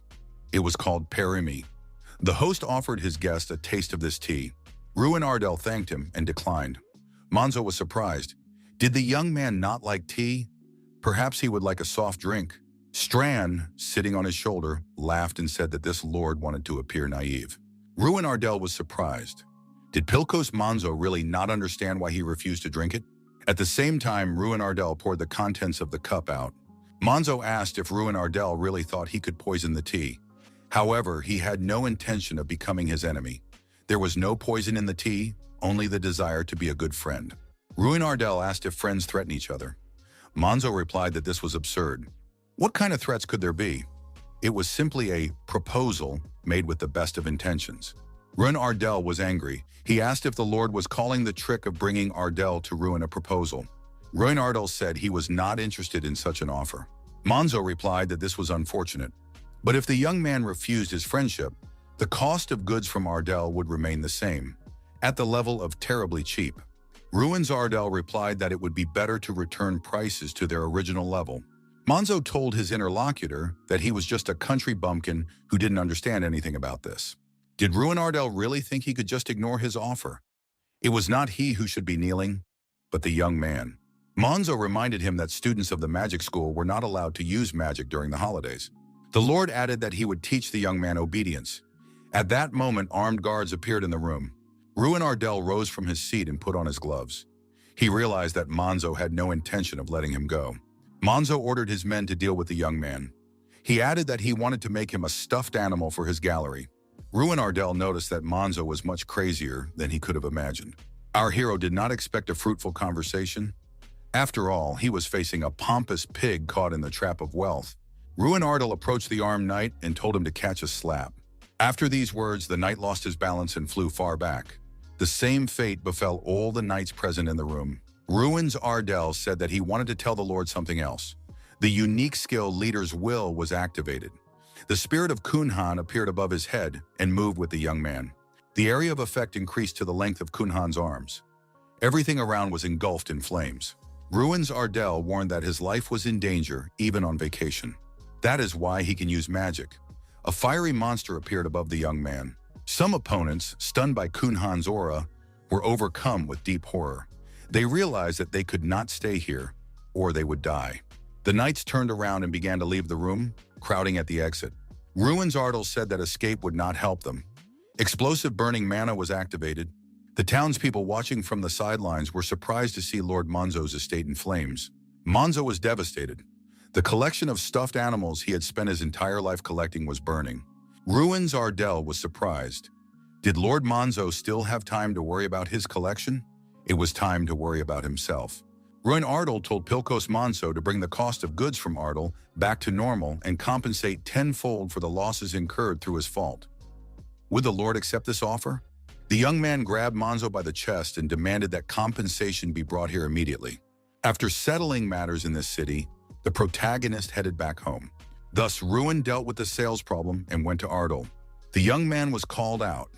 The girl said they hadn't seen each other in a long time. It was a rather unexpected guest. Ruin's Ardal looked back and saw Lady Irene Prius standing before him. About 2 months ago, our hero attended a banquet. Ruin Ardal said he was very tired. At first it was interesting, but now he just wanted to go home. Irene asked if he was referring to the small region of Ardal. Irene said she was glad the banquet had ended without incident. She was afraid that something terrible would happen because of someone.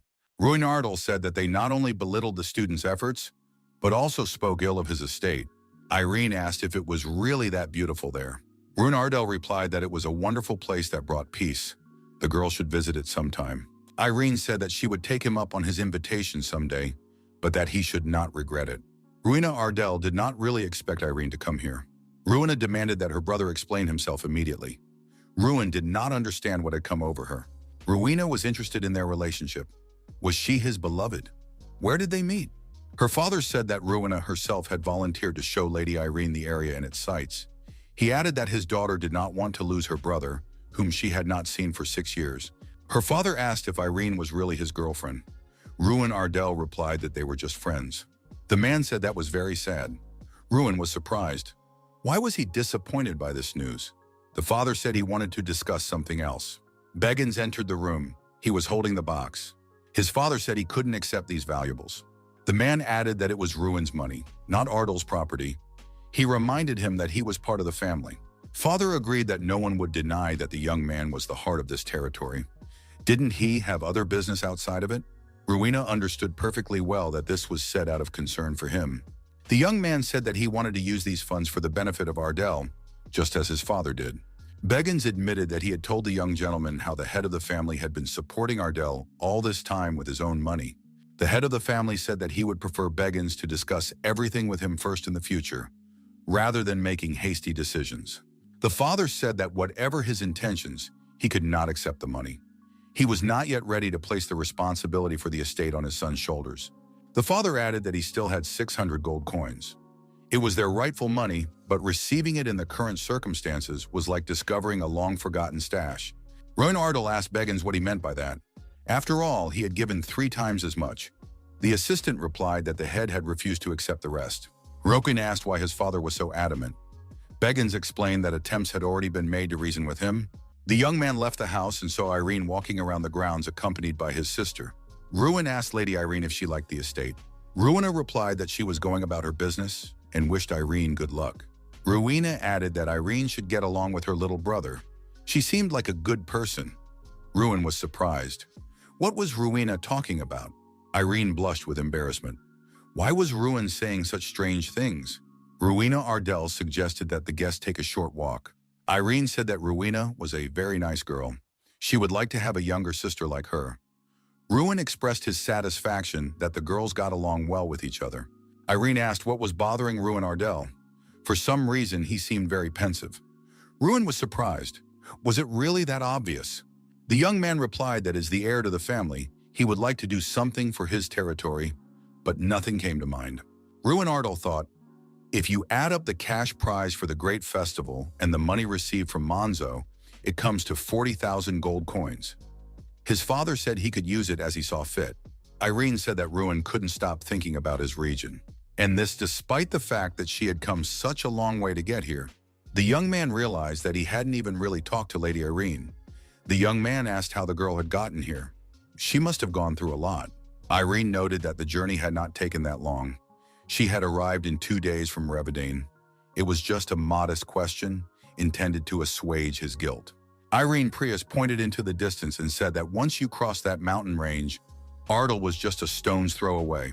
However, the answer to his question was the solution he was looking for: the southern mountains. Although they are part of Ardal's territory, the harsh terrain makes it impossible to cultivate these lands. Another reason these territories are empty is the local monsters. However, given their proximity to Ite Lake, their geographical importance is high. Ruins Ardal thought to take advantage of the proximity and build a trade route through the southern mountains.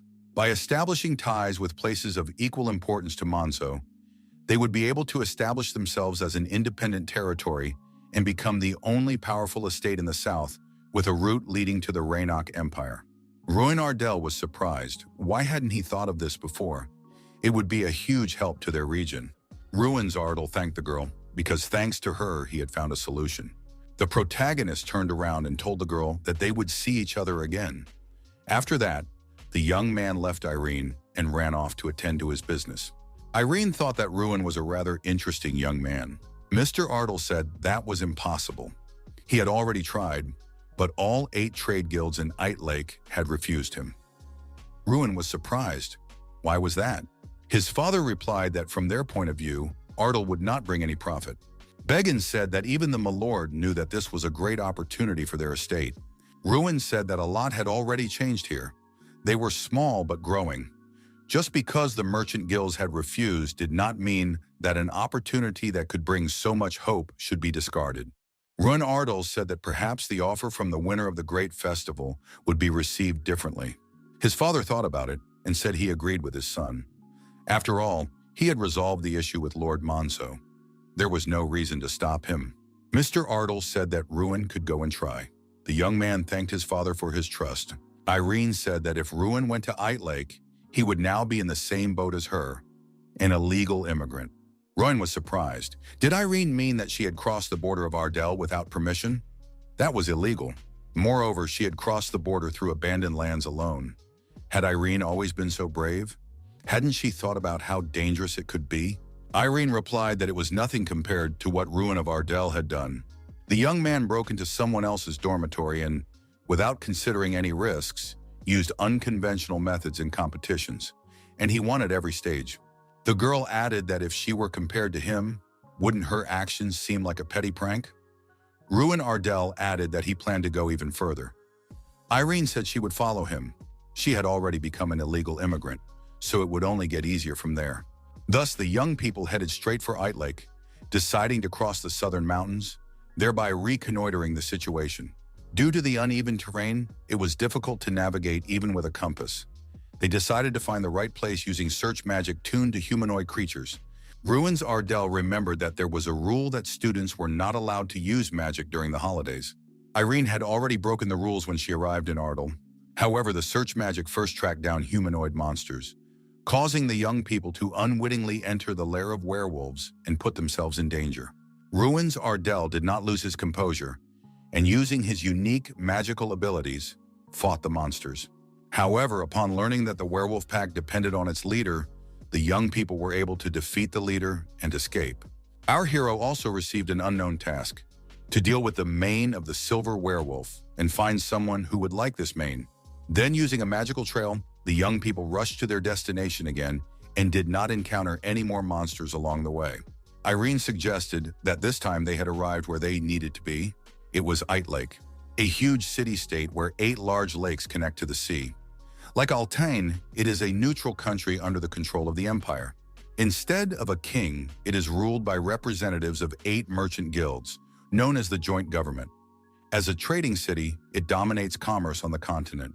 Rumor has it that Ite Lake even trades with pirates if it considers the deal profitable. Here, money is valued above all else. Irene asked where they were going now. Ruin Ardel replied that they were going to the Gold Hall. The hall is a large estate in Ite Lake where representatives of trade guilds gather for lunch. Therefore, it is an ideal place for negotiations with them. The guard asked if the young people had an appointment. The young man said that they did not have an appointment, but he could wait there. Could the guard deliver a message?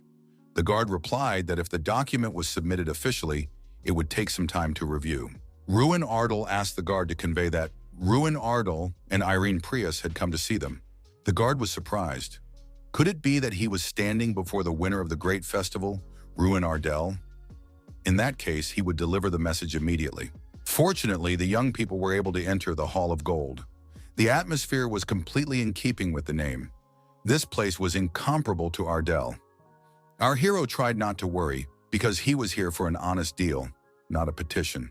Ruins Ardel opened the doors, greeted everyone, said he was glad to see them all, and introduced himself. The chairman asked what had brought the honorable magician of the next generation to their realm. The young man thought that the status of the winner of the great festival carried weight even here, so the conversation would take place after all.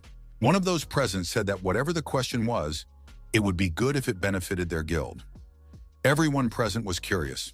Ruins Ardell said that he had come here to discuss trade between Ardell and Itlake. Those present thought meaningfully and lowered their eyes. Strand said that Ruins seemed to have dampened their enthusiasm. One of those present asked where this Ardell was located. It sounded familiar, but he couldn't remember. It seemed to be in the south of the small kingdom of Radian. It is a rural estate that trades in fish and sweet potatoes. It seems that the lord of those lands had already come to them. So how did the negotiations end? It seems that they refused unanimously. The refusal was because it was not profitable for them. It was a one-sided proposal. The chairman stated that in that case, there was nothing more to discuss. Ruins Ardell thought that he was dealing with real merchants. As soon as they hear something that goes against their interests, they immediately change their minds. Our hero is both the next generation magician and young Lord Ardell. But in their eyes, he is only the future Lord Ardell, a poor young gentleman from the countryside trying to steal their money. Their dualistic cold approach is horribly obvious. The same decision is made. Ruins Ardell said that he was sad to see such a reaction, even before he had a chance to voice his proposal. Ruin Ardell threw coins on the table and said that there was a total of 30,000 gold coins here. Everyone present's perception of the information improved. Ruin Ardell asked if they were now more motivated to continue the conversation. Ite Lake is a huge city-state where 8 large lakes connect to the sea. Instead of a king, power here is held by representatives of 8 trade guilds, known as the joint government. Ruin Ardell came here to establish trade relations with Ardell, crossing the southern mountains. Along the way, they encountered a number of problems. But if the negotiations are successful, it will be worth it. Now they are more motivated to continue the conversation. Ruin Ardell said that he would purchase weapons worth 30,000 gold pieces from the city for the benefit of the Ardell territory. In return, he needed permission to trade their products. One of those present asked if Ardell was preparing for war. Otherwise, there was no apparent reason to purchase such a large quantity of weapons. 30,000 gold coins is the 3-year budget of a rural territory like Ardell. This amount is equivalent to the annual budget of a medium-sized city. Such spending exclusively on weapons could cause shock. However, after what happened in Monso, the protagonist realized something. Power naturally attracts wealth, which in turn creates peace. The young man thought, if he needs weapons to acquire power, then he will invest his funds here. Ruins Ardell noticed that each of the representatives specialized in something different. Which of them was responsible for weapons? The chairman said that this was the responsibility of the first representative. Weapons, iron ore, flora and fauna, even ships. Their family provides an extensive list of goods. Ruin Ardell looked at this girl and thought that she was even younger than him. However, her gaze was devoid of childish naivety. She exuded an incredibly strong presence. What kind of life had she lived? The first representative asked what Ardell was going to do with the weapons he had received. She understood that her curiosity was inappropriate, but as a supplier, she couldn't help but feel concern and responsibility. Ruin replied that he was planning to organize a large-scale monster hunt near Ardell's territory. Obtaining weapons was only the first step. Next, they planned to establish a trade route connecting Ite Lake and Ardell. It will run through the southern mountains. The chairman asked him to refrain from mentioning those mountains.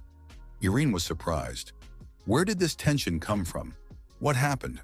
Our hero didn't know what had happened, but he understood who was responsible. The first representative turned pale. The girl said that it was impossible to cross the southern mountains because of the demon that lived there. Ruin Ardell said that last night he personally crossed that mountain range. The girl said that was a lie. Ruin Ardell said it was not a lie and that he had obtained something. The young man took the mane of the silver werewolf out of his pocket and asked if it belonged to the demon they had mentioned. The task was completed. As a reward, the young man earned the respect of the Valtrash family. The girl burst into tears and said that the monster had finally been destroyed. 3 days passed. Valtrash apologized for the wait. Ruin Ardell said he understood everything. The girl said that she would never have thought that one day she would find herself back in these mountains. The heaviness in her heart had not gone away, but now it was of a different kind. Valtrash said that the monster that had killed her father no longer lived here. The girl added that this was thanks to the wizard Ruin Ardell. The young man replied that the monster had simply crossed his path. If they built a road through the southern mountains, they would be able to trade with the sandy kingdom of Oyota via Ardell. They would no longer have to waste time and money taking a detour through the central region. The girl said that the Valtrash family would actively support the construction. Ruins Ardell was surprised. He thought they would start establishing trade relations by purchasing weapons, and the issue of the trade route would be resolved much later. He even assumed that the construction would be carried out exclusively at his expense.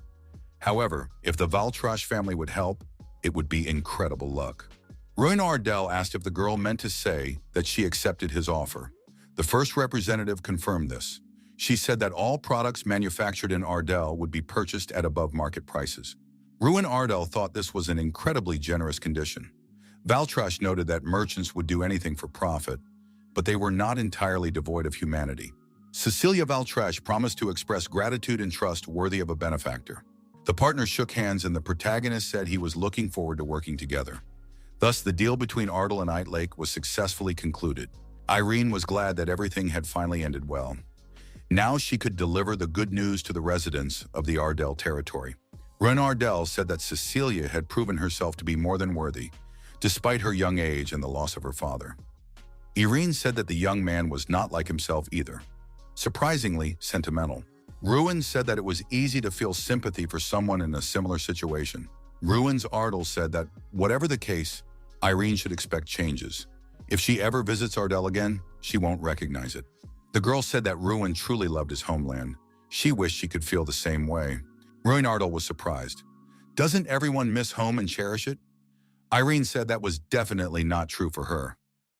Ruin asked if he could invite her to his place sometime. Irene didn't seem to want to talk about it. But our hero was sure that one day he would visit Prius. Mr. Ardell was surprised. Were the prices really above market value? Beggins was puzzled. Had they really taken the initiative to open a trade route? Ruin asked if the two of them lived in separate rooms. Ruina covered her sister's mouth with her hand and told her father that Cecilia Valtrash had given her word as a businesswoman. Beggins was most impressed that the notoriously cold-blooded representative of the Valtrash family had promised to provide direct assistance in supplying weapons. Ruin warned that preparing such volumes would take time. She specified that transportation would take 3 months. Work on the construction of the trade route would begin this month. Mr. Ardell said that a direct trade route with the Empire would finally enrich their territory. His father was pleased that his son had grown up to take on such serious matters. He had grown into a remarkable person. Ruins wondered if his father would entrust him with another task. It concerned the survival of the people of the Ardell territory and revenge for his mother. Hunting on the Chinen Plain. On the day our hero turned 6, a birthday that should have been memorable for something good, turned into the worst nightmare. The mud people who had captured the Chinhyun Plains broke into the village. Many people lost their lives. The saddest thing is that our hero's mother was one of them. Now the young man could not even remember her face unless he looked at a portrait. Many people died that day and just as many were seriously injured. It was then that Ruin Ardell promised himself for the first time that he would become stronger.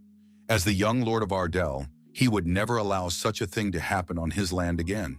After the order to destroy was given, the inhabitants began to practice spear fighting every day. The atmosphere in the village changed. The young man was happy about this. They were all trying hard. Irene noticed that their technique was quite unusual. Who was teaching them? Ruin Ardell said it was a local military commander. In the past, he had even earned the nickname Flash and fought on the front lines for the kingdom.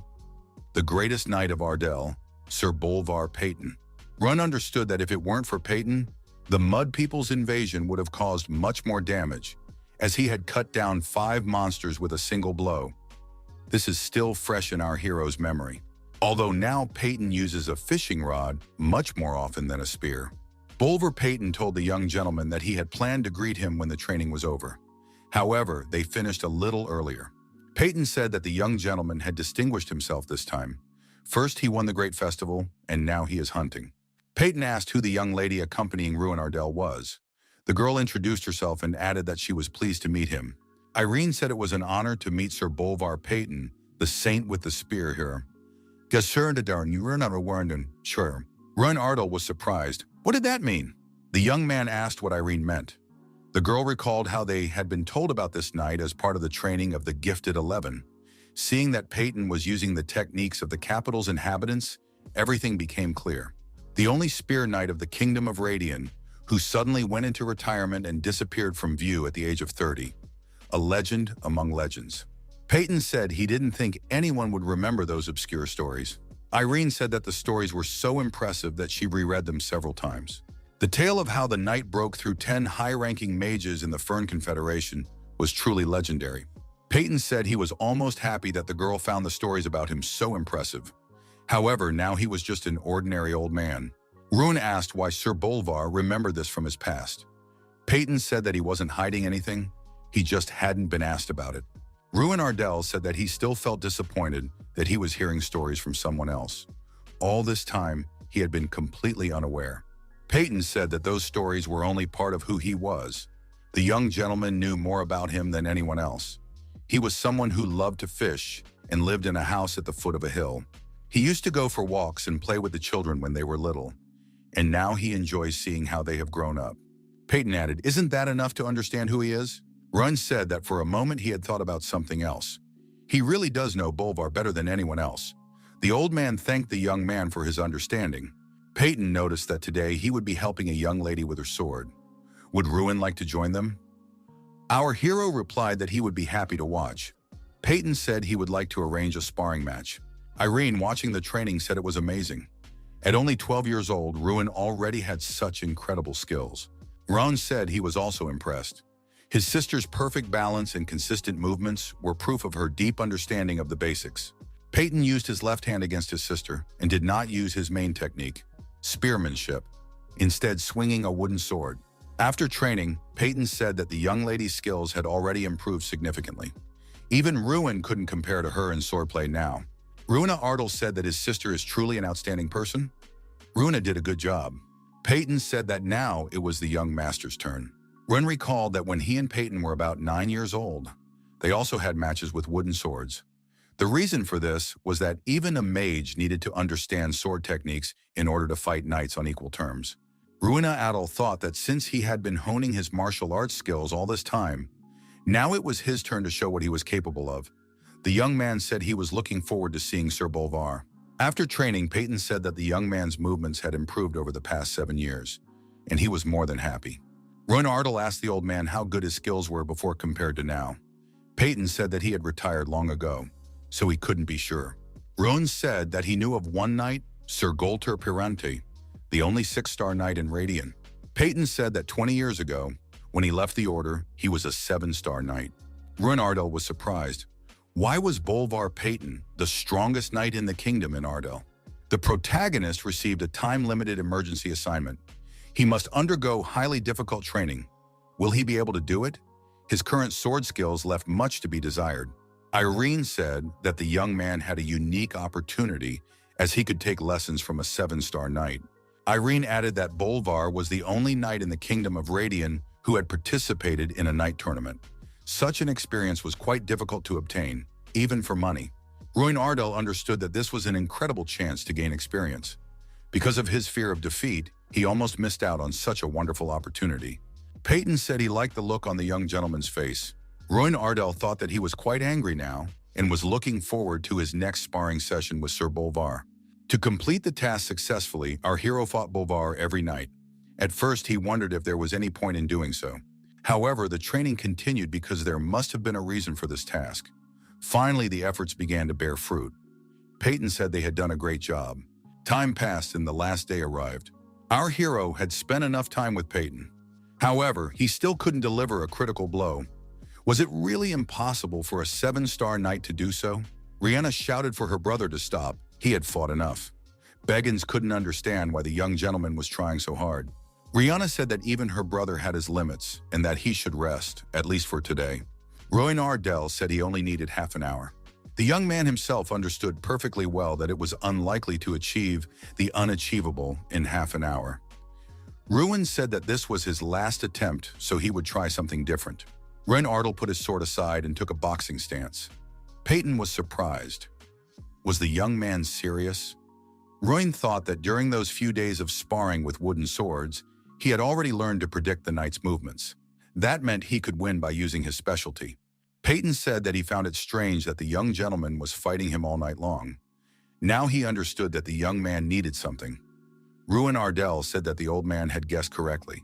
Peyton said that in that case, the young gentleman could use magic against him for the next half hour. Peyton added that he would also be serious. He was curious to see Ruin Ardell's true skills. Without a sword in his hands, he has to close the distance. But his body becomes lighter and his balance improves. Getting so close, the sword becomes a hindrance because of the blind spot. Ruins Ardell thought that his opponent would not give him a chance to get close. The way the young man dealt with Prime at the Grand Festival, destroying the ball, is not a universal strategy. Knights of Bolvar's level do not engage in direct confrontation, but redirect the force of the attack. Peyton said that the plan to retreat to the sword's reach was a good one, but as soon as it was figured out, it became almost impossible to execute. The opponent would try to keep his distance. Bolvar was right. All of Ruin Ardell's strategies were transparent. Ruins Ardell thought that Peyton had already seen through something. A glowing ball of mana appeared in our hero's hands. Thanks to this magical ability, Peyton found himself on the ground. He expected the young man to use some kind of frightening magic, but it was a flash of light to blind him. Ruin won this time. Ruin Ardell said that this was the only way he could think of to catch his opponent off guard. Our hero finally achieved what he wanted. His sister angrily asked what her brother was doing here. Even if it was just sparring, how could he throw Bolvar to the ground? Peyton told the young lady not to scold her brother.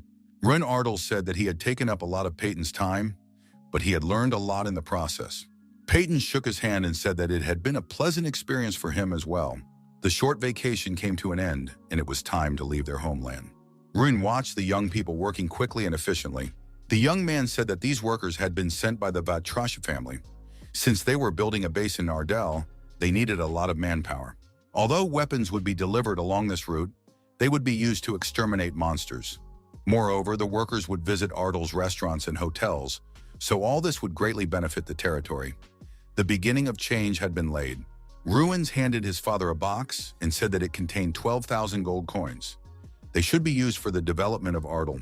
The young man said that he had kept 400 coins for himself, so his father need not worry. Our hero decided that this time his vacation had been quite productive. He said goodbye to everyone and set off on his journey with Irene. Finally, it was time to part ways, and the young man was about to say goodbye. Irene said that she would help him in his destruction after graduating from the academy. She would follow him until she overcame him. Thus, the young people parted ways, promising to meet again. After traveling to the academy for a week, the young man crossed the border and entered the eastern region. Unlike the southern region, there were more people here. Ruins Ardell happened to witness a confrontation. One man was harassing another. Our hero was angry at what he saw. He could not tolerate injustice. What was going on here? The young man told his opponent to let his sister go. He was a knight too. If the man didn't let his sister go, he wouldn't let it go that easily. The aggressive man said it was all because his family hadn't paid their debts. The aggressor said that all he was taking now was what his father owed, even if it meant selling his sister. The young man began to boil with rage. He said he would not allow this to happen and grabbed his sword. However, the villain knocked the young man down with a punch to the jaw. The villain continued to beat the young man with his feet and repeated that he was not a knight, but a weakling. The young man was not afraid and said that he would indeed kill this scoundrel if he did anything to his sister. Strand was outraged. How could such a thing happen in broad daylight? This guy looks like a knight from a neighboring territory, but he is terribly weak.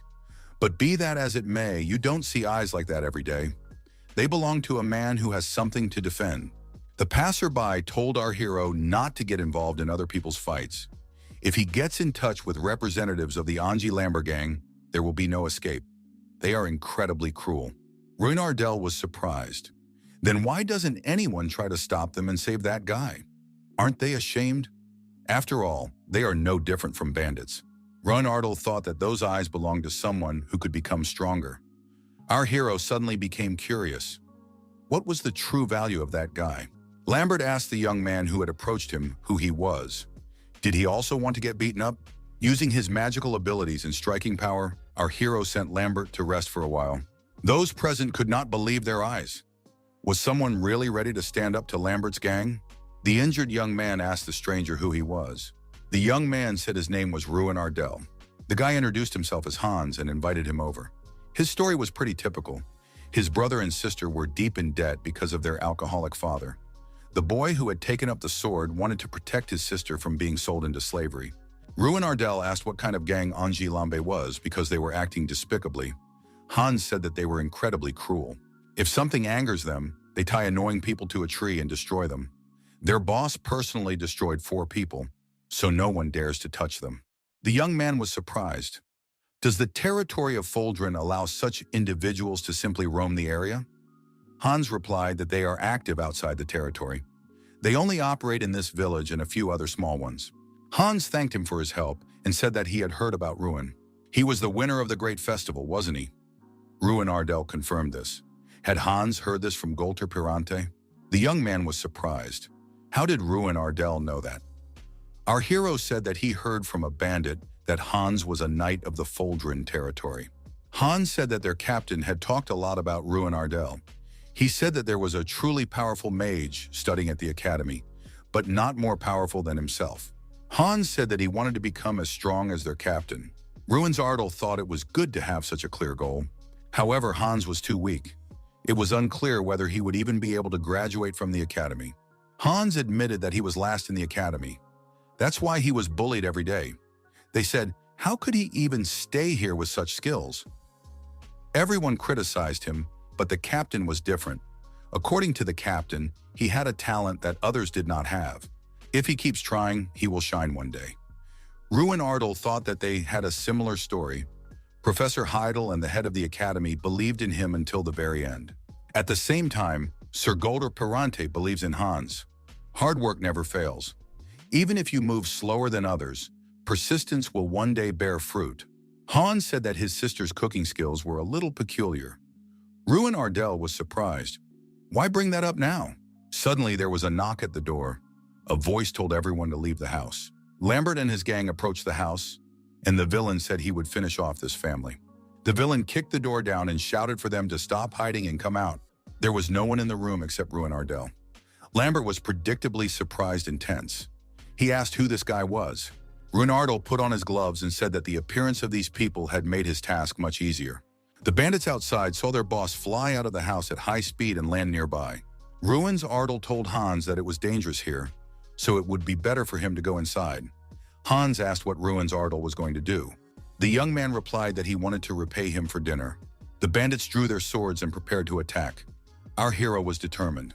The bandits decided to attack all at once and rushed at the protagonist. In sparring with Sir Bolvar, our hero acquired a new skill, Steelbreaker. In this case, this skill came in very handy. The moment the sword touched his fist, it broke in an instant. The bandits were discouraged. What would they do now? The young man thought that in a different situation, the bandits would have gotten off with a light punishment, but now it was obvious who the villains were. Therefore, there would be no mercy. The bandits found themselves on the ground and began to beg forgiveness for their sin. Ruin Ardell thought that these people should have already understood that continuing was pointless. However, not everyone decided to give up. One of the bandits grabbed Hans' sister and held a knife to her throat. He said that if the young man moved, the girl would suffer.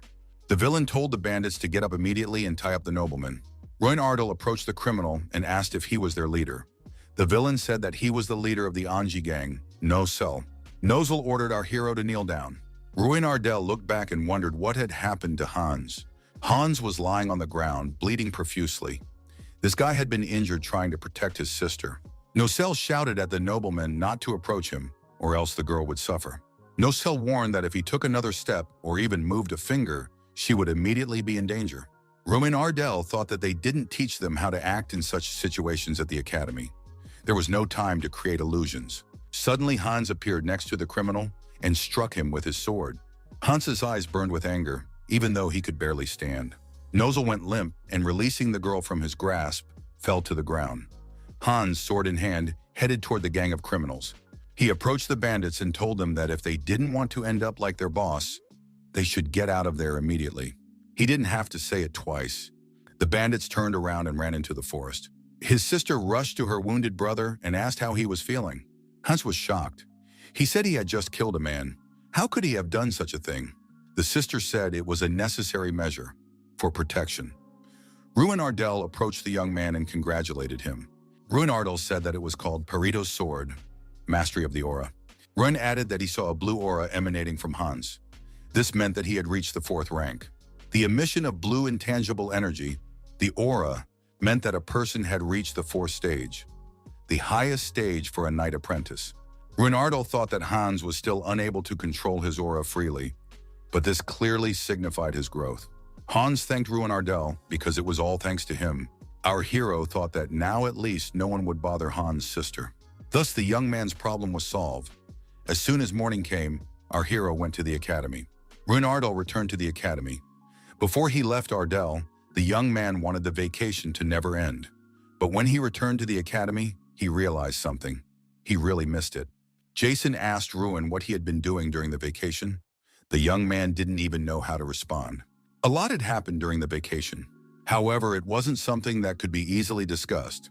Ruin Ardell replied that he had been training the whole time during the vacation. Jason was surprised. Why was that necessary, since he was already so strong? Jason added that vacations were for rest, not for perfecting the art of swordplay. Besides, swordplay was taught in the 2nd family as part of lessons related to knights. Why get ahead of yourself? Ruin thought that this was called preparation. On the way, the young people met Professor Heidel. Ruin asked what had brought the professor there. The teacher told the young man to look out the window. They had guests. Our hero saw carriages, a red carpet, and many knights. He also noticed the emblem with a golden nectar cup on the flags. Ruin Ardell thought that it must be them and said he would be back soon. They had exchanged letters, but the young man did not expect their arrival so soon. The winner of the festival officially greeted the carriage passengers. And soon 2 young men emerged from the carriage. Their highnesses, the princes. One of the princes told his brother not to even think about interfering with their conversation with Ruin Ardell. It was Kroster Radman, the first prince. The second prince said not to even hope for that. No matter how hard he tried, young Ruin Ardell would choose him. This was Foster Radian, the second prince. Ruin Ardell bowed and said that it was an honor to meet their highnesses. The young man introduced himself. Kroster apologized for the unexpected visit. He had prepared a gift and hoped for a private conversation. Foster said that the gift he had prepared was much more valuable and that they should talk first. Ruin Ardell thought that the prince's intentions were quite obvious. If he, the winner of the great festival, took the side of one of them, it would help him advance to the role of crown prince. Ruin Ardell said he had a better idea. Foster suggested doing as Ruin Ardell said. The protagonist suggested that the princes discuss everything together. The kingdom of Radian, where the Ardell estate and academy are located, is currently known as the weakest state on the continent. Despite this, internal divisions continue to exist within the kingdom. This is due to the confrontation between the monarchist faction of the first prince and the reformist faction of the second prince. The kingdom's magicians are deprived of their independence, being nothing more than pawns in the struggle for power. Knowing all this, the reason for the prince's visits becomes obvious. Ruin Ardell silently watched as the princes tried to sit closer to him. The young men constantly argued with each other. The protagonist thought that with such immature rulers, it was no wonder the country was in such a state. Kroster and Foster wanted to show their superiority over Ruin Ardell with their whole demeanor. Ruin asked the princes not to argue. He was confused by their sudden visit, but it turned out to be very timely. He also had something to say to their majesties. Ruin Ardell said that he did not intend to choose any of them as his master. Kroster said that this was to be expected, but it still felt like a punch in the stomach. Foster agreed, but even the legendary strategist Jigus had refused the offer 3 times. Kroster said that Jigus, who had refused the emperor 3 times, eventually sided with him. Ruin Ardell was surprised. Did the princes really consider themselves on par with the first emperor? After all, he was a 9th-ranked knight. The young man said that even if the princes continued to offer, his answer would remain the same. He had something to do as Ruin Ardell. Ruin said that he was going to return to his homeland, the territory of Ardell. Kroster asked again, so Ruin Ardell would not leave the kingdom even after graduation? Our hero said that he could become a force for the kingdom. Foster said he was pleased to hear that. However, the protagonist warned that the situation was far from good. He hoped that their highnesses would understand his desire not to leave his native land. Kroster said that the future strength of the kingdom should not suffer from groundless worries. He, the crown prince, would provide support in any matter. Foster said that Ruin Ardell should first ask him for help, not his brother. Money, food. He would give him everything he needed. Ruin Ardell watched from the sidelines as the princes argued with each other for the right to be the mage's priority. Our hero definitely wasn't going to choose one of them, because it was much more profitable for him to have them fight over him. Ruin asked the princes to take care of what they had discussed. The princes told the young man not to worry and to focus on graduating from the academy. Fortunately for our hero, the princes were satisfied that he would not take anyone's side and decided to leave him alone for the time being. He further confirmed his loyalty by assuring them that he had no intention of leaving the kingdom. Ruin Ardell asked for approval of the plans currently being considered by the territory of Ardell.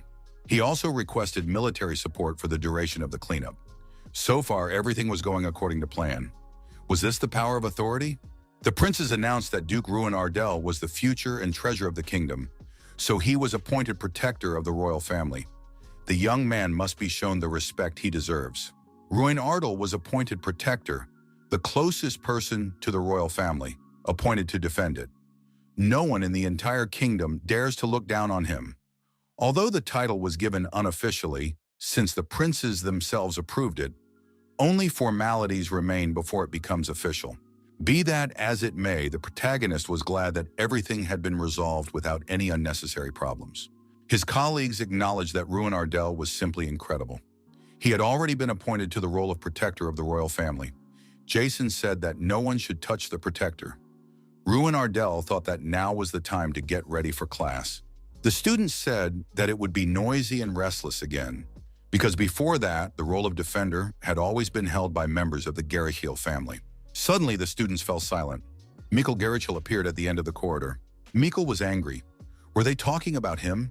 Had they forgotten what family he came from? After graduation, everyone would be under his influence anyway. Ruin Ardell thought that after Mikkel used a forbidden potion during the first semester exams, the question of his expulsion was considered, but he managed to avoid the worst outcome, getting away with a month's suspension from classes. All this was thanks to his family's influence. The Academy's magicians are effectively under the control of the Garrichiel family. Ruin Ardell told Mikkel that the princes had a completely different opinion. Our hero greeted him and said that he and Mikkel hadn't seen each other in a long time. Mikkel said, "Does Ruin really think he won? They'll see who has the last laugh." Jason said that Mikkel was just jealous and that he shouldn't take it to heart. The loss at the festival and the prince's words left their mark. Ruin Ardell thought that Mikkel's jealousy was definitely not something to pay attention to. At the moment, Mikkel's reputation was tarnished, which directly affected his family's honor. Most likely, he was up to something. After all, we are talking about the cruel Garrichiel family. Ruin Ardell learned that the graduates had come to the academy to give lessons. I wonder who will teach them. Probably someone worthy. As always, the ominous premonition proved to be true. Jason and Ruin entered the auditorium and immediately froze in surprise.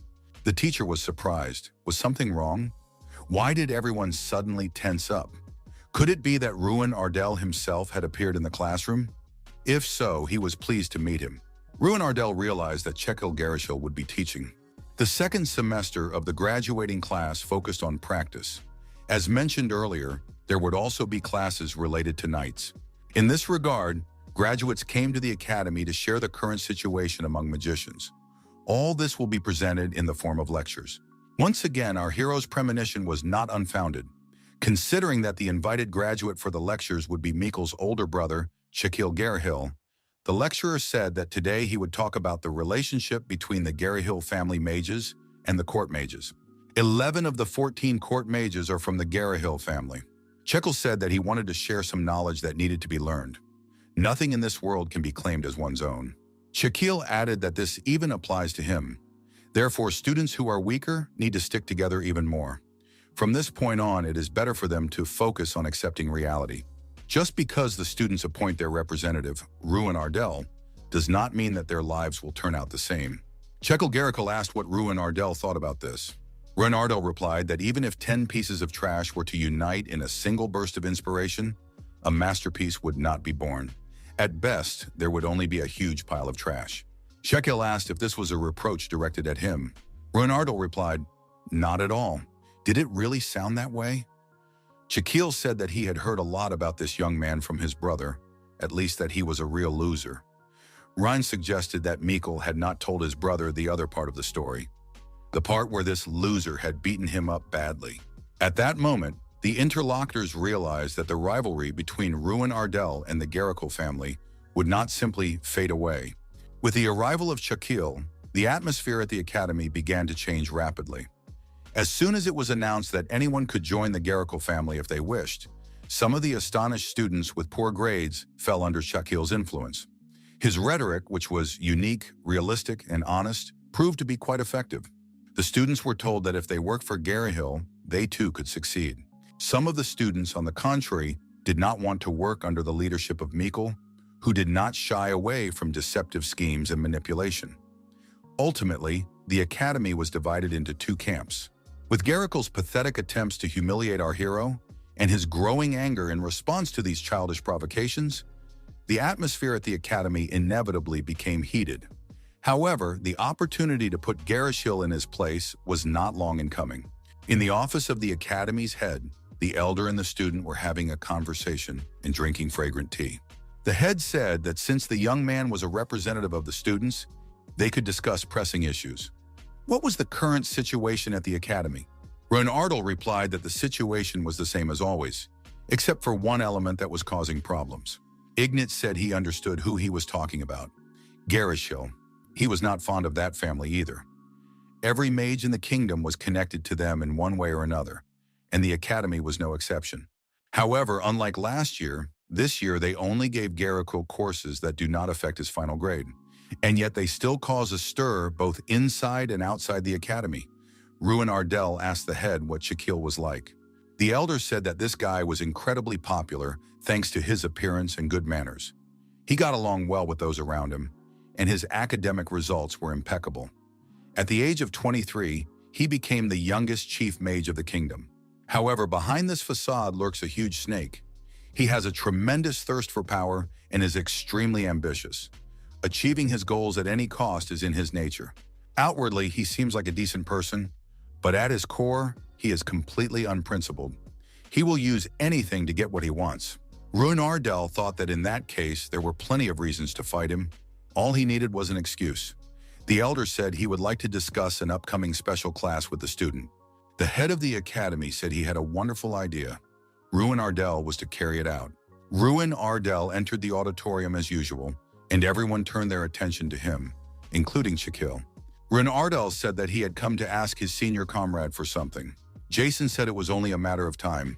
The young man said that he had heard that Shaquille had received an offer from the head of the academy to invite the knights to the next class, but had refused. So he came to ask himself. Ruin Ardell asked Shaquille to allow the graduates to have this joint class. As part of the joint classes, graduates who come as lecturers can participate in the training like the other students. In other words, this is an official opportunity for Ruin and Shaquille to fight on the same level. The students were delighted, as this was an opportunity to finally see Shaquille Garricle's skills, and Shaquille and Ruin would be able to compete on equal terms. Our hero believed that the decision was now up to Shaquille Garrickle. However, Shaquille said that the academy's graduates were already experienced magicians with years of practice. There was no need for such a class, and it would be a waste of time. Ruin Ardell asked if the purpose of the elders coming to them was not to teach them something.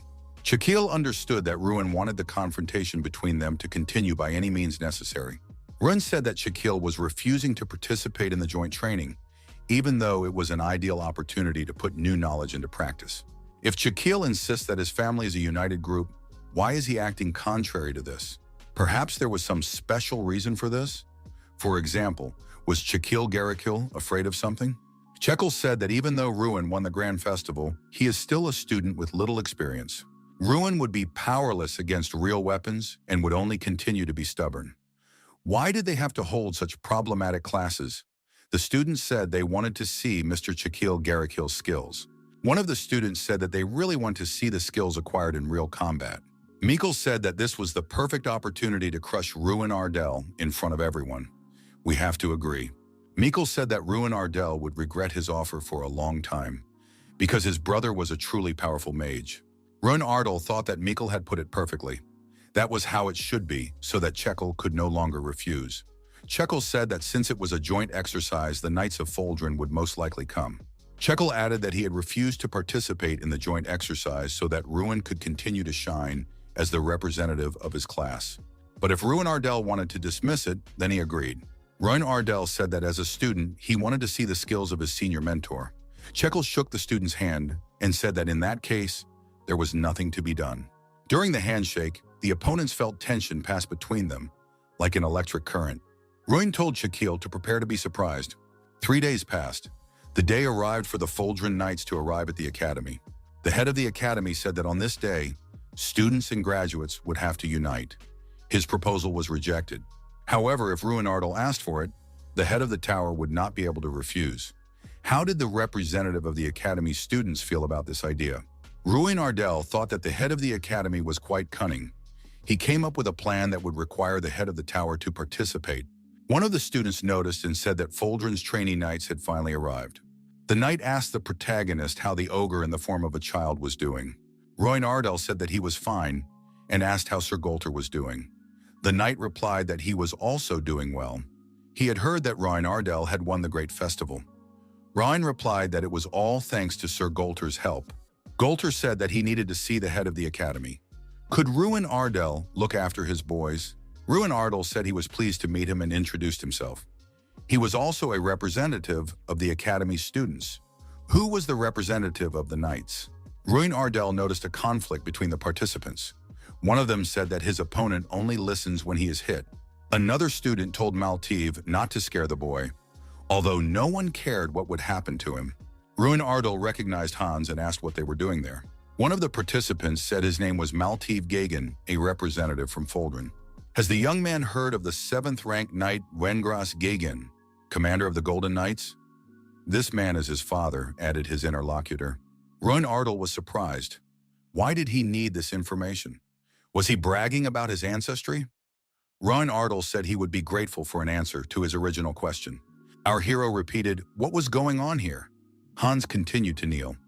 Malteve said that this guy had recently stopped listening altogether, so they decided to conduct individual training. Was it really impossible to train a commoner? Malteve asked why he was suddenly showing interest in a commoner during the exchange of greetings. Were they acquainted? Ruin Ardell said that he was his friend. Malteve laughed. It seemed that commoners understood each other best. Gagan added that the Ardell family was not particularly influential, and a person with such a pedigree was chosen as the representative of the academy. He even found it disgusting to talk to this guy. Ruin Ardell asked, how should he understand this? Our hero finally realized why the stranger was so hostile towards him. Chekel Garikil appeared and said he was glad to see Malteve here. What was the trainee knight doing here? Ruin Ardell thought that even if he hadn't known Hans, they still wouldn't have gotten along. Golter returned and ordered all the knights to gather together. Today they were having a joint training session. Golter added that before the main part began, they needed to divide into groups. Each group should have 2 academy students and 1 knight trainee. There were 54 groups in total. Malteve said he didn't want to participate. Why should they even train with these juniors? Chekel added that he had also graduated a long time ago and didn't understand what he was doing here. Malteve suggested that they join forces and overcome this situation together. It was obvious that they would win. Chekel replied that it might work. If they added Mikkel, it would be an excellent group. In that case, they would leave no trace of these weaklings. Hans assumed that no one would join forces with him. He knew he was at the bottom of the list. However, Ruin Ardell suggested that Hans join forces with him. Our hero added that Hans was his friend. Jason appeared and said that this was rather cruel. If they were joining forces based on friendship, then he should also be included in the group. Jason said that if Hans was Ruin Ardell's friend, then he was his friend too. Ruin thanked Jason. He noticed that Hans looked worried and decided to approach him himself. Jason suggested that Hans switch to using the informal you from now on, if the young man didn't mind. Hans, of course, agreed. Ruin Ardell said that their goal was not just to get a good score. Jason asked, what else do they need? The protagonist added that they had to deal with that annoying guy. Once the groups were formed, it was time for a short break. Ruin Ardell asked if Hans was okay and offered to take him to the medical center if necessary. Hans replied that he didn't need anything. Hans said he was very happy to see Ruin Ardell again, but it would be better if they pretended to be strangers. Ruin was surprised. Hans added that many people disliked him. Ruin reminded him that Hans was his friend, so there was no need to worry. Ruin pointed to Maltiv and asked if he was talking about the guy who had bullied him at the training ground. Hans confirmed this. Malitva Gagin was a fourth-class knight and a student of the Sword of Pirito. Our hero could understand why Hans was afraid. A fourth-ranked knight was surely a very skilled warrior. But at the moment when he destroyed the bandit leader with a single blow, his body was surrounded by a blue aura. Hans was a third-class knight with very high potential. Although he is still third rank in status, he already meets the criteria for fourth rank and has enormous potential for growth. Ruin's Ardell said he was thinking of dealing with this Maltiv. What would Hans say to that? Will Hans remain a punching bag? Where was the stern look with which he defended his sister? Hans did not believe that he could really win. Other people approached the conversation, and one of them said he couldn't listen to this nonsense anymore. Maltiv was surprised. Did someone really think Hans could defeat him? He was just a useless commoner, wasting his breath. Maltiv ordered Hans to come over immediately. Hans mustered his courage and replied that he would not go. Maltiv became angry. Had Hans lost his mind? Did he feel special being next to Ruin Ardell? Maltiv added, had Hans completely lost his mind from the beatings he had received? Maltiv grabbed his sword and said he would finish him off himself. Hans also grabbed his sword. However, Ruin Ardell told him to calm down. Ruin expressed his hope that Hans was not like them. It was not worth stooping to their level. He would definitely fight, but not today. Ruin Ardell said that he would take care of it today. Our hero clenched his fists. Maltiv thrust his sword forward and shouted at Ruin to step aside immediately. The next moment, Maltiv was struck in the jaw. The blow was delivered by Knight Golter, who was passing by. Maltiv was forced to fly far back. Ruin Ardell was surprised to see Sir Golter nearby. Golter asked Maltiv Gagin what was going on. Maltiv said that he had nothing to do with it, that they had started it. Golter was surprised. Was that why Maltiv had drawn his sword to destroy his attackers? Golter said that from that moment on, Maltiv was no longer a representative of the knight trainees. His deputy would temporarily take on this role, and upon his return to the educational institution, disciplinary measures would be applied to him. Maltiv said that if Sir Golter stripped him of his position, his father would not remain silent. Golter said he had no doubt about that, but only until he heard that his son had drawn his sword at the academy and tried to stab someone. Maltiv offered his deepest apologies. Ruin Ardell thought that Maltiv was acting pompous, but trembling with fear at the mention of his father's name. Our hero decided that he had caught their attention. The first part of the joint training was close combat and defense. Sir Golter Perante taught them how to neutralize a mage's main weakness, the time it takes to cast a spell. Professor Heidel demonstrated how to predict the movements of knights and leave their attack range. Each group practiced these techniques. Maltiv said he was terribly angry with Ruin Ardell. They would have to train in a place where there were plenty of them. Chekel suggested sitting down and resting, since they already knew everything. Shaquille believed that he should not train here.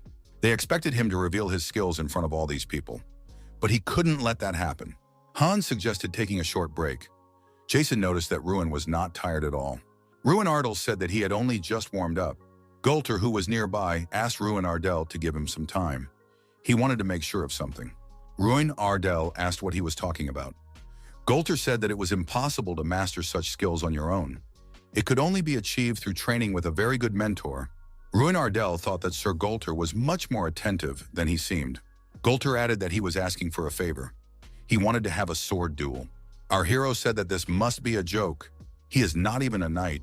How could he defeat someone like Golter? Besides, he had only been training for a week. Golter said that he wasn't asking him to defeat him. He wanted to teach those present. Golter added that there is no one here with better sword skills than Ruin Ardell. Ruin felt the sudden pressure of attention weighing on him. However, this was a wonderful opportunity. If he performed well, he would have a chance to put some people in their place. So it was a pretty good idea. Ruin Ardell thought, let it be so. The young man said he was looking forward to learning something new from the knight. Golter said that Ruin Ardell now had an impressive stance, so he went on the offensive. The trainee knights thought that their commander had impressive speed. Was he taking the sparring too seriously? Ruin Ardell parried the knight's attack. Golter was even surprised that Ruin was able to block his blow. Golter said that even seeing the young man's skills with his own eyes, they were hard to believe. Where did Ruin Ardell learn this? Or perhaps Ruin couldn't reveal the name of his mentor. Ruin Ardell wondered, could he tell Golter the truth?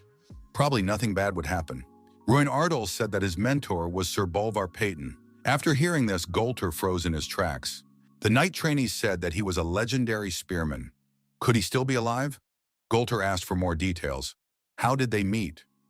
Ruin said that Bolvar had retired and had been living in Ardal ever since. He had known this man since childhood. Maltiv shouted at Ruin not to dare lie.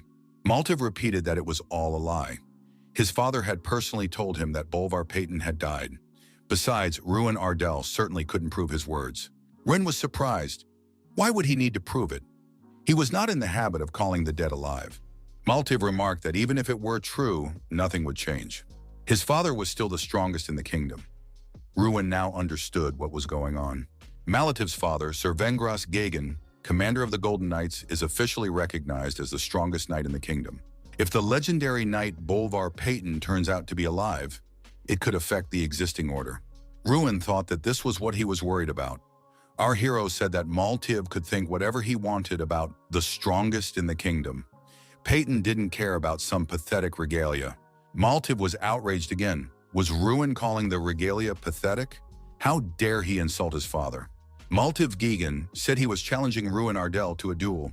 The young man must bring a real sword right now. Golter was surprised. What kind of idea is that? Does he really want to fight Ruin Ardal so badly? Golter said that in that case, he had a brilliant idea.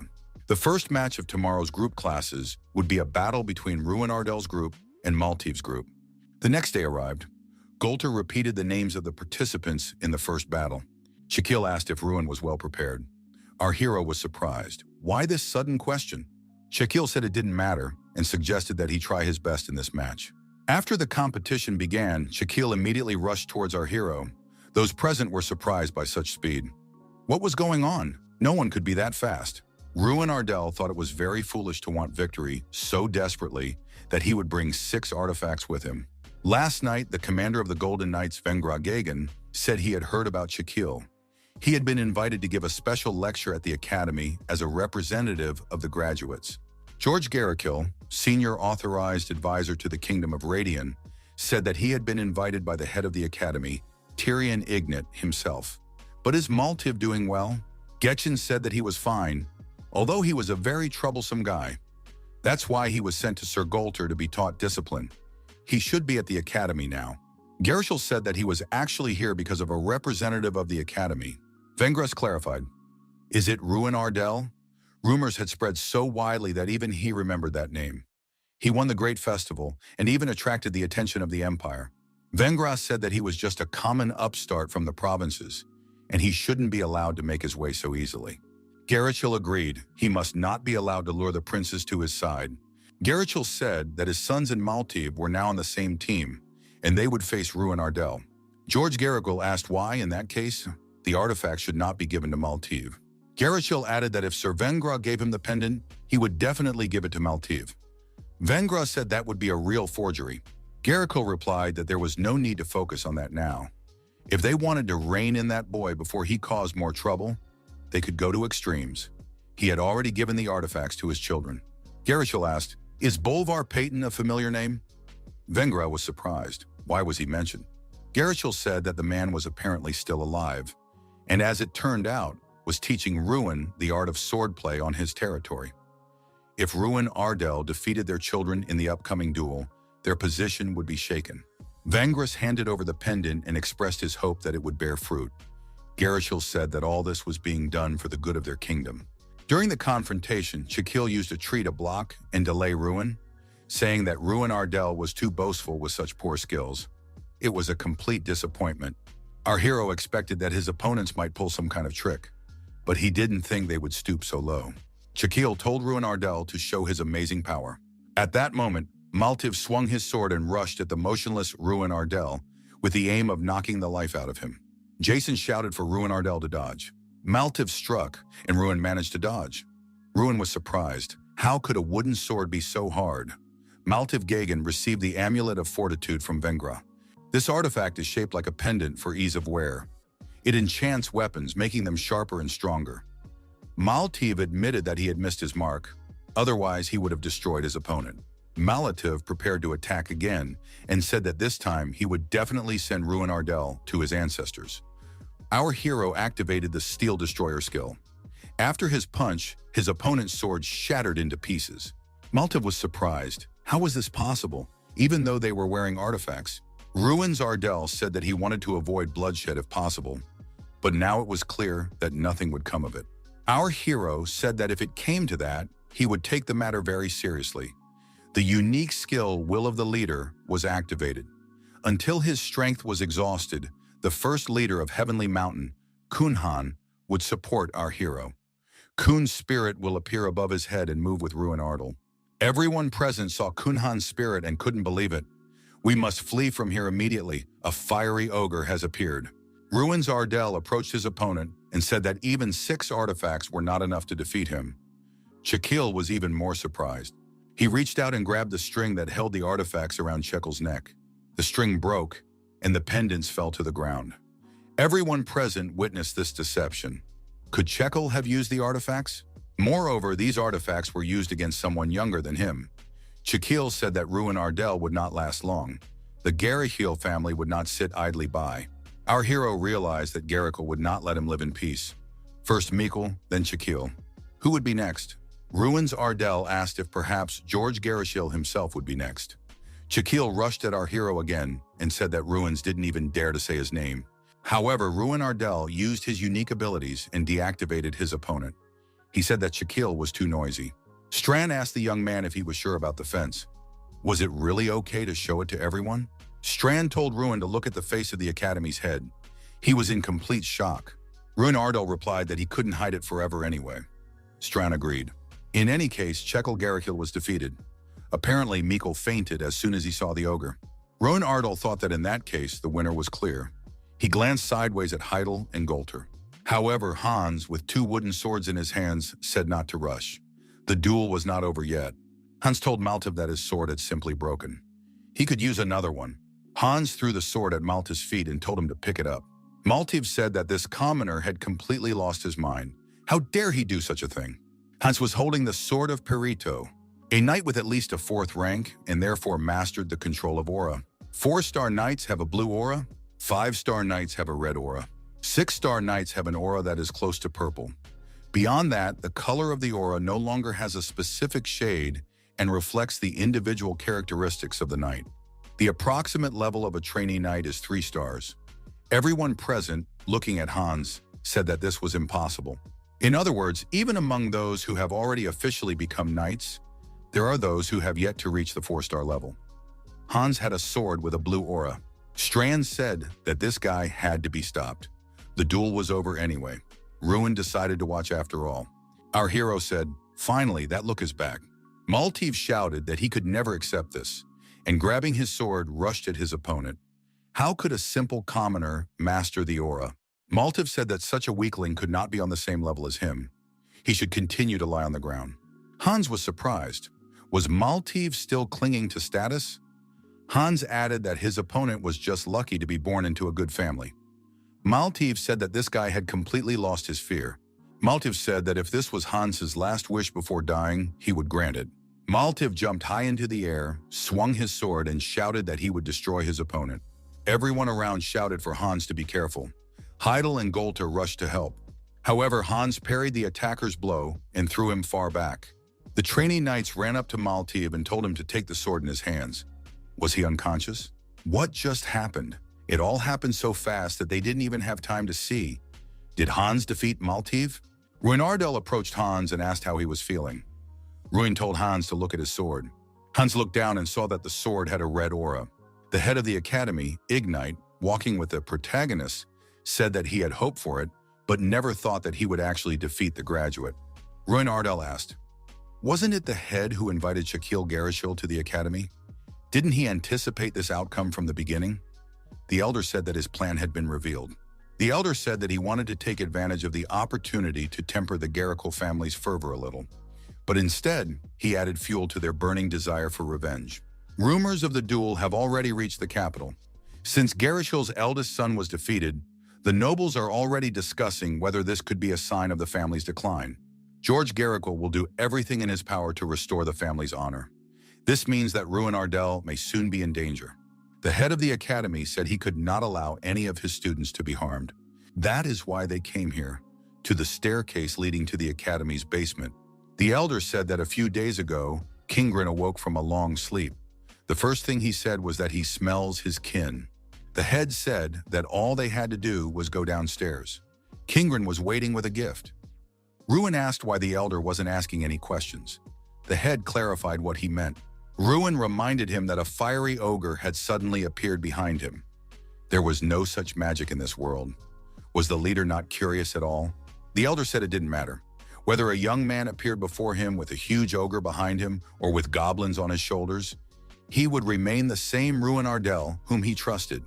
That was the only thing that mattered to him. The protagonist proceeded alone into the room and found himself in front of Kingren. The ogre said he hadn't seen the young destroyer in a long time. Kingren said that he still couldn't believe it, but he could sense the scent of his kind, who lived on Heavenly Mountain, coming from the young man. He could even smell his father, Munkan. The protagonist told Kingren everything that had happened on Heavenly Mountain and how he had created the artifact with the help of Kunhan's tooth. Kingren laughed. Did the man really arm wrestle with 100 ogres? What recklessness! Ruin's Ardell clarified that he had not only wrestled, but won every match. Kingren assumed that his kin had enjoyed themselves.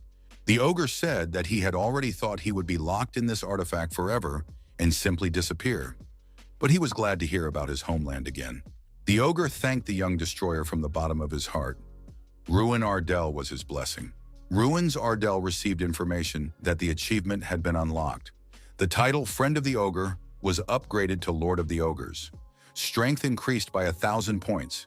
The ogre said that the man was the embodiment of Drac and his benefactor.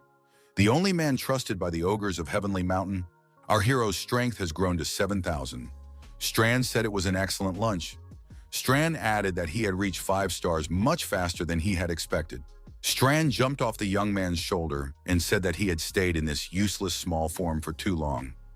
Could Ruin imagine how boring it was? Suddenly there was a bright flash, the epicenter of which was right next to Strand. When the flash subsided, a delightful girl appeared in Strand's place. She said she had been waiting for this for a very long time. It was Strand's human form. From his reunion with Kingren, the protagonist received 2 more gifts: the power of a leader, allowing him to command ogres as a lord; the ability to summon ogres, and a special privilege, to summon Kingren, who was bound to the academy for life, to him once. Before leaving, the ogre said, "Summon him only in case of a real threat to life."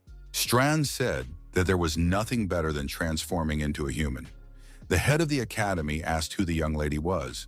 As soon as Strand transformed, everyone else could see her. Ruin Ardell was surprised. Strand was indeed a girl. The head said that only 1 person had gone downstairs, but 2 had come up. How would the young man explain this? The elder said that, given his limited knowledge, he assumed she was a spirit. Strand clarified that, to be more precise, she was an incarnation. Ruin Ardell was surprised. Would that explanation really suffice? Strand added that they were bound by a symbiotic relationship, so they couldn't exist without each other. Ruin told Strand to stop addressing the head of the academy without proper respect. The girl pointed out that she had lived several dozen times longer than this old man. The head said that since the embodiment girl had come from the Kingren's quarters, he would arrange for her to stay at the academy. Strand said she had a good plan. The students were puzzled. Did Ruin Ardell mean that he had a cousin and she had transferred here today? The girl said her name was Strand Ardell. Ruin announced that she would be with them in the graduating class. The students were surprised because Ruin had said she was younger. The young man replied that she was a genius, so she had skipped several grades. Jason knelt down, held out his hand, and said he was very pleased to meet her. He was Ruin's best friend. Would the girl like to take a tour of the academy with him? Ruin Ardell was surprised by Jason's actions. Ruin Ardell thought that at least he had managed to create a working legend. Our hero remembered that today was Hans's departure day. The young man said he had come to say goodbye. Ruin Ardell promised that he would visit Foldren someday. Hans said he would wait, as such a person was always welcome there. Hans asked if he could come to Ardell after he graduated. Ruin Ardell replied that the young man could visit whenever he wanted. Hans said he wasn't talking about visiting. He wanted to become a knight of Ardell. Hans added that he wanted to do something meaningful, such as defending Ardell, which would be ruled by Ruin. Jason approached our hero and said that he would also go to Ardell. He would help wash dishes and do other chores there, but at the same time he would be close to Lady Strand. Ruin Ardell said he didn't remember giving such permission. Jason was surprised. Was someone playing a cruel joke? Ruin thought it would be great if his friends moved to Ardell. The future of Ardell is becoming more and more exciting. The capital of Radian is Die Radian. The sponsor said it was over. Does Sir Vengra know how much money he invested? And yet Maltiva was defeated by a novice knight. The same thing happened to Greyhill. Even their eldest son was defeated by Ruin Ardell. The era of the Garyhill family had come to an end. The Garrickle family maintained its status as a house of magic. At the same time, Wengras Gagan was regarded as the strongest knight in the kingdom. This status was maintained thanks to the support of the nobility. The noblemen said that for now they were at the top, but when their sons took over, their downfall was inevitable. The solution was obvious. They had to switch sides. They had to join Adele as soon as possible. However, the current head of the Dell and Ardell family would not accept money. George Garyhill entered the office and said they were having an interesting conversation. Who were they going to join? The nobleman said that there was a misunderstanding. They did not know that Sir Garyhill was listening to them. George said that the Garrickle family had been in power since the founding of Radian. History does not tolerate lies, so their experiences will not come to fruition.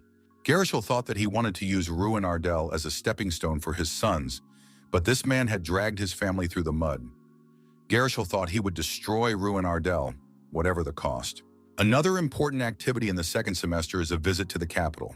The students were excited to be able to enter the magic tower. Meeting the court magicians sounds amazing. As part of the lesson, students will visit the magic tower and the royal palace. They will be able to see new magic and learn something from practicing magicians. Ruins Ardell thought that now he would be able to meet George Garyhill face to face. This man must have harbored a great grudge. For our hero, visiting the capital is like visiting the enemy's lair, where he will have to face the court magicians. There were plenty of opportunities to target Ruin Ardell in such an environment. Strand asked if this George Garyhill was powerful. Ruin replied that, according to rumors, he was a 7th-class magician, just like the head of the academy. Strand said that if she were the same as before, she would have defeated George with a single finger. Ruins Ardell thought that information about the head of the academy, who was on the same level, could not be seen with the eye of a player. He couldn't let his guard down. Finally, the students arrived. It was a great place. The capital was really different from other cities. Ruin Ardell thought that it was just a dazzling grandeur unworthy of such a small kingdom. George Garyhill said that he had not seen the head of the academy, Ignat, for a long time. The elder asked what had made Chairman George come in person. Garyhill was surprised. Wasn't that too rude a question? When young talents who would one day lead the kingdom forward arrived in the capital, he, as the defender of the country, should at least welcome them. However, that wasn't the only reason today. Garyhill added that he wanted to see how the children had grown up to understand how they had been able to defeat his sons. At the same time, Garyhill looked intently at our hero. Garyhill said, "So this is Ruin Ardell." Our hero felt as if a snake was wrapping itself around his body. But something was wrong here. As far as we know, George Garyhill is a 7th-class mage. However, the player's eye tells him that he is looking at a 6th-class mage. How did he manage to fool everyone? The young man looked at Garyhill's hand and thought, maybe it's all about the artifacts. Ruins Ardell smiled. Garyhill asked what was so funny. Ruin said he wasn't laughing and that he was going to leave. Garyhill grabbed the young man by the arm and asked where he was going. He hadn't finished the conversation yet. Garyhill repeated his question. What was so funny? The head of the academy told Chairman George to control himself. After all, he was just a student. Strand was already angry. Garyhill told the head of Ignat not to say anything. Garyhill added that the elder might have authority at the academy, but here in the capital, he was responsible for the students. Ignat replied that if this somehow justified threatening an innocent student, he could not accept it. In that case, he would be forced to return to the academy immediately with all the students. Garyhill said that their noble academy head, Tarian Ignat, had always been like that. Did the head really think that he would not find out that it was his idea to make Shaquille a laughingstock in front of the entire school by luring him into an open lesson? Was the old man still upset that he had been appointed as the defender instead of Ignat? Tarian Ignat became angry, and everything around him was immediately engulfed in flames, and the wind raged. Garyhill said that if the elder wanted to continue in the same vein, then so be it. Ruin Ardell said it was just amusing. He explains the reason for his laughter. He has never seen anyone wear so many rings before. Mikhail and Shaquille also liked accessories. Apparently, this was a common trait among the wealthy. Garishil was shocked. Did this Ruin understand everything? George Garhill said that there was no specific reason, it just happened that they wore a lot of jewelry. Be that as it may, the head of the Ignat Academy must relinquish his authority here. From this day forward, he will personally conduct all field classes. Garishil turned around and said that it was time for him to leave. Ruin Ardell thought that the trip to the capital was far from ordinary.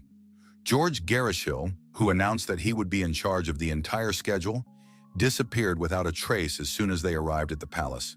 Instead, the senior mage gave them a tour. However, despite the lack of information provided during the tour, the atmosphere was not too bad, except for one detail. Strawn asked the young man if he had noticed it too. Ruin replied that he had noticed it immediately. Everyone present did not even hide the fact that they were staring at them. Ruin told Strand to look out the window. Outside was a suspicious man hiding his face under a hood.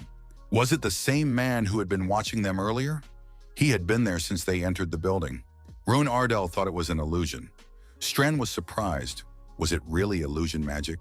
The young man said he could sense a faint magic in the surrounding space. He had created the environment around them with illusion magic. The landscape visible from the windows and even the passers-by were not real. In addition, he had put up a barrier to protect this place from the outside world. Strand couldn't believe she hadn't noticed this. Even though she had regained her human form, she was still far from her former strength. Our hero had expected something like this, but he didn't think they would come so soon. Ruin Ardell noticed that the man had turned around and was about to leave in the opposite direction, away from the window. Ruins said that he was trying to lure him out of the room. If they were fighting in an enclosed space like the building he was in now, he would have the advantage. But this man knew that he couldn't let the students get hurt, so he would be forced to fight outside. It was a 6th class mage, Hyson Garikil. He was quite capable of creating illusions, but illusory magic of this scale was beyond the capabilities of a single person of his level.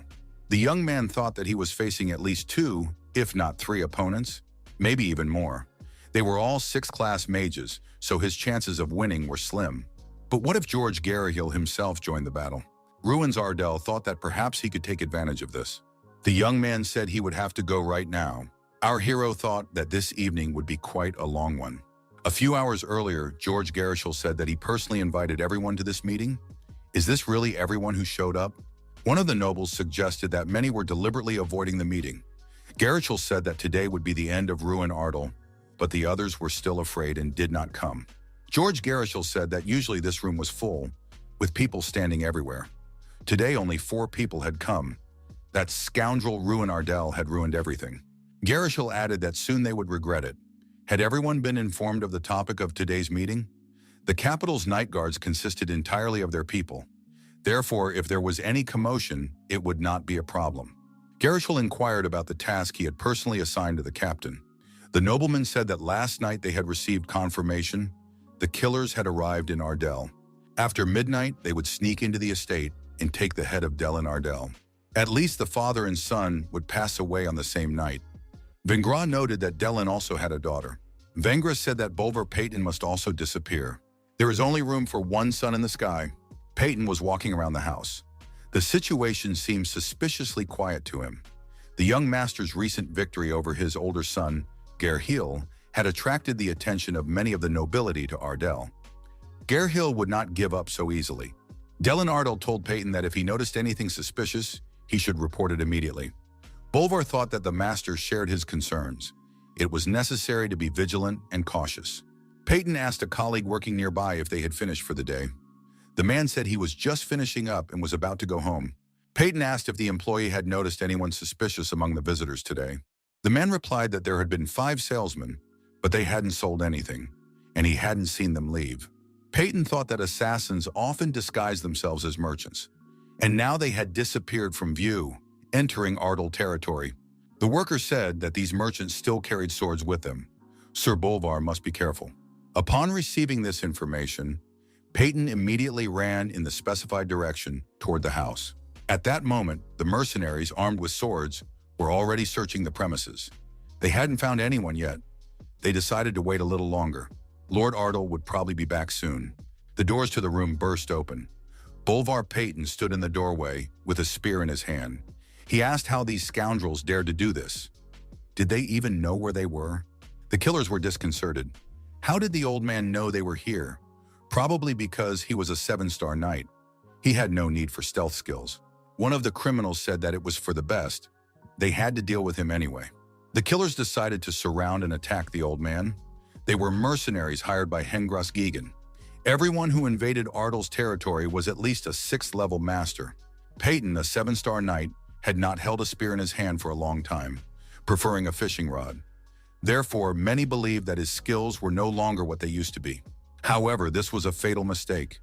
Peyton had not forgotten his skills and showed the criminals what he was capable of. The criminals decided to attack simultaneously, but immediately paid dearly for it. The killers began to doubt. Was this really a 7-star knight?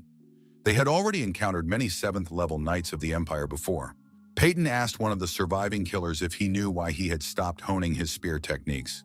The old man said that no matter how hard he tried to improve, he had already reached the limit of what could be achieved in terms of technique. The assassin realized that he was facing an 8-star knight. Another assassin, hiding in a dark corner, tried to attack Peyton, but was unexpectedly impaled on the old man's spear. The killer who was still alive thought this was madness. Vengra had deceived them. How could he have lied to them about the strength of the target? They would not have taken on this assignment even for 5 times the amount of money. Talking to the killer, Bolvar Peyton realized that the client was Hengras Gegan. Peyton told the criminal to go back and tell the client never to set foot on Ardell territory again. The protagonist caught up with the fleeing man. The man asked if the young man had left of his own free will. The man added that Ruin Ardell had not come alone. Had he decided to go to the other world with a companion? That was very interesting. Ruins Ardell replied that the man should not worry. He was not going to die here. If only the world worked the way they wanted it to. But alas, that was not the case. Ruin Ardell glanced at those present and counted 7. These guys were prepared. The man said he would allow the young man to give one piece of advice. The best way to prolong his life was to stay out of his sight. However, there was only one outcome awaiting this guy now. Our hero was attacked. The man said that the guy had brought this fate upon himself and had no one to blame but himself. However, Ruin Ardell was safe and sound, as if nothing had happened. The attackers were surprised. How could he still be standing after such an attack? Ruins Ardell replied that there are beings that cannot die. Strand was ready for action. Incarnations are indestructible and unbreakable creatures. The only way to take Strand out of action is to destroy the contractor. But as our hero said, he had no intention of dying here. The unique skill, Will of the Leader, was activated. Until his strength runs out, the first leader of the Heavenly Mountain Kunhan supports the protagonist. The Fire Ogre appeared above Ruin Ardell and attacked his enemies. Ruin Ardell thought that at this rate, he would be able to win without overexerting himself. The villain, who miraculously survived, grabbed our hero and said that he did not expect the young man to be so strong. However, no matter how strong he was, could he overcome the dark magic of the water seal? There are those who practice forbidden dark magic, which all magicians have rejected. Black magicians. The water seal is a spell invented by a water sorcerer. It will not leave the one it touches until it sucks out all their life force. This dark magic spell is the most well-known. The protagonist could not even imagine that these magicians would go so far. Dark magic captivated our hero. The leader of the magicians said he regretted what had happened. But having witnessed the use of dark magic, the young man has no choice but to die. The villain said that destroying Ruin Ardell was part of their plan anyway. His friend who tried to intervene was now no longer an obstacle, so everything became even easier. Ruin Ardell replied that he would never forgive them for this. The villain told Ruin Ardell not to be too sad. At least he would not be alone on his final journey. By this point, his father and younger sister must already have been destroyed. The young man, of course, did not know this. Otherwise, he would not be standing there. The man said he was waiting for an answer. Why did Ruin Ardell go against the senior advisor Garihil? Did he really think he could win? At that moment, our hero grabbed his opponent's face with his hand. The villain was surprised. How could he do that since he was under the influence of the water seal? Ruin Ardell punched his opponent in the face with all his might. The villain fell and did not move. The young man looked at his bloodied hand. This scoundrel was finished. The unique skill, Kingren's Call, was activated. The ogre told the villains that they had crossed a line that should not have been crossed. Kingren, standing behind our hero, told the villains not to be angry because they had brought trouble upon themselves. In that fleeting moment, only one thought echoed in Ruin Ardal's head. The villains must be destroyed. Like the destroyer of worlds, Drac, the young man decided to destroy them all. Kingren asked the young destroyer why he had summoned him. Ruin Ardal replied that he wanted none of these enemies to remain alive. No mercy. Kingren said, "So be it," and brandishing his weapon, rushed at his opponents. The criminals fled in fear and cried for help. Ruin's Ardal remained on the sidelines and also began to methodically destroy them. He could never forgive these people, so he would destroy every one of them. It didn't matter what his fist destroyed or who his magic destroyed. At some point, Strand stopped Ruin Ardal and said that was enough. One of the bandits who was still alive said that this young man had always been a psychopath. In that case, how was he any different from them? Strand asked why Ruin was behaving this way. Nothing had happened in Ardal yet. Ruin had to trust that knight, Bolvar Payton. He was much stronger than he seemed at first glance. Strand told Ruin to pull himself together. If he succumbs to that power, he will end up like Drac. Doesn't the young man remember what his last days were like? Does he not understand why Drakkar was called the Destroyer of Worlds? He went mad with unlimited power and ended up destroying the entire world. Strand said that Ruin was not Drac. Ruin's Ardal calmed down and apologized for making Strand worry. Ruin told the criminal to tell him everything he knew. What is happening in Ardal? The villain said that the young man would regret what he was about to hear. Does he know about the Myeongdan group? It consists of the best assassins, all ranked 6th or higher. 5 of them have already arrived in Ardal. By this point, the Ardal family is surely dead. At that moment, the villain's body was pierced through with a spear. Behind the dead criminal stood George Garrickle. He said he had come to check if everything was in order and what all the chaos was about. George said he was disappointed. Garrickle's best men couldn't handle a common upstart. Ruin Ardal was outraged. How dare George Garrickle attack his family? Garrickle used dark magic, and Ruin and Strand, having lost their strength, fell to their knees. Garrickle said that this young man should have just gone to the academy and kept a low profile. Why did he start provoking them? Ruin Ardal was surprised. Was George Garrickle also a dark mage? If anyone found out about this, the best outcome would be imprisonment. Garrickle said that no one would find out if this useless puppy shut up forever. Our hero understood that he couldn't even move a finger. Unfortunately, Kingren's call had already ended. Garrickle said he wanted to end it all as soon as possible. At the same time, the dark mage activated the spears aimed at the protagonist.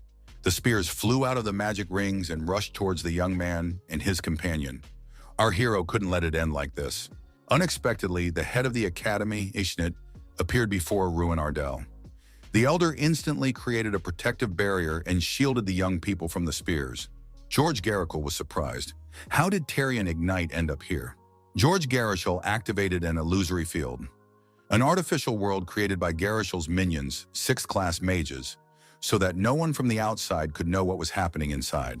However, this magic only keeps ordinary people out. A mage of Ignite's level is able to immediately detect the unnatural flow of mana. In addition, a serious drawback of this magic is that if a mage of a higher level than the one who created the barrier casts a spell, the illusion will immediately disappear. Garrickle was outraged. Did the head of the academy plan to destroy the entire city just to defeat him? Ignite said that the city would not be destroyed. Only Garrickle would suffer. Tarion added that he had already put up a barrier to prevent destruction in the capital. Ignite noted that Garrickle had not only become obsessed with dark magic, but had also dared to harm his student. For this crime, he would punish the scoundrel himself and entered into confrontation with Garrickle. Strand said that the outcome of this battle was to be expected. Given the difference in their ranks, the gap between them was too obvious. The head of the academy won a crushing victory. Ruin Ardal thought that the difference in strength was on a completely different scale. The head of the academy, a 7th-class mage, was so superior in strength that no one dared to challenge him. The head of the academy asked if Ruin Ardal was all right. The young man replied that he was fine, thanks to the elder. Townspeople began to peer out of the windows of the neighboring house, wondering what was happening here at such a late hour. Was it really just the wind? The young man looking out the window was surprised. Was that really the head of the academy? Was George Garishil lying next to him? And why was he in such a state? The princes unexpectedly arrived at the scene. As they had heard, the head of the Garishil family had completely taken control of the capital's security. The only one who had arrived on an official visit was Ruin Ardell. Could Garishil have been targeting him? The princes began to explain to our hero that they had been worried the whole way that something might happen to the young man. They couldn't think about anything else. Their hearts were beating with anxiety. Ruin Ardell listened and thought that they hadn't changed at all. The princes saw that the head of the academy, Ignat, was also there. Terry and Ignat said that Garishil, lying on the ground, had tried to use black magic against his student, but had been stopped. The first prince said that Garishil was a real scoundrel. How dare he attack his precious friend Ruin Ardell? This was treason and a direct challenge to the royal family. This incident would be reported to the emperor, and Garishil would be arrested for criminal conspiracy. The second prince said he completely agreed with his brother. This was a true betrayal. Now that the use of forbidden black magic had been proven, every member of this family should be taken into custody without the right to early release. Ruin Ardell said that before that, he would like to make one request. The first prince replied that he would do everything possible. Ruin said that it concerned Ardell. He needed to make sure that his father and younger sister were safe.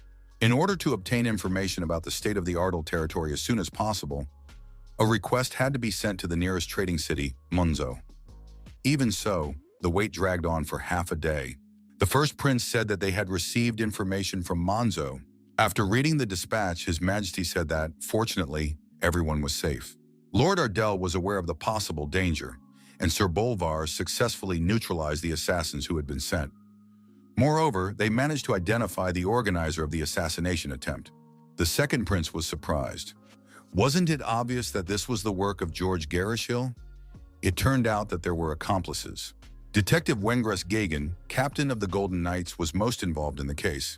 The princes were outraged at how corrupt the city had become. From that moment on, Sir Wengras was officially stripped of his title of captain of the Golden Knights. Moreover, all titles and powers vested in George Garishil, including the position of chief advisor to the Tower of Mages and the role of defender, were immediately revoked. The advisor said that in this case, the prince must appoint temporary executors of their duties. The prince said that the deputy captain would take on these duties for the time being. The second prince asked if the head of the academy would be willing to assist them. Ignat said that he was already old. The prince replied that he was well aware that the head of the academy was not interested in politics. However, the situation was complicated. He asked the head of the academy to temporarily take on the role of advisor and defender until a suitable candidate was found. It was widely known that the princes had been trying to bring the head of the academy to the capital for a long time, spending a lot of effort and money on it. However, the head remained adamant and refused all offers, firmly believing that a teacher had no place in politics. The students said that this position was ideal for the head of the academy. There was no one better for the job. The elder began to waver. If this was the wish of his students, then it was worth obeying. But only until another candidate was found. The princes were unanimously delighted. The students thought that at this rate, another candidate might not be found. So teachers could become politicians too, if they wanted to. The protagonist was simply glad that everything had ended so well. As soon as the trip to the capital was over, the final exam period would begin. The long yet fleeting stay at the academy would soon come to an end. The trip to the capital, which had not gone well from the start, gave rise to discussions about whether it should be canceled altogether. But in the end, it was decided to leave the schedule unchanged. As a result, the students stayed in the capital for a few more days. Rumors spread that Mikhail Garishil had decided to leave the academy. George Garishil was placed in an underground dungeon. The magicians of his family, whom Garishil trusted unconditionally, scattered in all directions, so this outcome was obvious. Shaquille Garishil also disappeared somewhere. Rumors circulated that he had fled to Fern. The Garishil family name disappeared without a trace. The fall of the Garishil family. The triumph of the Ardell family. Banners with similar words began to spread throughout the capital. Soon the news was discussed not only among the nobility, but throughout the kingdom. The security service would not let the young man pass. He was not allowed to be there and had to leave the premises. The young man insisted that he would only be there for a minute. Shaquille Garishil knelt before the prince and said he sincerely apologized for the unplanned visit. It was a great honor for him to meet the crown prince. This was the third prince, Shomertan Rainak. Shakil noted that he understood that his behavior might seem disrespectful, but asked for understanding that he had not meant anything like that. The crown prince asked why the young man had come to him. Shakil said that he had come to seek refuge in the empire. He was accompanied by his younger relatives and the mages of his house. In total, more than 40 people were seeking shelter. Shakil said that they would like to serve His Highness, the Grand Prince, and contribute, albeit in a small way, to the future boundless glory of the empire.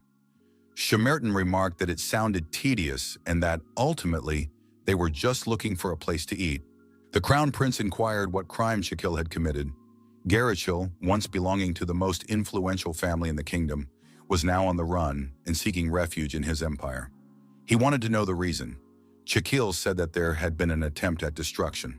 The crown prince said that no matter how small the kingdom of Radian was, granting asylum to the Garahils, who had committed a crime and fled, would be an act against justice. In fact, refusing to help would even have a positive effect on his reputation. The crown prince stated that he saw no reason to grant asylum. Shomertan informed Shakil that he must return. He would not grant the request for protection, but he would not arrest them either. Shakil said that they had attempted to assassinate Ruin Ardell. Shomertan said he would like to hear more details about what happened. Would Shakil like to have a cup of tea? Despite the series of events following the trip to the capital, there were no serious incidents. 3 months had passed since then, and the new year had arrived. Like snow falling in winter, a huge number of nobles had gathered at the academy. The reason was simple. The final exam. Academy graduates demonstrate their skills in front of an audience. This gives magicians the opportunity to get jobs from nobles. Each graduate demonstrates their unique skills in order to attract sponsors. Today is the day of the exam. Ruin Ardell thought that this exam marked the end of his training at the academy. The 6 years he spent here seemed both long and fleeting. Finally, this time was coming to an end. Jason asked if Ruin was nervous. The young man replied that he was completely calm, but was Jason himself well prepared? Jason admitted that he hadn't tried very hard. In any case, he would follow his friend to Ardell. Ruin reminded him that he had not yet given a clear answer. Ruin saw unexpected guests. The girl greeted him and said that they hadn't seen each other in a long time. Although our hero knew that nothing had happened to her, it was easier to see it with his own eyes. Standing in front of the young man was his sister, accompanied by his father and Bolvar. Ruin asked if they had come for him. Had nothing else happened since that day? The young man apologized to his relatives because, in the end, they were in danger because of him. His father replied that they were fine and that his son should not worry about it. In fact, he was proud that Ruin had not given in to their demands. Ruin Ardell thanked his father and Sir Bolvar. Peyton said he was only doing his duty. Ruina asked her brother who the lady was, pointing to Strahn. Ruina Ardell thought that the legend about his cousin would not work with his relatives. Ruina was surprised. Did her brother really have a new girlfriend that Irene didn't know about? Ruin replied that she was just a friend. Fortunately, it wasn't just his family who came to see our hero. Hans, who had completed his training and become a full-fledged knight, had also arrived. Seda Malkiri greeted him and asked how Ruin Ardell was doing. Irene came here too. There were people here with whom our hero had befriended at the Great Festival. As a bonus, the first and second princes arrived. Our hero's most powerful connections came to his exam. The princes said that they had overcome many difficulties before finding their friend here. Seda declared that Ruin Ardell was now a high-flying bird. All graduates were invited to enter the arena, as the exam was about to begin. Ruin told his friends and relatives that they would see each other soon. Ruina told her brother to do his best. They were all rooting for him. It was time for the final exam. The young man thought that he had to give it his all if everyone here was supporting him. Our hero noticed 2 people he had never seen here before, but he had a feeling that they were familiar to him. Ruina asked Strahn if she thought these 2 were suspicious. Strahn said that Ruina knew them. The one on the left was the Dirty King, Theron. The man on the right was the Crown Prince. Strahn was surprised. Did these 2 really think that their magic would deceive her eyes? They had changed their faces, but their frightening aura remained. Why had they come so far to get here? Besides, they didn't need to hide their appearance in order to participate in the graduation exam. Our hero thought, could it really be because of him? They had come secretly to see how much stronger he had become. It was very thoughtful of them. Ruins Ardell thought, If they made the same offer as before, his answer would remain the same. However, if they had gone to such lengths, he should give them a show worth their time. Ruin wanted them to watch him closely now. He would show them how far he had come. The final exam includes an isolation stage. There is also a stage involving battle with ice and destruction. The exam is a timed test in which examinees must complete the above challenges as quickly as possible. The first stage, the isolation test, requires the student to escape from a room with a well-protected door. There are many ways to leave the room. For example, you can cancel the locking spell applied to the lock or create keys using a magic stone. After the command, all 7 magicians left the rooms almost simultaneously. Only the final result matters, escaping from the locked room. In the next test, the exam becomes absurdly difficult. This stage requires destroying an ice monster in the glacial zone of the arena. The final stage of the exam requires the use of the most powerful magic available to destroy the wall. Once all the tests have been passed, the final exam is considered successfully completed. Jason Damon was the first from team number 6 to complete the exam, finishing 55 seconds before the end of the allotted time. Ruin's Ardell thought that although Jason behaved calmly, he was actually actively preparing. Only 3 members of team number 6 passed, and each of them had less than a minute left of the allotted time. They needed to figure out how to complete the exam as quickly as possible. Team number 7 was invited into the arena. Ruin Ardell, the pride of the academy, was on this team. Everyone was eagerly awaiting to see how he would perform. The Crown Prince wanted to see how much stronger this student had become. He asked if his godfather wasn't curious too. The Dirty King inquired what the Crown Prince planned to do. Had Shomerton Raynak come here to make a final offer? The Crown Prince replied that this was indeed the case. He would have no other opportunities. With proper cultivation, his talent would be a huge advantage. But without proper supervision, it could one day lead to disaster. When it came time to deal with him, Ruin's Ardell thought that the head of the academy had put a lot of effort into this. If you hit them with all your might, it won't be so easy to break through. Is it worth just opening the lock like everyone else? However, this seemed very boring to our hero. No matter how strong a wall may seem, it must have a weak spot. The audience wondered how long it would take Ruin Ardell to do this. After all, his performance had to live up to his reputation. Suddenly, there was a targeted explosion, and the door flew out of its frame. In the next moment, everyone saw Ruin Ardell standing in the middle of the arena. The door of the room, which usually takes 5 minutes to open, was destroyed in 13 seconds. At this final exam, an already famous name was once again immortalized in history. Now everyone was even more convinced that Ruin Ardell would be the winner. All that remained was to guess how quickly the student would pass the next test. The Dirty King thought that from the moment Kun Hun's tooth reacted to this young man, he understood that the student was unusual. But the speed of his growth still did not fit in his head. The young man passed the second test using a very inventive method. Using fire magic, he dealt with the ice monsters. Our hero passed through the icy zone with a fireball. Given its size, the ice monsters didn't even dare to approach. The Crown Prince said that this young man surpasses even the wildest expectations. He always achieves impossible results. However, how will Ruin Ardell overcome the last wall? The Dirty King had no doubts. Ruin Ardell used a shapeless, invisible magic that destroyed everything in its path with sound waves too fast to perceive. The skill cry mourning the dead, funeral bell, was activated. This spell is only available to those who have reached the 6th class. Could it be Ruin Ardell? Our hero reached the finish line in less than 3 minutes. The Dirty King thought that the 6th class was a level that many mages would never reach in their entire lives. Yet Ruin Ardell had reached this level at the age of 16. The Dirty King thought that this would not do. Before he became even stronger and turned into a threat to his position, it was necessary to crush this man so that this would not happen. Ruin Ardell looked at the stands and realized that right now, every spectator was congratulating him. In the past, this would have been difficult to imagine. Who would have thought that he would emerge with such triumph and universal praise?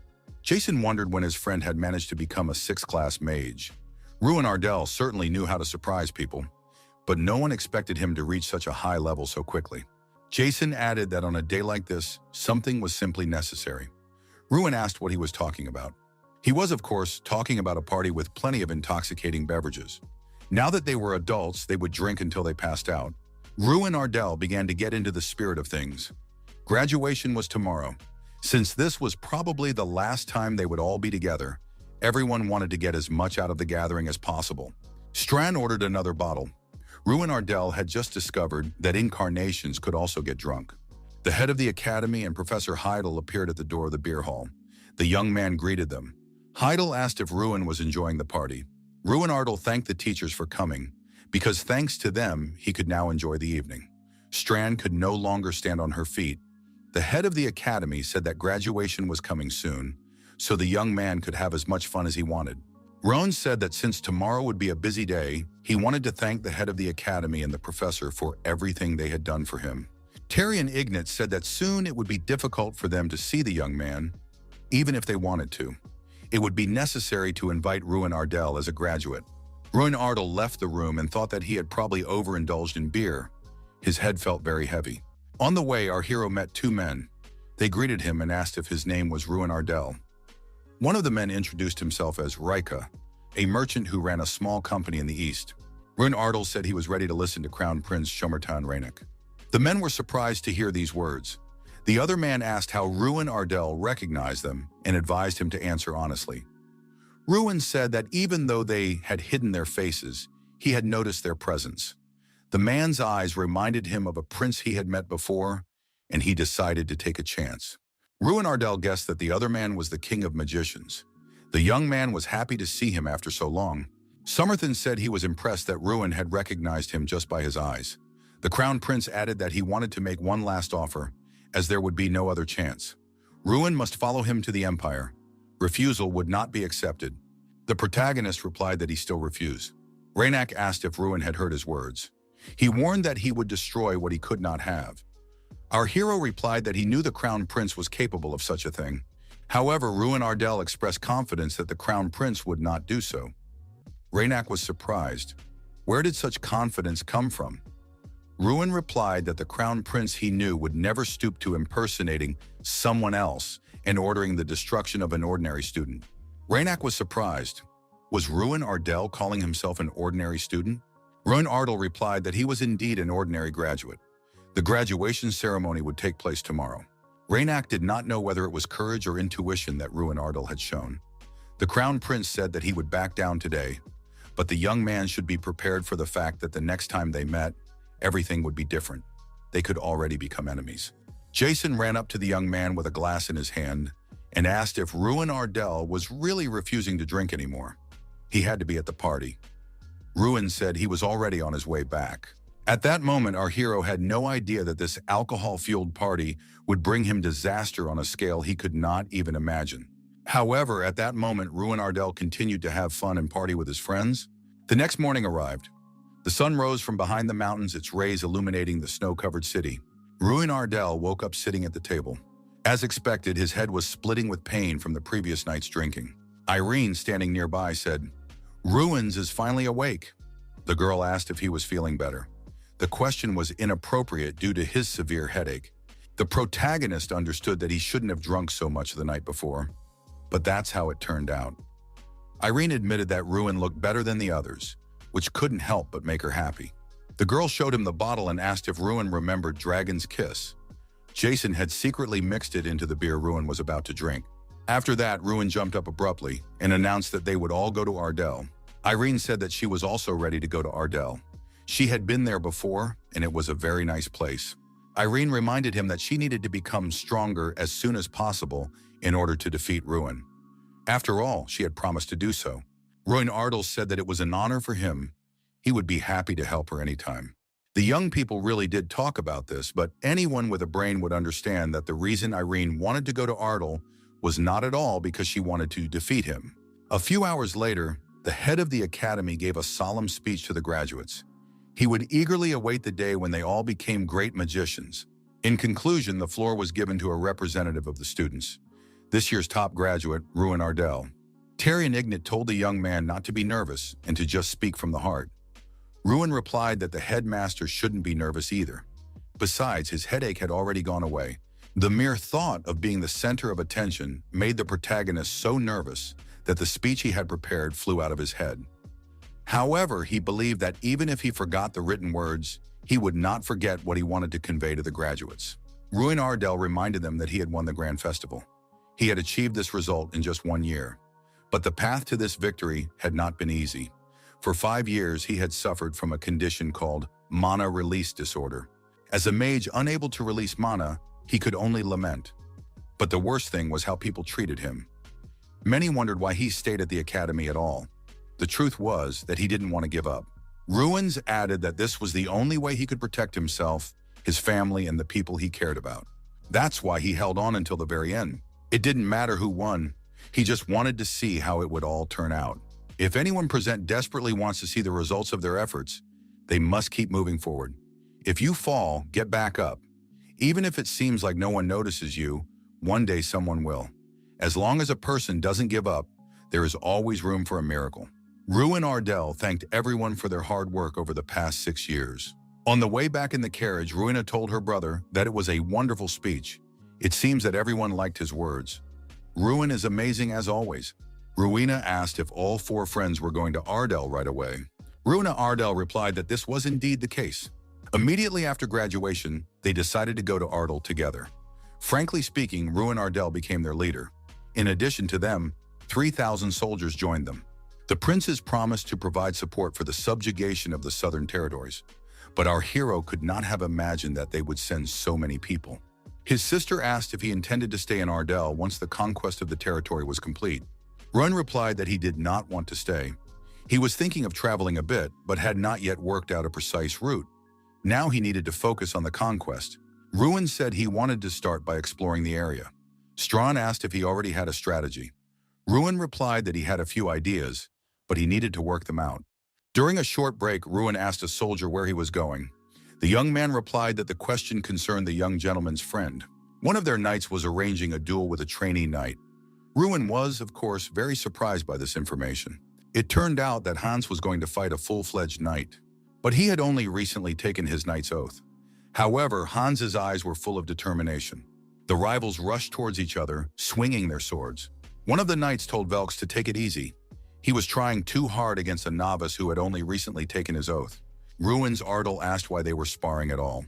The knights replied that there was no particular reason. They were just bored while cleaning up after lunch, and since there was a very interested young man, they decided to do it. Peyton approached our hero and asked in surprise, "Is the young gentleman here too?" Bolvar remarked that he would not dare miss such an entertaining spectacle. Since all the knights here were recognized by Sir Bolvar, their reaction would surely be just as entertaining. Peyton, watching the duel, said that both were quite skilled. Was that young knight a friend of the young gentleman? Ruin Ardell replied that it was Hans. Bolvar noted that Hans was being slightly outmatched, but it was impressive that he was holding his own against the Golden Knight. Peyton added that he had overheard something at dinner. They say that this knight was considered the elite in the kingdom. This Hans still has a long way to go to reach the same level. Ruin thought that Sir Bolvar had, as expected, managed to recognize Hans' talent. Ruin Ardell asked if Sir Bolvar could teach Hans some techniques and movements. Our hero thought that if the legendary spearman, Sir Bolvar, taught Hans even one simple movement, it would benefit him, Hans, and the entire territory of Ardell. Peyton said that it was not up to him. First, he would have to ask the young man if he wanted to learn. Bolvar added that, unlike how he taught the young master to wield a sword, he was much stricter with knights. The observers were surprised. This was a completely forceful approach. Was this how he made Hans train? They say he is the commander of the Knights of Ardell. The young man with a huge snowball on his back tried to get to his feet. Peyton told the young man to hurry up. The knights watched the scene in silence. They did not want to repeat it. Ruin Ardell remembered that Peyton had warned about his cruelty in training knights. He already felt sorry for Hans. When Hans learned that he had been given the chance to become Peyton's apprentice, he agreed without hesitation. Although Ruin Ardell warned him that it would be very difficult, Hans replied that he would definitely succeed. Ruin thought he had given Hans a chance to refuse. The knight asked Peyton if he could know his name. The knight did not understand why this man was silent. Rumor had it that he had taken down 5 killers single-handedly. Could he ask him about it? Exhausted, Hans approached and told Sir Bolvar that the task had been completed. All 10 items had been successfully transported. The knight was surprised. What did the young man call this man? Had he misheard? Ruina asked her brother, was Sir Bolvar really so respected among the knights? Ruin Ardell replied that it seemed to be the case. Now all the knights were running after the carriage, because this training method was recommended by Sir Bolvar himself. Ruina Ardal said he had one question for Sir Bolvar. Would this training really help the knights? This method seemed a little primitive to him. Peyton admitted that it was not the best.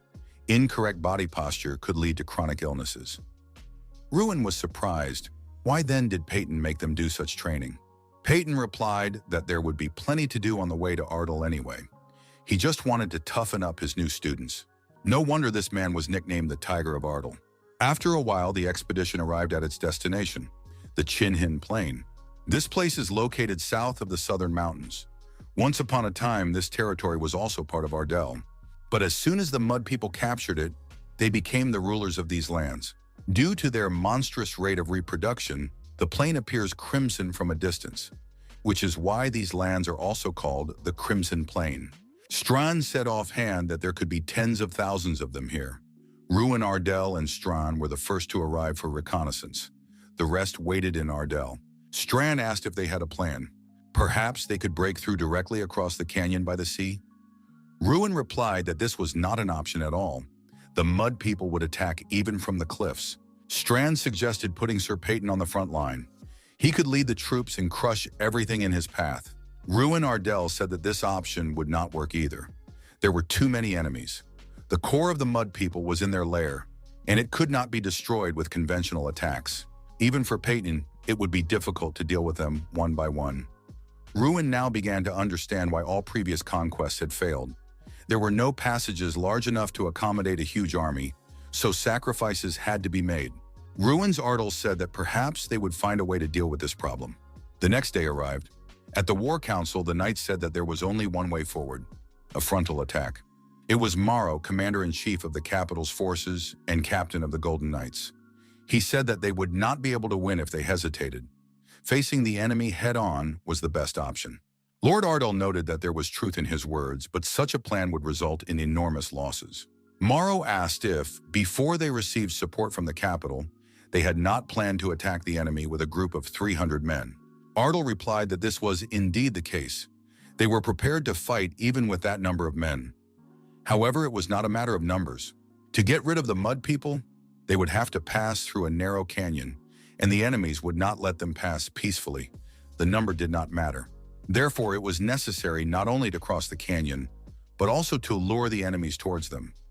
Morrow said that this was impossible to achieve. Ruin Ardell noted that this was a very good idea. His father had just suggested the right solution. Instead of going to the enemies, it was better to lure them to you. Ruin said he had a good idea. They would attack from the tops of the cliffs surrounding the canyon. Morrow said that no one would be able to climb up there. Was Ruin suggesting that everyone go rock climbing? Ruin replied that they wouldn't need many people, just one or two mages to use their powers. Morrow was surprised. How would the mages be able to get up there? With a flying spell? Ruin looked at Jason and said that he could easily climb up there without magic. Jason replied that he couldn't do anything up there. Ruin reassured Jason, saying that he was capable of it. He just didn't know it yet. The protagonist said that he would throw Jason up there himself. Finally, the day came when the knights were ready for action. All forces advanced to the front lines. The conquest of the territory began. Morrow and the Golden Knights were in the front ranks. Even Lord Ardal and Bolvar Peyton donned armor for the first time in a long time. Behind the entire column was our hero with his friends. During a stop, Morrow ordered everyone to gather and discuss the plan of action once more. Jason asked his friend if this was really the best he could offer, because he now looked like a laughingstock. Roan said that Jason was their hope. Even the knights were looking at him with interest. Jason replied that the knights were laughing at him. Ruin said that Jason was wrong to dislike it. It was a great opportunity to become the star of the current conquest. After these words, Jason said that Ruin could trust him. He would take care of everything and fly where he needed to go. Jason asked them to go easy on him and not use excessive force. In the end, Jason got the momentum he needed and took off into free flight.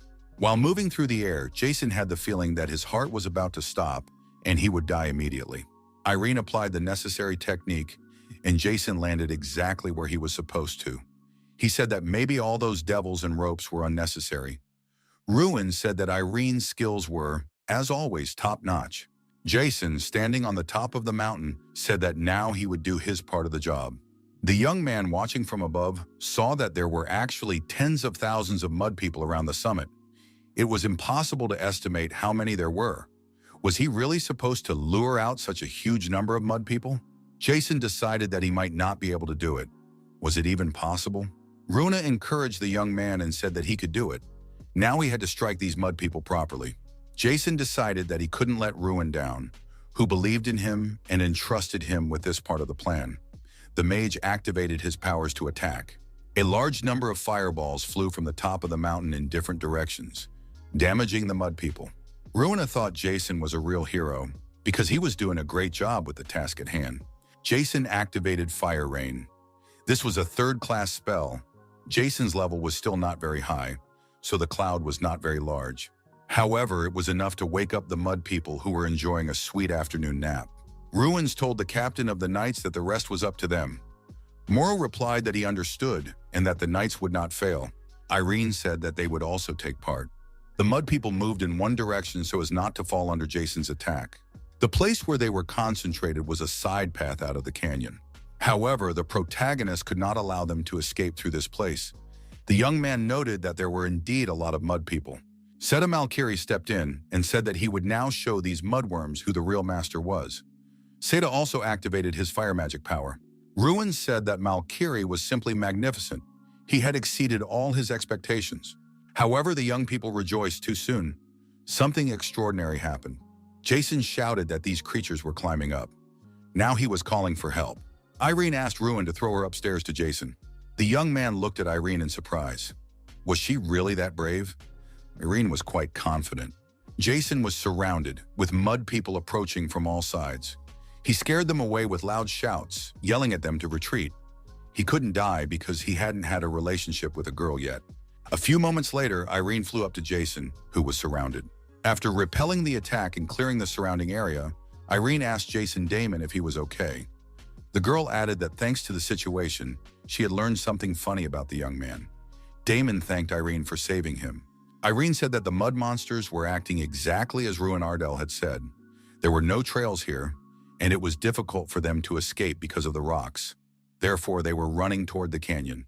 Irene added that from now on, everything would depend on the people from the capital. The knights lined up in battle formation and prepared to face the monsters. The mud monsters advanced.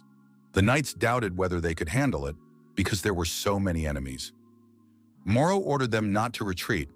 After all, they didn't want to disgrace the kingdom of Radian. Moro was confident that the mages would support them from the rear. Their task was to hold out as long as possible. Moro shouted, "In the name of the king! In the name of victory!" and rushed into the attack. Peyton, spear in hand, also attacked the monsters. Seta Malkiri and Ruin Ardell, back to back, fought off the approaching mud monsters. Seta said he could hear the sounds of battle. It seemed that the knights of the capital and the mud monsters had clashed in battle. Ruins Ardell thought that there were almost no monsters left here, which meant that most of them had headed for the canyon. The young man said that he was relying on Malkiri. He already needed to help the knights. Malkiri admitted that he had been waiting for these words. Ruin must trust him and go to the knights. Ruins thanked Seth and immediately ran away. The city knights fought bravely against the enemy, who outnumbered them. There was courage in their eyes and no one retreated. The knights watched Bolvar Peyton's actions. Who was this man? Suddenly, the sound of an explosion came from somewhere. Could it be the work of mages? Mara wasn't sure, but one thing he knew for certain. Someone was destroying the monsters one by one. The protagonist, using his magical abilities, was indeed fighting the monsters. Ruins Ardell provided magical support to the knights, destroying the mud monsters. Peyton said, "As expected of the young master, this is their chance to advance. We must destroy every mud monster that crosses our path." Ruins Ardell understood that these creatures, acting solely on instinct, might not remember, but he remembered every detail. Ardell had been destroyed by them 10 years ago. The people who were attacked by these monsters. Ruins Ardell remembered his mother, who lost her life because of the mud people. Ruins Ardell understood that there were no thoughts or minds in the monsters' heads, only instincts. After the battle, Jason Damon told the girls in Ardell how he destroyed the mud monsters. The clearing of the plains was successful. As a result, 1,500 people were injured, but no one was killed. The battle, which lasted more than 2 hours, ended in complete victory. Even Captain Morrow enthusiastically noted that the princes would be satisfied with this outcome. Our hero was glad that everyone was happy. Malkiri said that tomorrow he would return to Oyota. Ruin might not believe it, but His Holiness was tirelessly searching for him. In Oyota, he was a rather prominent magician. Ruin approached Lord Ardle's office and asked Beggins where his father was. Beggins replied that Mr. Dellin was on the veranda. He seemed to be busy and deep in thought. It would be best not to disturb him now. Beggins told the young gentleman that he had been living in Ardell for a long time, but today was the happiest day of his life. Beggins thanked the young gentleman once again. What everyone had achieved today would not be forgotten by any of the locals. Today's victory was a joyful event for everyone, but not everyone could smile. Ruins went out onto the veranda to his father. Of course, the young man could not help but remember the death of his mother. His father also remembered that day clearly. Amidst the general joy of victory, Deline Ardle's thoughts surely wandered to the events of 10 years ago. Ruin apologized and said he didn't want to disturb his father. Dellin told his son to come closer. His father poured another glass of wine, handed it to his son, and said that it was a 17-year-old vintage. The wine was called Selvrook, but he and his mother had a different name for it. Amorosa Ruin, which means beloved Ruin. On his son's birthday, he made this wine and promised that they would drink it together when an even more wonderful day than that one came. His father added that although he had not kept his promise to drink the wine with his wife, being with his son made him feel as if he were drinking it with Maria. Ruin Ardle said that the wine tasted delicious. His father was glad to hear that. Dellin asked what Ruin planned to do next. The young man replied that he wanted to expand his holdings. Since the clearing was complete, they could sow the canyon. Suddenly, a system window appeared in front of our hero. It contained a message that left the young man confused. Strand said, "Something wrong. It seems something has happened to Kingren." Strand added that today was supposed to be a good day, but they needed to get to the academy as soon as possible. Ruins Ardell told his father that he was terribly sorry, but now he had to go somewhere. Dellin replied that if his son was so serious, there must be a reason. To save time, Ruin Ardell jumped off the veranda and headed in the specified direction. Just as the cleanup operation was completed, a new task appeared. The young man was puzzled. What was going on at the academy? Kingren sat on his throne, holding his injured arm. Opposite him stood a mage with a glowing ball in his hand. Kingren said he couldn't believe it. Why did he suddenly burst in and attack him? Had he gone mad? Kingren said he had heard rumors about the dirty King Terran at the academy. Theron said that it was all very strange. Ever since Ruin Ardle chose Kunhan's tooth, he had sensed something was wrong. How could he possess power comparable to that of an ogre?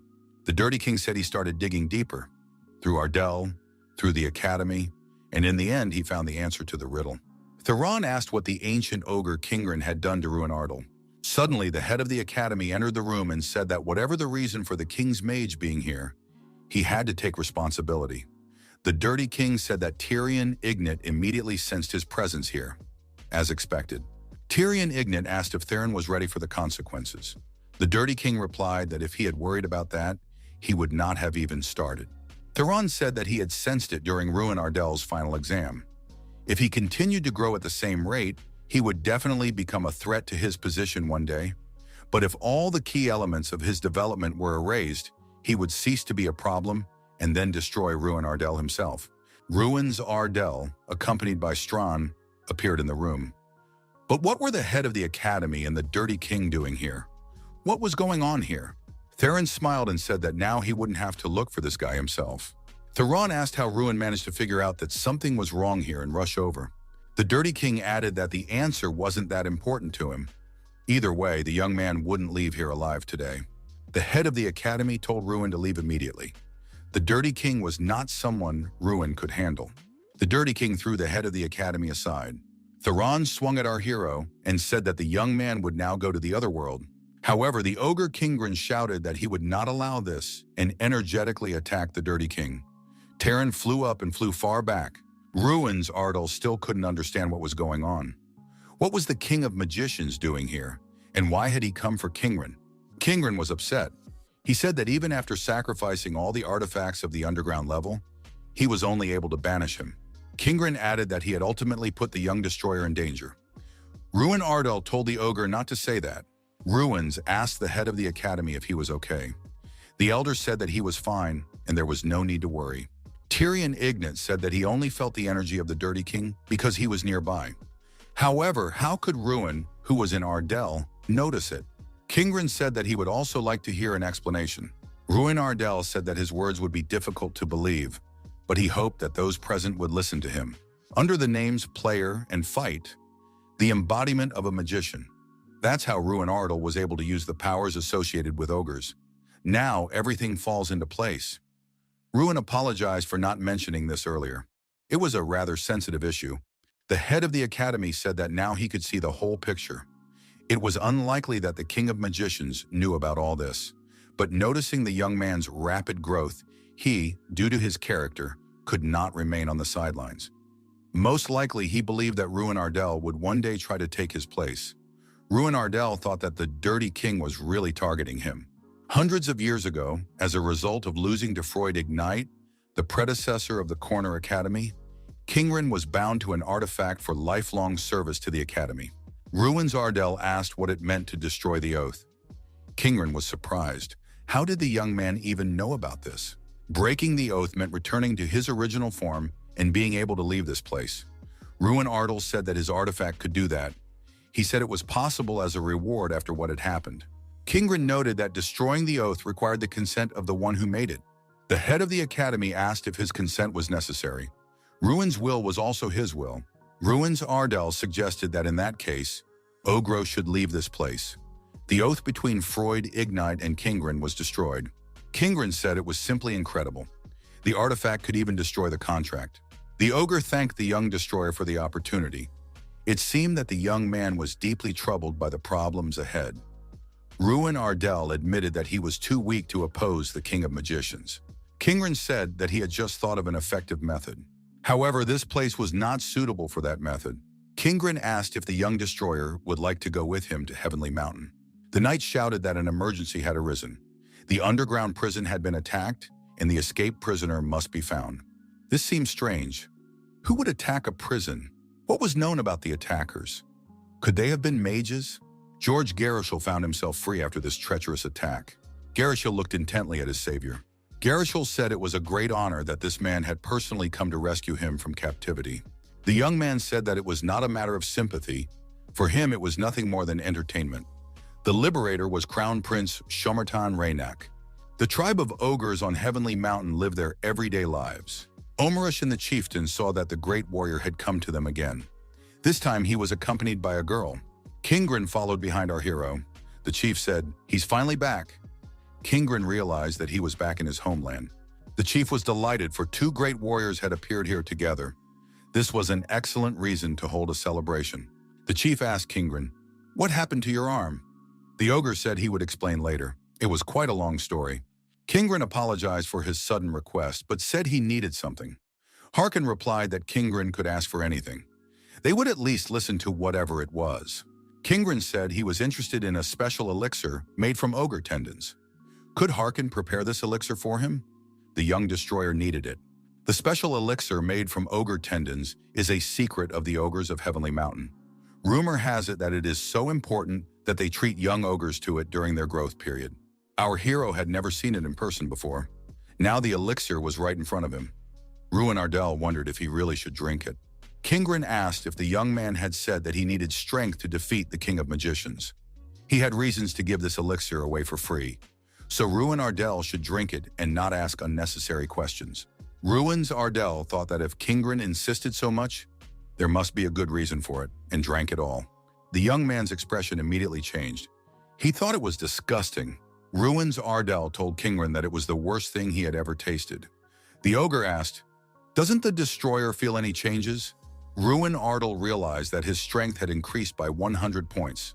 The young man was surprised. Could it really be from just one elixir? So could ogres become stronger this way? Ruins Ardell wondered if his strength would increase after each dose. Kingren asked why, in the man's opinion, Drac had stayed here for 100 years. It was because of the elixir. Ruin Ardell declared that he was ready to drink everything there was. Kingren admitted that this elixir was the last one. To make more, ingredients were needed. But the young man didn't have to worry about those ingredients. Kingren noted that when he mentioned that help was needed, everyone worked hard to gather everything necessary: heart tree fruit, mussel grass, bush morning glory, and so on. Everyone wanted to personally bring the young man everything he needed. Kingren said that there was one last ingredient that no one could obtain. Ogre tendon is not so easy to find? That's understandable. Ruin Ardell asked what to do in that case. Kingren told the young destroyer not to worry. Ironically, the King of Magicians himself helped with this. Kingren put his hand on the table and said that it would be enough for dozens of elixirs. Kingren told Ruin Ardell not to refuse and to take it. It was his gratitude for freeing him from his oath. Kingren warned that the young destroyer should keep in mind that too much elixir would put a huge strain on his body. Even Drake needed 100 years. No one knows how long it would take the young destroyer. Run said he needed to fight the King of Magicians, who considered him his enemy. The ogre said there was no need to worry about that either. Kingren added that he had a plan. Does the man remember that when they expelled the King of Magicians, the power of artifacts was used? Among them was magic related to time. The right to use this magic should not have disappeared yet. The ogre used this magic to slow down time inside the cave. From now on, time would pass more slowly there than outside. Kingren asked if the young destroyer was ready for this. It would take an incredible amount of time. Ruins Ardell replied that he was ready for it. Our hero took a supply of things: canned food, warm clothes, and said that it was time for him to go. Strand asked if Kingren was sure, because even for Ruin Ardell, it would take a long time. The ogre admitted that it would be difficult. 1 hour outside would be equal to about 10 years inside. Strand said, even if he doesn't get hurt in the cave, it's still cruel. She's an embodiment, so she doesn't care. What will it be like for a human? Kingren said that the young destroyer would handle it without any problems.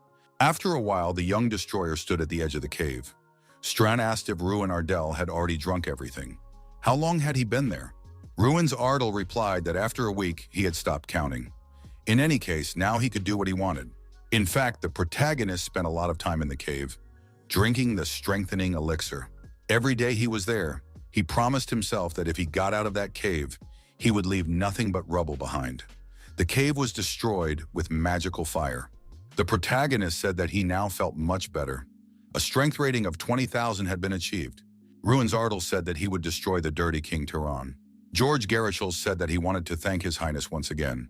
The Crown Prince said that he just needed someone who could deal with Ruin Ardell. Gerishel asked where the King of Mages was.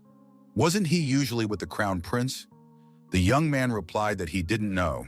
The King of Mages had left without saying a word. Somerton thought that the King of Mages should be held accountable for this. Even if he was his godfather, he shouldn't have left without warning.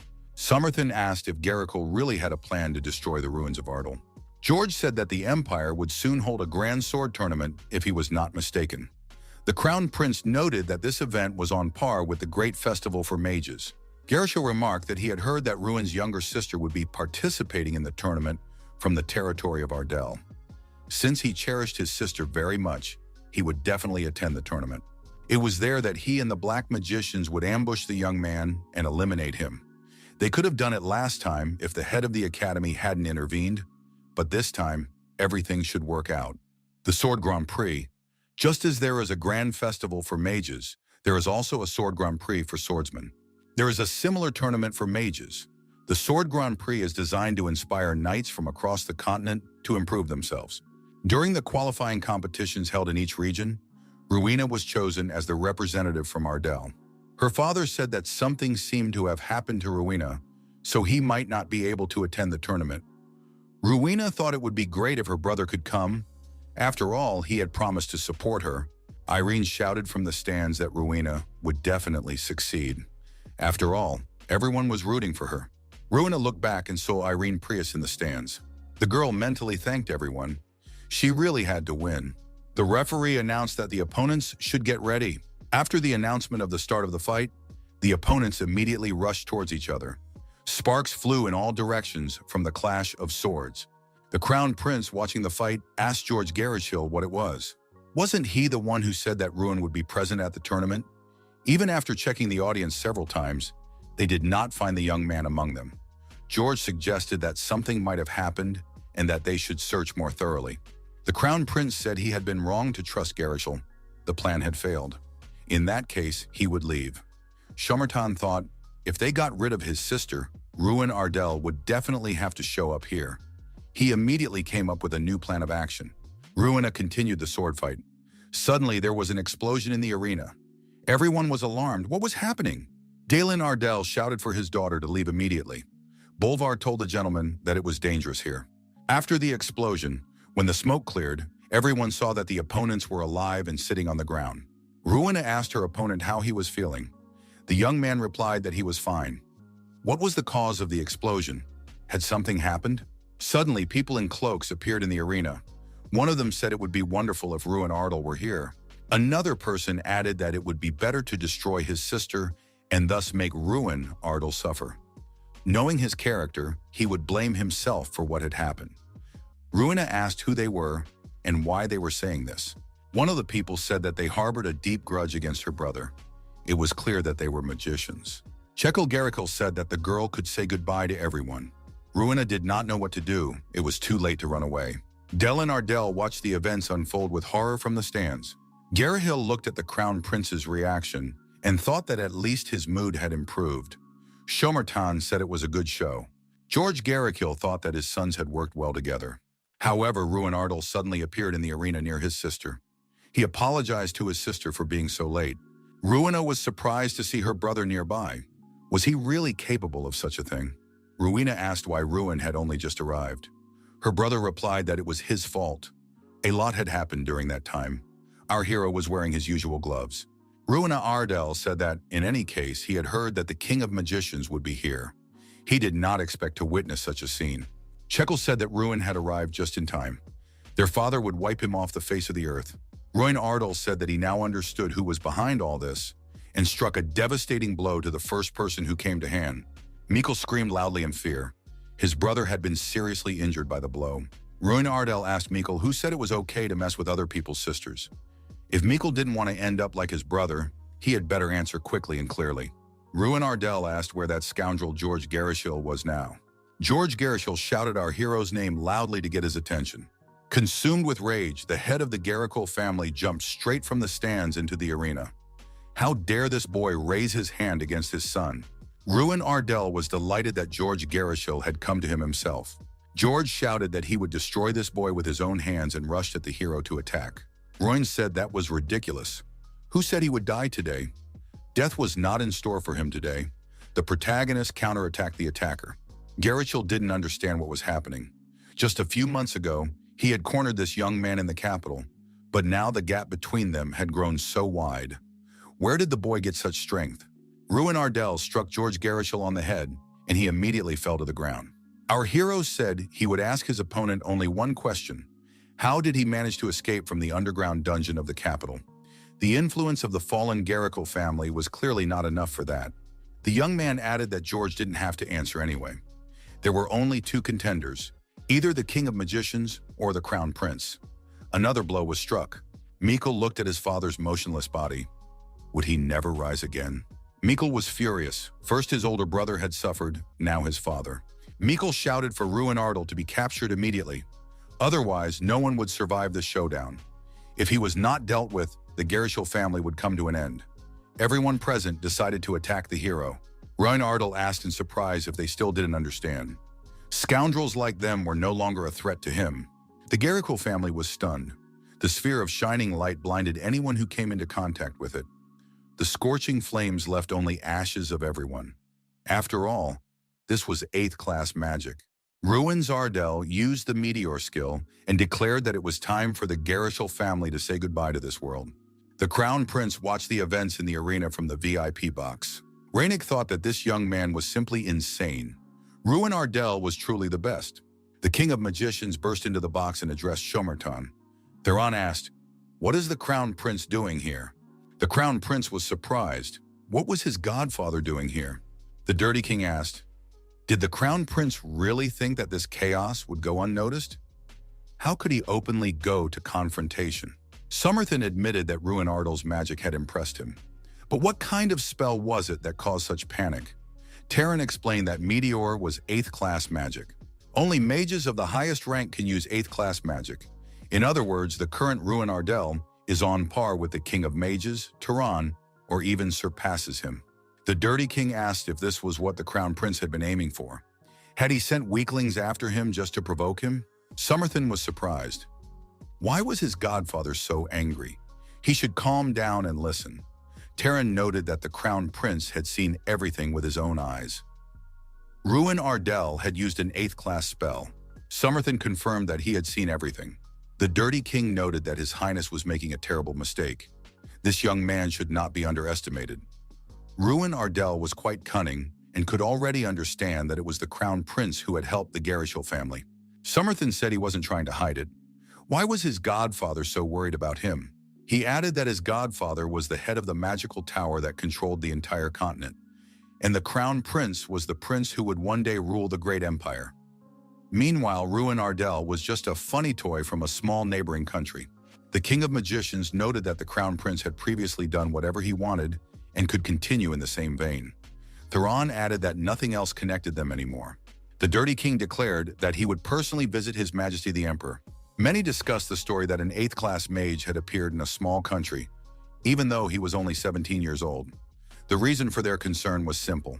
Ruin Ardel of the Ardel family had reached the 8th class at a very young age. Consequently, he had reached new heights faster than the current king of magicians, Tehran. This meant that Ruin Ardel, showing such results, could aim for the throne occupied by the dirty king. Simply put, there was a growing opinion in society that the head of the magic tower should be replaced. This wave of discussion has reached the ears of the emperor. The emperor asked those present, "What do you think about this? A mage from a small country is threatening Tehran's position. I would like to hear your views on this important matter." It was Emperor Titan Raynok. The emperor noted that there were quite a few 8th-ranked knights on the continent, but only one 8th-class magician, the dirty king.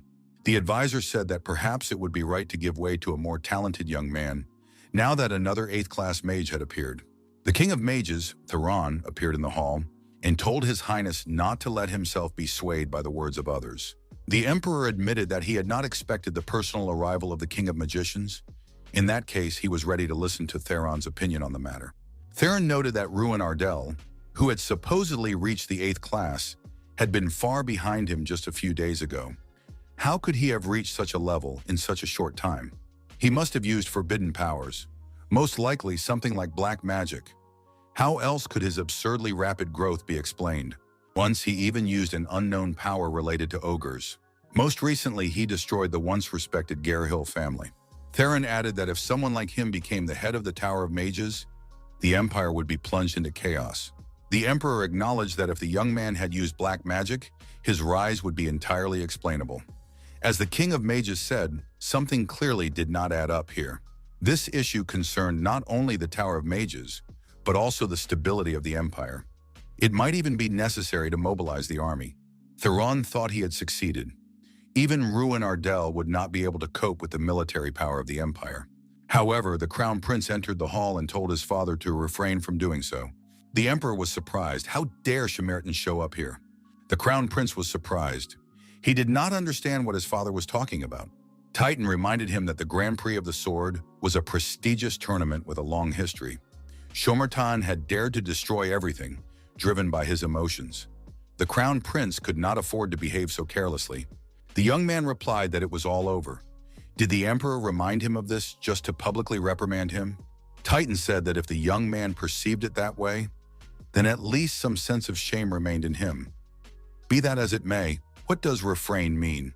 Samarthan declared that he had decided to destroy Ruin Ardel with his own hands. If this young man was destined to die, it would only be by his own hand. The emperor suddenly choked and began to cough.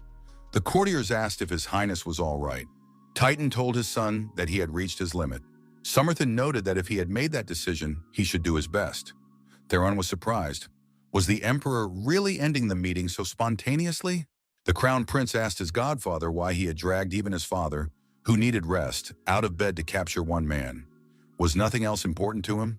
Tehran looked at Samarthan in surprise. The young man said that his father's illness was progressing day by day.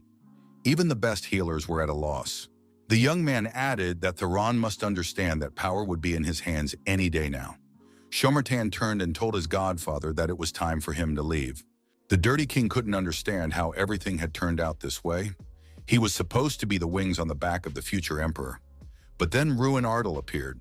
Theron thought that all his plans for the future had gone up in smoke. He would never be able to forgive Ruin Ardal for this. The tired, dirty king sat down on the sofa to rest. Doom Prime stood before him. Theron asked, "What if Prime had been able to defeat Ruin Ardal during the Great Festival?" The king of the tower added, "Would the present have changed in that case?" Theron said that the head of the Tower of Mages would soon change. No matter how much the Crown Prince resisted, Ruin Ardal would not be able to stop it. But why did Doom Prime leave? Doom replied that for him, only the Dirty King could be the head of the Tower of Mages. If Ruin Ardal was the root of all problems, he was ready to destroy him with his own hands. Theron noted that with Prime's current forces, this was hardly possible. However, this time everything would be different. Theron added that this time he was going to support Prime. Doom was surprised. For some reason, the head of the tower's eyes turned black. What happened to the Dirty King? Theron grabbed the young man by the face and told him not to worry. He had always wanted to be his apprentice. Hadn't Prime dreamed of this his whole life? Ruin Ardal stood alone in the middle of the destroyed arena. In some places, the fire was still burning. Ruins, Ardal wondered who had organized all this. The Crown Prince or the Dirty King? Although it didn't really matter. The protagonist decided to destroy them both. Irene asked where Ruin Ardal was going now. The young man said that the Crown Prince and the Dirty King were both targeting him. However, things had gone too far now, and he had no choice but to deal with both of them. Ruin added that Irene had seen everything herself. They had carried out a blatant attack in a place where many noble families and ordinary citizens had gathered. If they are allowed to continue their rampage, it will not only be Ardal who suffers, the entire empire will be plunged into chaos.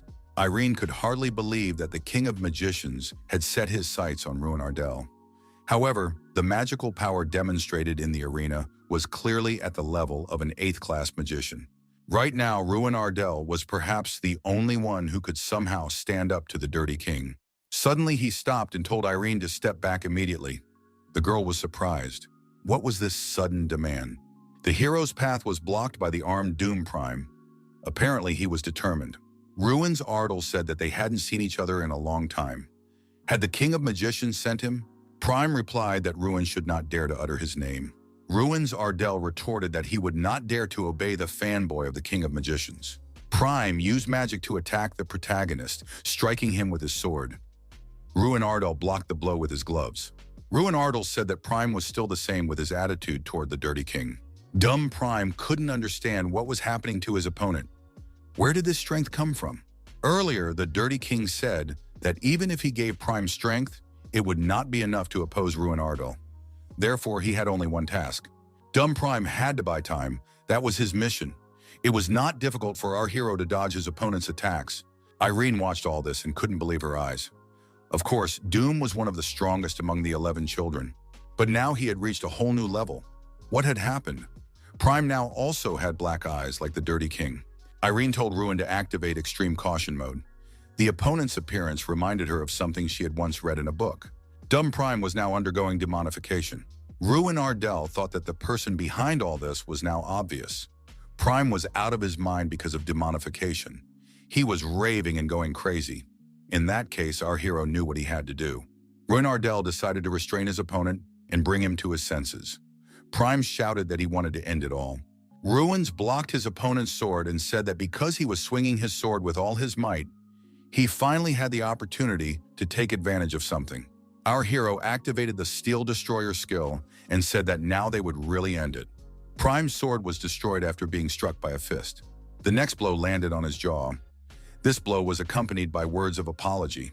Ruin said he would try to hit his opponent without destroying him. However, Prime must also try not to lose consciousness. An assistant entered the Crown Prince's office and said that he must flee immediately. The next moment, the assistant lost consciousness and fell to the floor. Summerthan understood how the King of Magicians intended to act. Theron entered the Crown Prince's office. Summerton asked what had brought his godfather there. Theron apologized and said he had no other choice. Summerton dismissed these words as nonsense. Why would his godfather do such a thing? Did he really think that destroying him would help him secure his position as head of the Tower of Mages? Theron said that now that was not enough for him. Since his position at the head of the tower was in danger, there was only one thing left to do: gain overwhelming power, and crush Ruin Ardal with that power. After that, he would become not just the head of the Tower of Mages, but the ruler of the entire world. This power comes from the hidden energy of the future emperor. Theron reminded him of what he had taught the Crown Prince. Never give up on your beliefs. The head of the tower said that, according to his own teachings, he would do anything to fulfill his will. The Crown Prince said that he was not going to give up just because of these words. Shomertan shouted for the guards to arrest the head of the tower immediately. The guards tried to capture the Dirty King, but he used his magical abilities and counterattacked. Theron said that it was over. Was the Crown Prince finished? Somerthan laughed in response. So this is how he will meet his end? In that case, the Godfather may try to defeat Ruin Ardal. In addition, the prince said that even after his death, he would curse the Dirty King. Irene and Ruin watched the deactivated Prime closely. Irene was worried. Would he be all right? After all, he had taken a lot of blows. Rowena said that if this guy was still alive, then everything would be fine. It's better to get hit in the face a few times than to become an active demon. As expected, the Dirty King appeared immediately. He said that Prime was nowhere near capable of stopping this guy, but he did an excellent job with the task at hand. Theron said that Prime had fulfilled his role with complete dedication and had indeed bought time, as he had been ordered to do. Irene, of course, was surprised when she saw the King of Magicians. Ruin Ardal said that the Dirty King had finally revealed his true nature. Now he must be destroyed. Ruin Ardal looked at Theron and thought, something is wrong here. He is much stronger than he was before. He radiates more powerful energy. The head of the tower said that Ruin Ardal would never be able to defeat him. Ruin told Irene to run away immediately. People outside the building saw a powerful explosion inside. What could it have been? The Ardal family hoped that Ruin was not hurt. They were extremely concerned. A man jumped out of the building from the epicenter of the explosion. It was Ruin Ardal. He was holding Irene and Doom Prime in his arms. Ruin Ardal shouted to everyone present to run away immediately. It was dangerous here. The Dirty King landed nearby. He was holding a magical glowing ball in his hand. Ruin Ardal was surprised. What was Theron doing? There were many innocent civilians here. Theron said that they had already crossed the line beyond which such questions were meaningless. The head of the tower attacked our hero with a magic ball and said that the young man was about to be destroyed. Ruin Ardal did not understand what was happening. He thought he could already stand up to this villain, but the power of the head of the tower was beyond comprehension. Theron told Ruin Ardal to give everything he had. Our hero felt a different energy coming from this man. It couldn't be. It was the energy of the Crown Prince. Theron had absorbed the Crown Prince's life energy. Ruin Ardal said that this villain was truly willing to do anything for his ambitions. Theron thanked his opponent for provoking him. The head of the tower added that thanks to Ruin Ardal, he had become a demonic god. Our hero thought that in the end, envy had led the Dirty King to forbidden magic. His energy is so overwhelming that it is difficult to say how many more lives have been sacrificed. The protagonist decided that people like Theron should never exist. If he is allowed to continue, the world will be plunged into chaos. Ruin Ardal swore that he would stop Theron Artemis, no matter what it took. Our hero received his final task, to defeat the demon god and save the entire world. Ruins turned to Irene and said that she had a request from her brother. Her brother asked her to take everyone away and flee the capital, but they don't have enough strength. What should they do now? Ruin fights the Dirty King alone. Irene heard strange sounds and looked back. Demons were approaching them from all sides. Ordinary townspeople with black eyes. So Doom Prime isn't the only one who has been demonized. His goal from the very beginning was to destroy everything. Irene said that Ruin needed to run away. Bolvar Payton appeared behind Irene and told everyone to step back immediately. The old man warned that this place could become their grave. Irene declared that she would fight too. Bolvar said that the young master would be upset by this. Irene said she had already made her decision and would not leave. The girl noted that if they couldn't save the townspeople, she would definitely regret it. A voice rang out from somewhere. He said they were late. Elder Ignite apologized for being late. He hadn't expected the General Assembly to take so long. Behind him stood knights and former academy graduates, as well as the faculty. The head of the academy and his comrades said they would fight the demons and rushed into battle. Hans said that they needed to deal with the demons as quickly as possible and come to the aid of Ruin Ardal. Not far away in the square, there was a powerful explosion. When the smoke cleared, Hans saw Ruin Ardal kneeling on the ground. The Dirty King was hovering nearby. The protagonist thought that he was no match for this opponent. So much effort had been expended. And what was the result? But he had to protect everyone. Theron said that this was a fitting end for such a foolish nobody. His desperate attempts had been meaningless. Theron added that he, having reached the level of a demon god, would wipe Ruin Ardal off the face of the earth. The girls watched in horror as the filthy king rapidly approached Ruin Ardal. The protagonist thought, is this really the end? A dragon appeared behind the hero. He told the young man to protect them. Although he himself was unable to do so, this man would succeed. Strand thought that this energy was familiar to her. Could it really be him? A flash appeared in the sky above the filthy king, and a bright light illuminated everything around them. Theron predictably said that this was impossible. How could Ruin Ardal block the attack of a demon god? Ruins Ardal said it was unfair if only the Dirty King became a demon god. Theron Artemis could now attack him. Behind the hero stood the huge Draka, the destroyer of worlds. Ruins Ardal said that he was now ready to fight for real. The head of the tower did not understand what was really happening. This incredible energy felt like the descent of a real god. Ruins Ardal clenched his fist tighter, swung it back, and said that now it was his turn. Ruins Ardal delivered a stunning blow with his fist to his opponent. Theron thought he had to block this blow somehow and put up a magic circle in front of him. However, the blow was so powerful that no magic circle could help the Dirty King. The head of the tower flew far back and upon hitting the ground caused an explosion. Ignite couldn't believe it. Was this really the power of Ruin Ardal? Strand said that this was the embodiment of Drak. Ruin Ardal had summoned him. What was going on here? Did this mean that Ruin was becoming the new god of destruction? Beaten and battered, Theron said that Ruin was using dirty tricks to the very end. He would not let anyone or anything stand in his way. Theron added that he wanted to see how long this insolent relationship would last. Magic balls appeared around him. The Dirty King said that in the end, only destruction awaited his rival. Even Theron, being a demon god, realized something. The fighter, summoned by Ruin Ardal, was once proclaimed the god of destruction. Therefore, fighting him was tantamount to self-destruction. The Dirty King said that it looked very ridiculous. Ruin Ardal said that his time had come again, and Draka once again struck his opponent with his fist.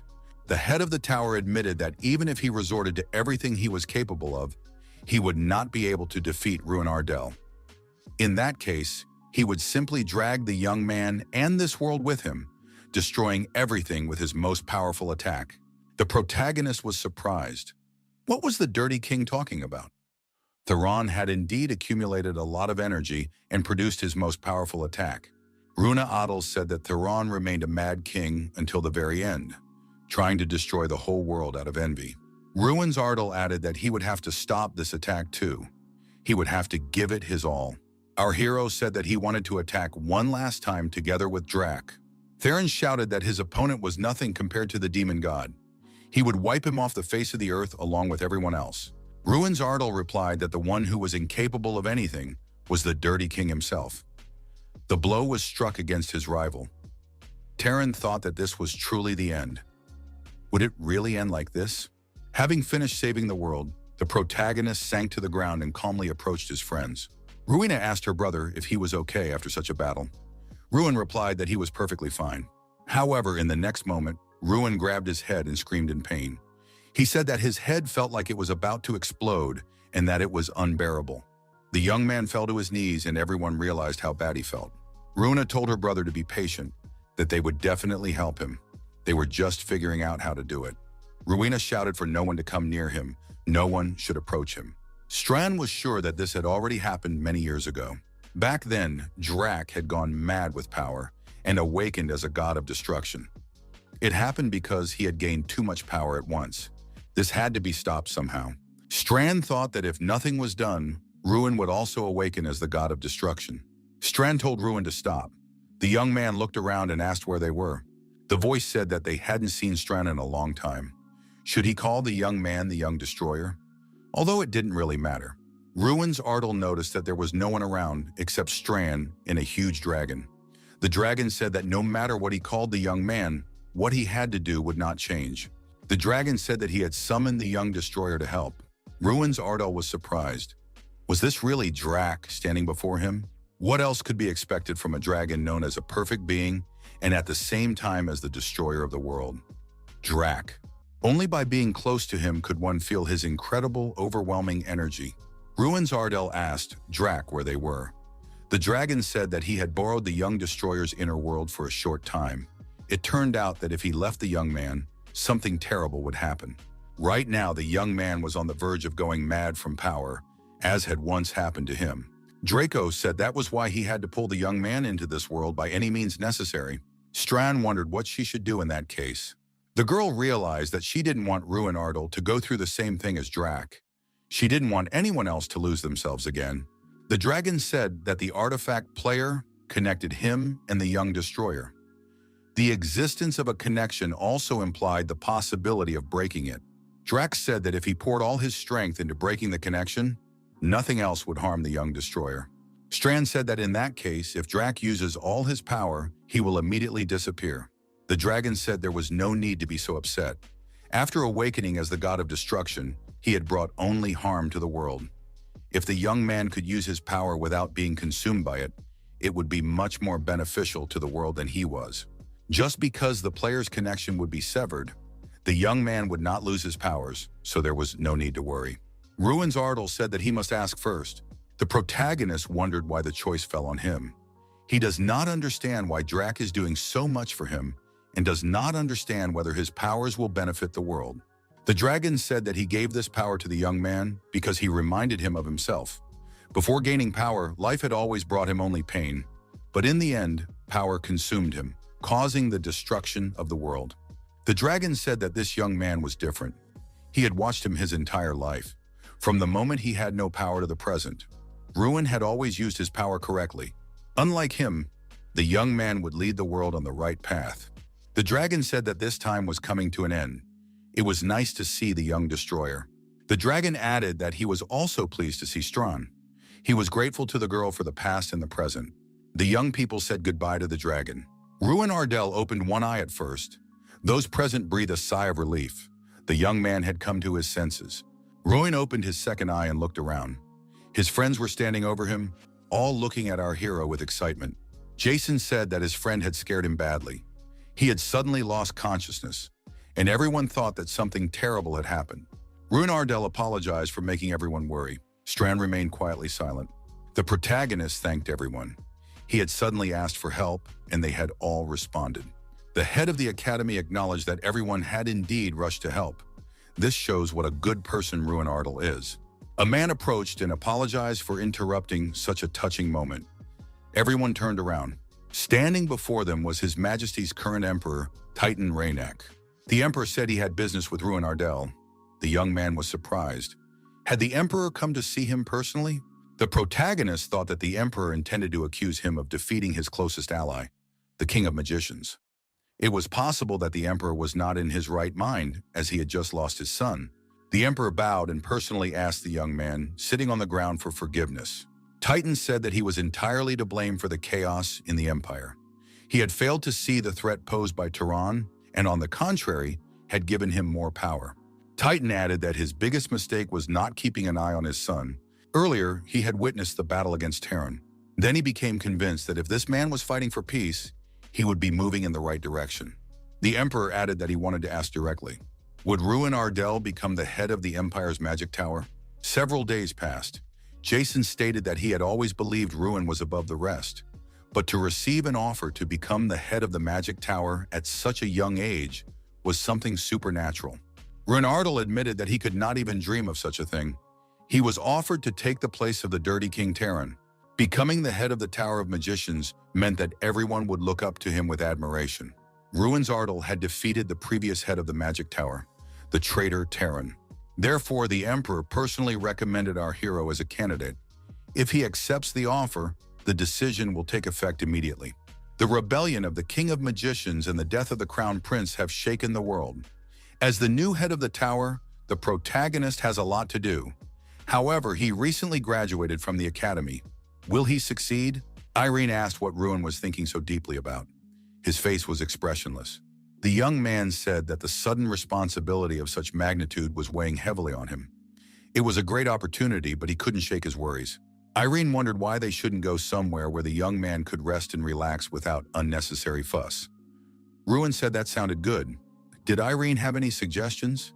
Irene suggested going to her place. It was like a bolt from the blue. Strand said that Ruin Ardell had never met anyone before. Were things moving too fast? Strand noticed that Ruin Ardell was going to the girl's house alone.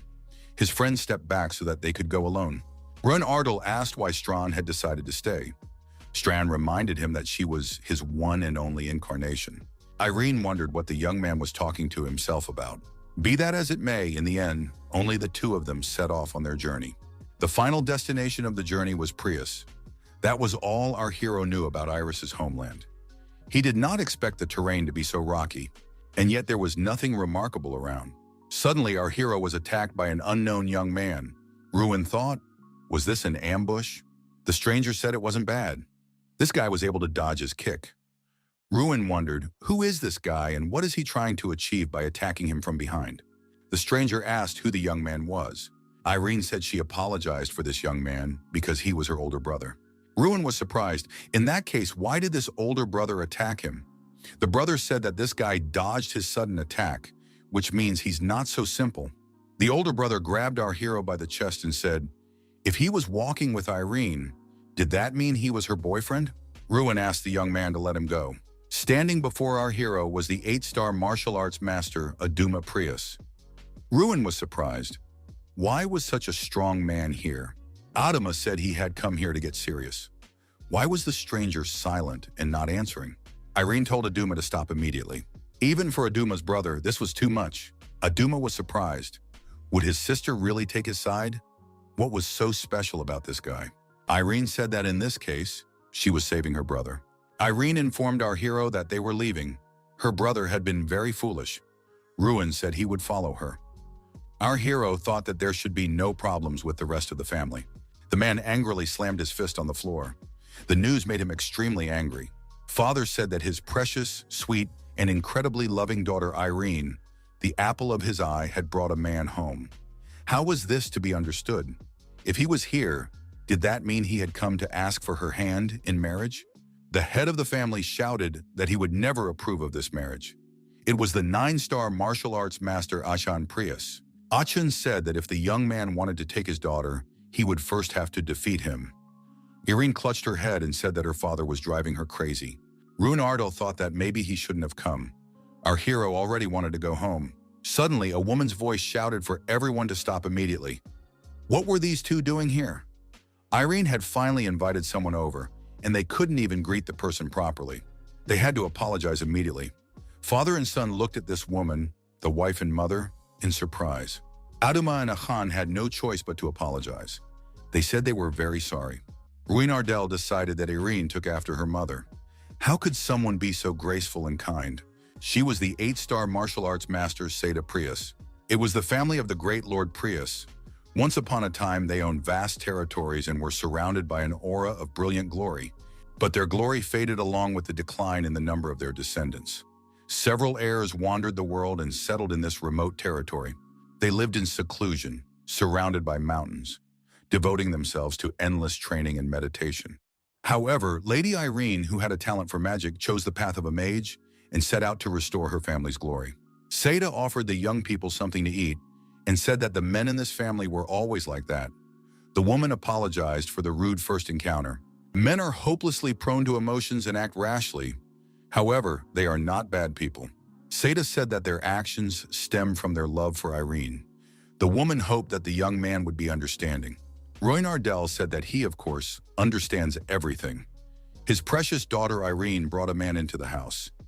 Anyone would be taken aback. Seda said that she personally was completely calm. She added that if their daughter had brought someone home, she must be serious about him. Seda looked at her daughter and asked if she was right. Suddenly, the head of the family burst into the dining room and said that this was unacceptable. If the young man wanted to take their daughter, he would have to defeat them first. Seda was upset. What kind of people were these? Ruin Ardell was surprised. Who was behind this? Did Irene have several older brothers? The head of the family asked, "Is this young man's name really Ruin Ardell?" The man noted that the most important thing for a man is strength. the strength to protect his woman and family from all dangers, and at the same time a sense of responsibility. Ashan added that this was how he lived and how he raised his children. Ashan noted that, in his eyes, this guy was nothing more than the son of a noble family who had never known hardship. Was there even a drop of strength in him? Ruin Ardell replied that he was most confident in his strength. Ruin Ardell added that in terms of responsibility, he had no equal. And in physical strength, he was sure that he was second to none. Aduma said that it sounded like a complete lie. After all, it was obvious. He had surely deceived their innocent Irene. Aduma asked why the young man didn't prove what he said. They were just about to hold a training session for all the men in the family. Aduma noted that it would not be easy. Even the talented guys avoid their training sessions. Ruin said that it sounded pretty good. The protagonist told Irene that he intended to warm up a little. Irene asked, with her family? Ruin said that if they only knew the language of training, it would be much easier to get along with them. Her mother told Irene not to worry. Judging by the look on that boy's face, he would be fine. Irene told her mother that Ruin was not the one to worry about. The girl said she was worried about their fearless men. One of the brothers said he had set a new record. His older brother praised him. The young men were at the edge of the forest near a huge rock. Their father said that his son still had a long way to go. The men climbed onto the rock and said what was to be expected. They still had a long way to go before reaching the 9 stars. The sons acknowledged that it would be difficult to surpass their father. Ruin assessed the situation. Ruin Ardell said that the strength of the Prius family truly impressed him. In that case, our hero decided to show what he was capable of. The brothers were surprised. Was the guy really going to destroy that huge stone? Ruin Ardell used his magical abilities and brute strength. He ran through the stone, splitting it in 2. Those present were amazed. How could such a mountain be split in 2 with bare hands? How could a mage be so strong? In Prius, the most important traits are strength and endurance, which are necessary for protecting one's family. These people plan to break our hero's spirit through training. However, contrary to their plans, this became a chance to show what the protagonist was capable of. Several days passed in this manner. Everyone was exhausted. Ruin Ardell asked the young people if they were all right and if they could get up. He said it was time for dinner. The older brother asked if Ruin would join their training tomorrow. The answer was yes. Adama couldn't believe it.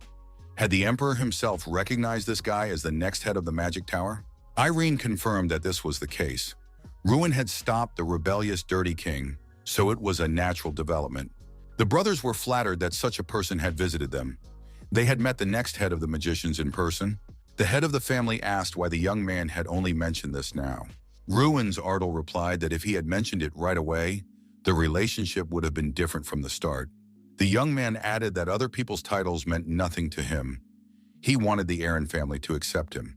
He did not want to mention his status prematurely. Seda said that this was the kind of man her daughter could fall in love with. At night, our hero and the girl's brothers slept in one large room.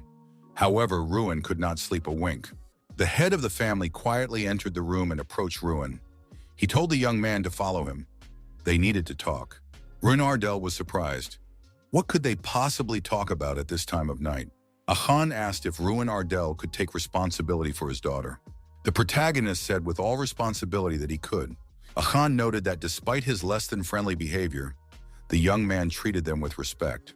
But if he made his daughter cry, he would not let the young man off the hook. After a while, the young man got ready to leave. The girl's parents said that they were even sad. Ruin said that he was sad too and promised to visit. The brothers said they intended to make an official visit to Ardell, so the young people should not part until then. Irene was indignant at what her foolish brother had said. Irene added that Ruin should hurry up. The young man wished everyone well and followed Irene. Ruin told the girl that if both their families had given their blessing and no one else stood in their way, what would they be to each other? Ruin Ardell plucked up his courage and asked the girl to officially date him. Irene responded positively and told Ruin Ardell to take care of her. 5 years passed. The Tower of Mages. Strand said she remembered every word the young man had said 5 years ago. He had asked Irene to start dating officially. Ruin Ardell said that Strand had become too talkative. So many years had passed, and she was discussing it as if it were the first time. Ruin noted that if Strand volunteered to be an assistant, she should focus on her work. Enough distractions, immersing herself in memories. On the recommendation of the Emperor, our hero still became the head of the Tower of Mages. Since then, our hero's life has been full of work. Strand became his assistant to help with the job. Ardal has undergone many changes. Thanks to its development, it has become a well-developed city. This was made possible with the help of Hans, who became a Knight of Ardal, and Jason, who took on administrative work. Of course, Dylan Ardell accomplished the most tasks. The winner of the Sword Grand Prix, Rowena Ardell, entered the office. The girl said that with her skills, it couldn't have been any other way. Rowena continued to pursue her dream of becoming a master swordsman. A few years ago, she took part in the Sword Grand Prix again and won. Now she is close to the Emperor, who has regained his health. Our hero asked his sister what brought her here today. The girl replied that she had come to check if the head of the Tower of Magicians was doing everything right. Rowena also wanted to know how the preparations were going. Rowena Ardell was surprised. What was she talking about? Rowena told her brother not to pretend he didn't know. Rowena told her sister not to worry. Everything was in perfect order, and no one would complain. A few days later, in the territory of Ardal, there was hustle and bustle everywhere. Malkiri saw our hero and said that one of the stars of the day was already here. The guest said that it was the head of the Tower of Mages, Mr. Ruin. Ruin Ardal thanked his friends for their help. His friends said that was what they were there for. Ruin Ardell asked Seth how he was doing. They say he became the chief advisor in Oyota. Malkiri noted that news travels very quickly. That's exactly how it is. Malkiri asked what it was like to get married. He didn't think it would happen so quickly. The father and sons were sad. Irene was getting married. Wasn't this decision too hasty? The mother told the men to calm down. People were watching from all sides. Ruin Ardell thought that his future brothers-in-law were acting as they always did. Suddenly, everything around them began to shake. Was it an earthquake? Ruin Ardell told everyone to calm down. It was just the ogres who had been invited. Kingren was leading the ogres. Kingren said that they couldn't miss this event, the wedding of the young destroyer. Jason said that he would be the master of ceremonies for today's ceremony. The wedding was about to begin, so the dear guests should take their seats. Jason said that he had just spoken with the bride and groom. They asked him to convey their gratitude to everyone for traveling so far to celebrate this day with them. Jason said he wanted to invite the star of the show. Everyone welcomed Rowena Ardell. Next, everyone loudly welcomed the bride. Irene Prius, accompanied by her father, also came on stage. Rowena Ardell thought that thanks to Irene Prius's desire to restore her family's reputation, she had become a world-famous magician whose name everyone had heard at least once. Today, this woman would become his wife. Ruin Ardell took Irene Prius by the hand. The young couple looked into each other's eyes. Jason said that now it was time to introduce the priest to everyone. At today's ceremony, this role was performed by the mentor of the head of the Magic Tower, who was also the head of the academy, Tyrion Ignite. Ignite, as a priest, congratulated the young couple. Together, they had overcome many difficulties. And even if obstacles stood in their way in the future, this couple, bound by marriage, would once again overcome all challenges. Relying on each other in difficult and sad times is what it means to be together. The priest said that now everyone would listen to the newlyweds' vows. Ruin Ardell said that he remembered the day they first met in an antique shop during the Great Festival, when he could not have imagined that he would marry such a cold and sensible lady. He believes that he was attracted by her confidence and prudence. Ruin Ardell said that he would be his wife's closest friend. Irene Prius said she would be a loving companion to her husband. The young couple sincerely thanked everyone who came to celebrate their wedding today. The guests congratulated the head of the tower and the young lady on their marriage. Our hero thought that he had achieved all this while being a complete nobody. All this must be thanks to that help. The protagonist ran without pause, facing many crises. But in the end, he handled everything magnificently. If only Drac could share this moment with him.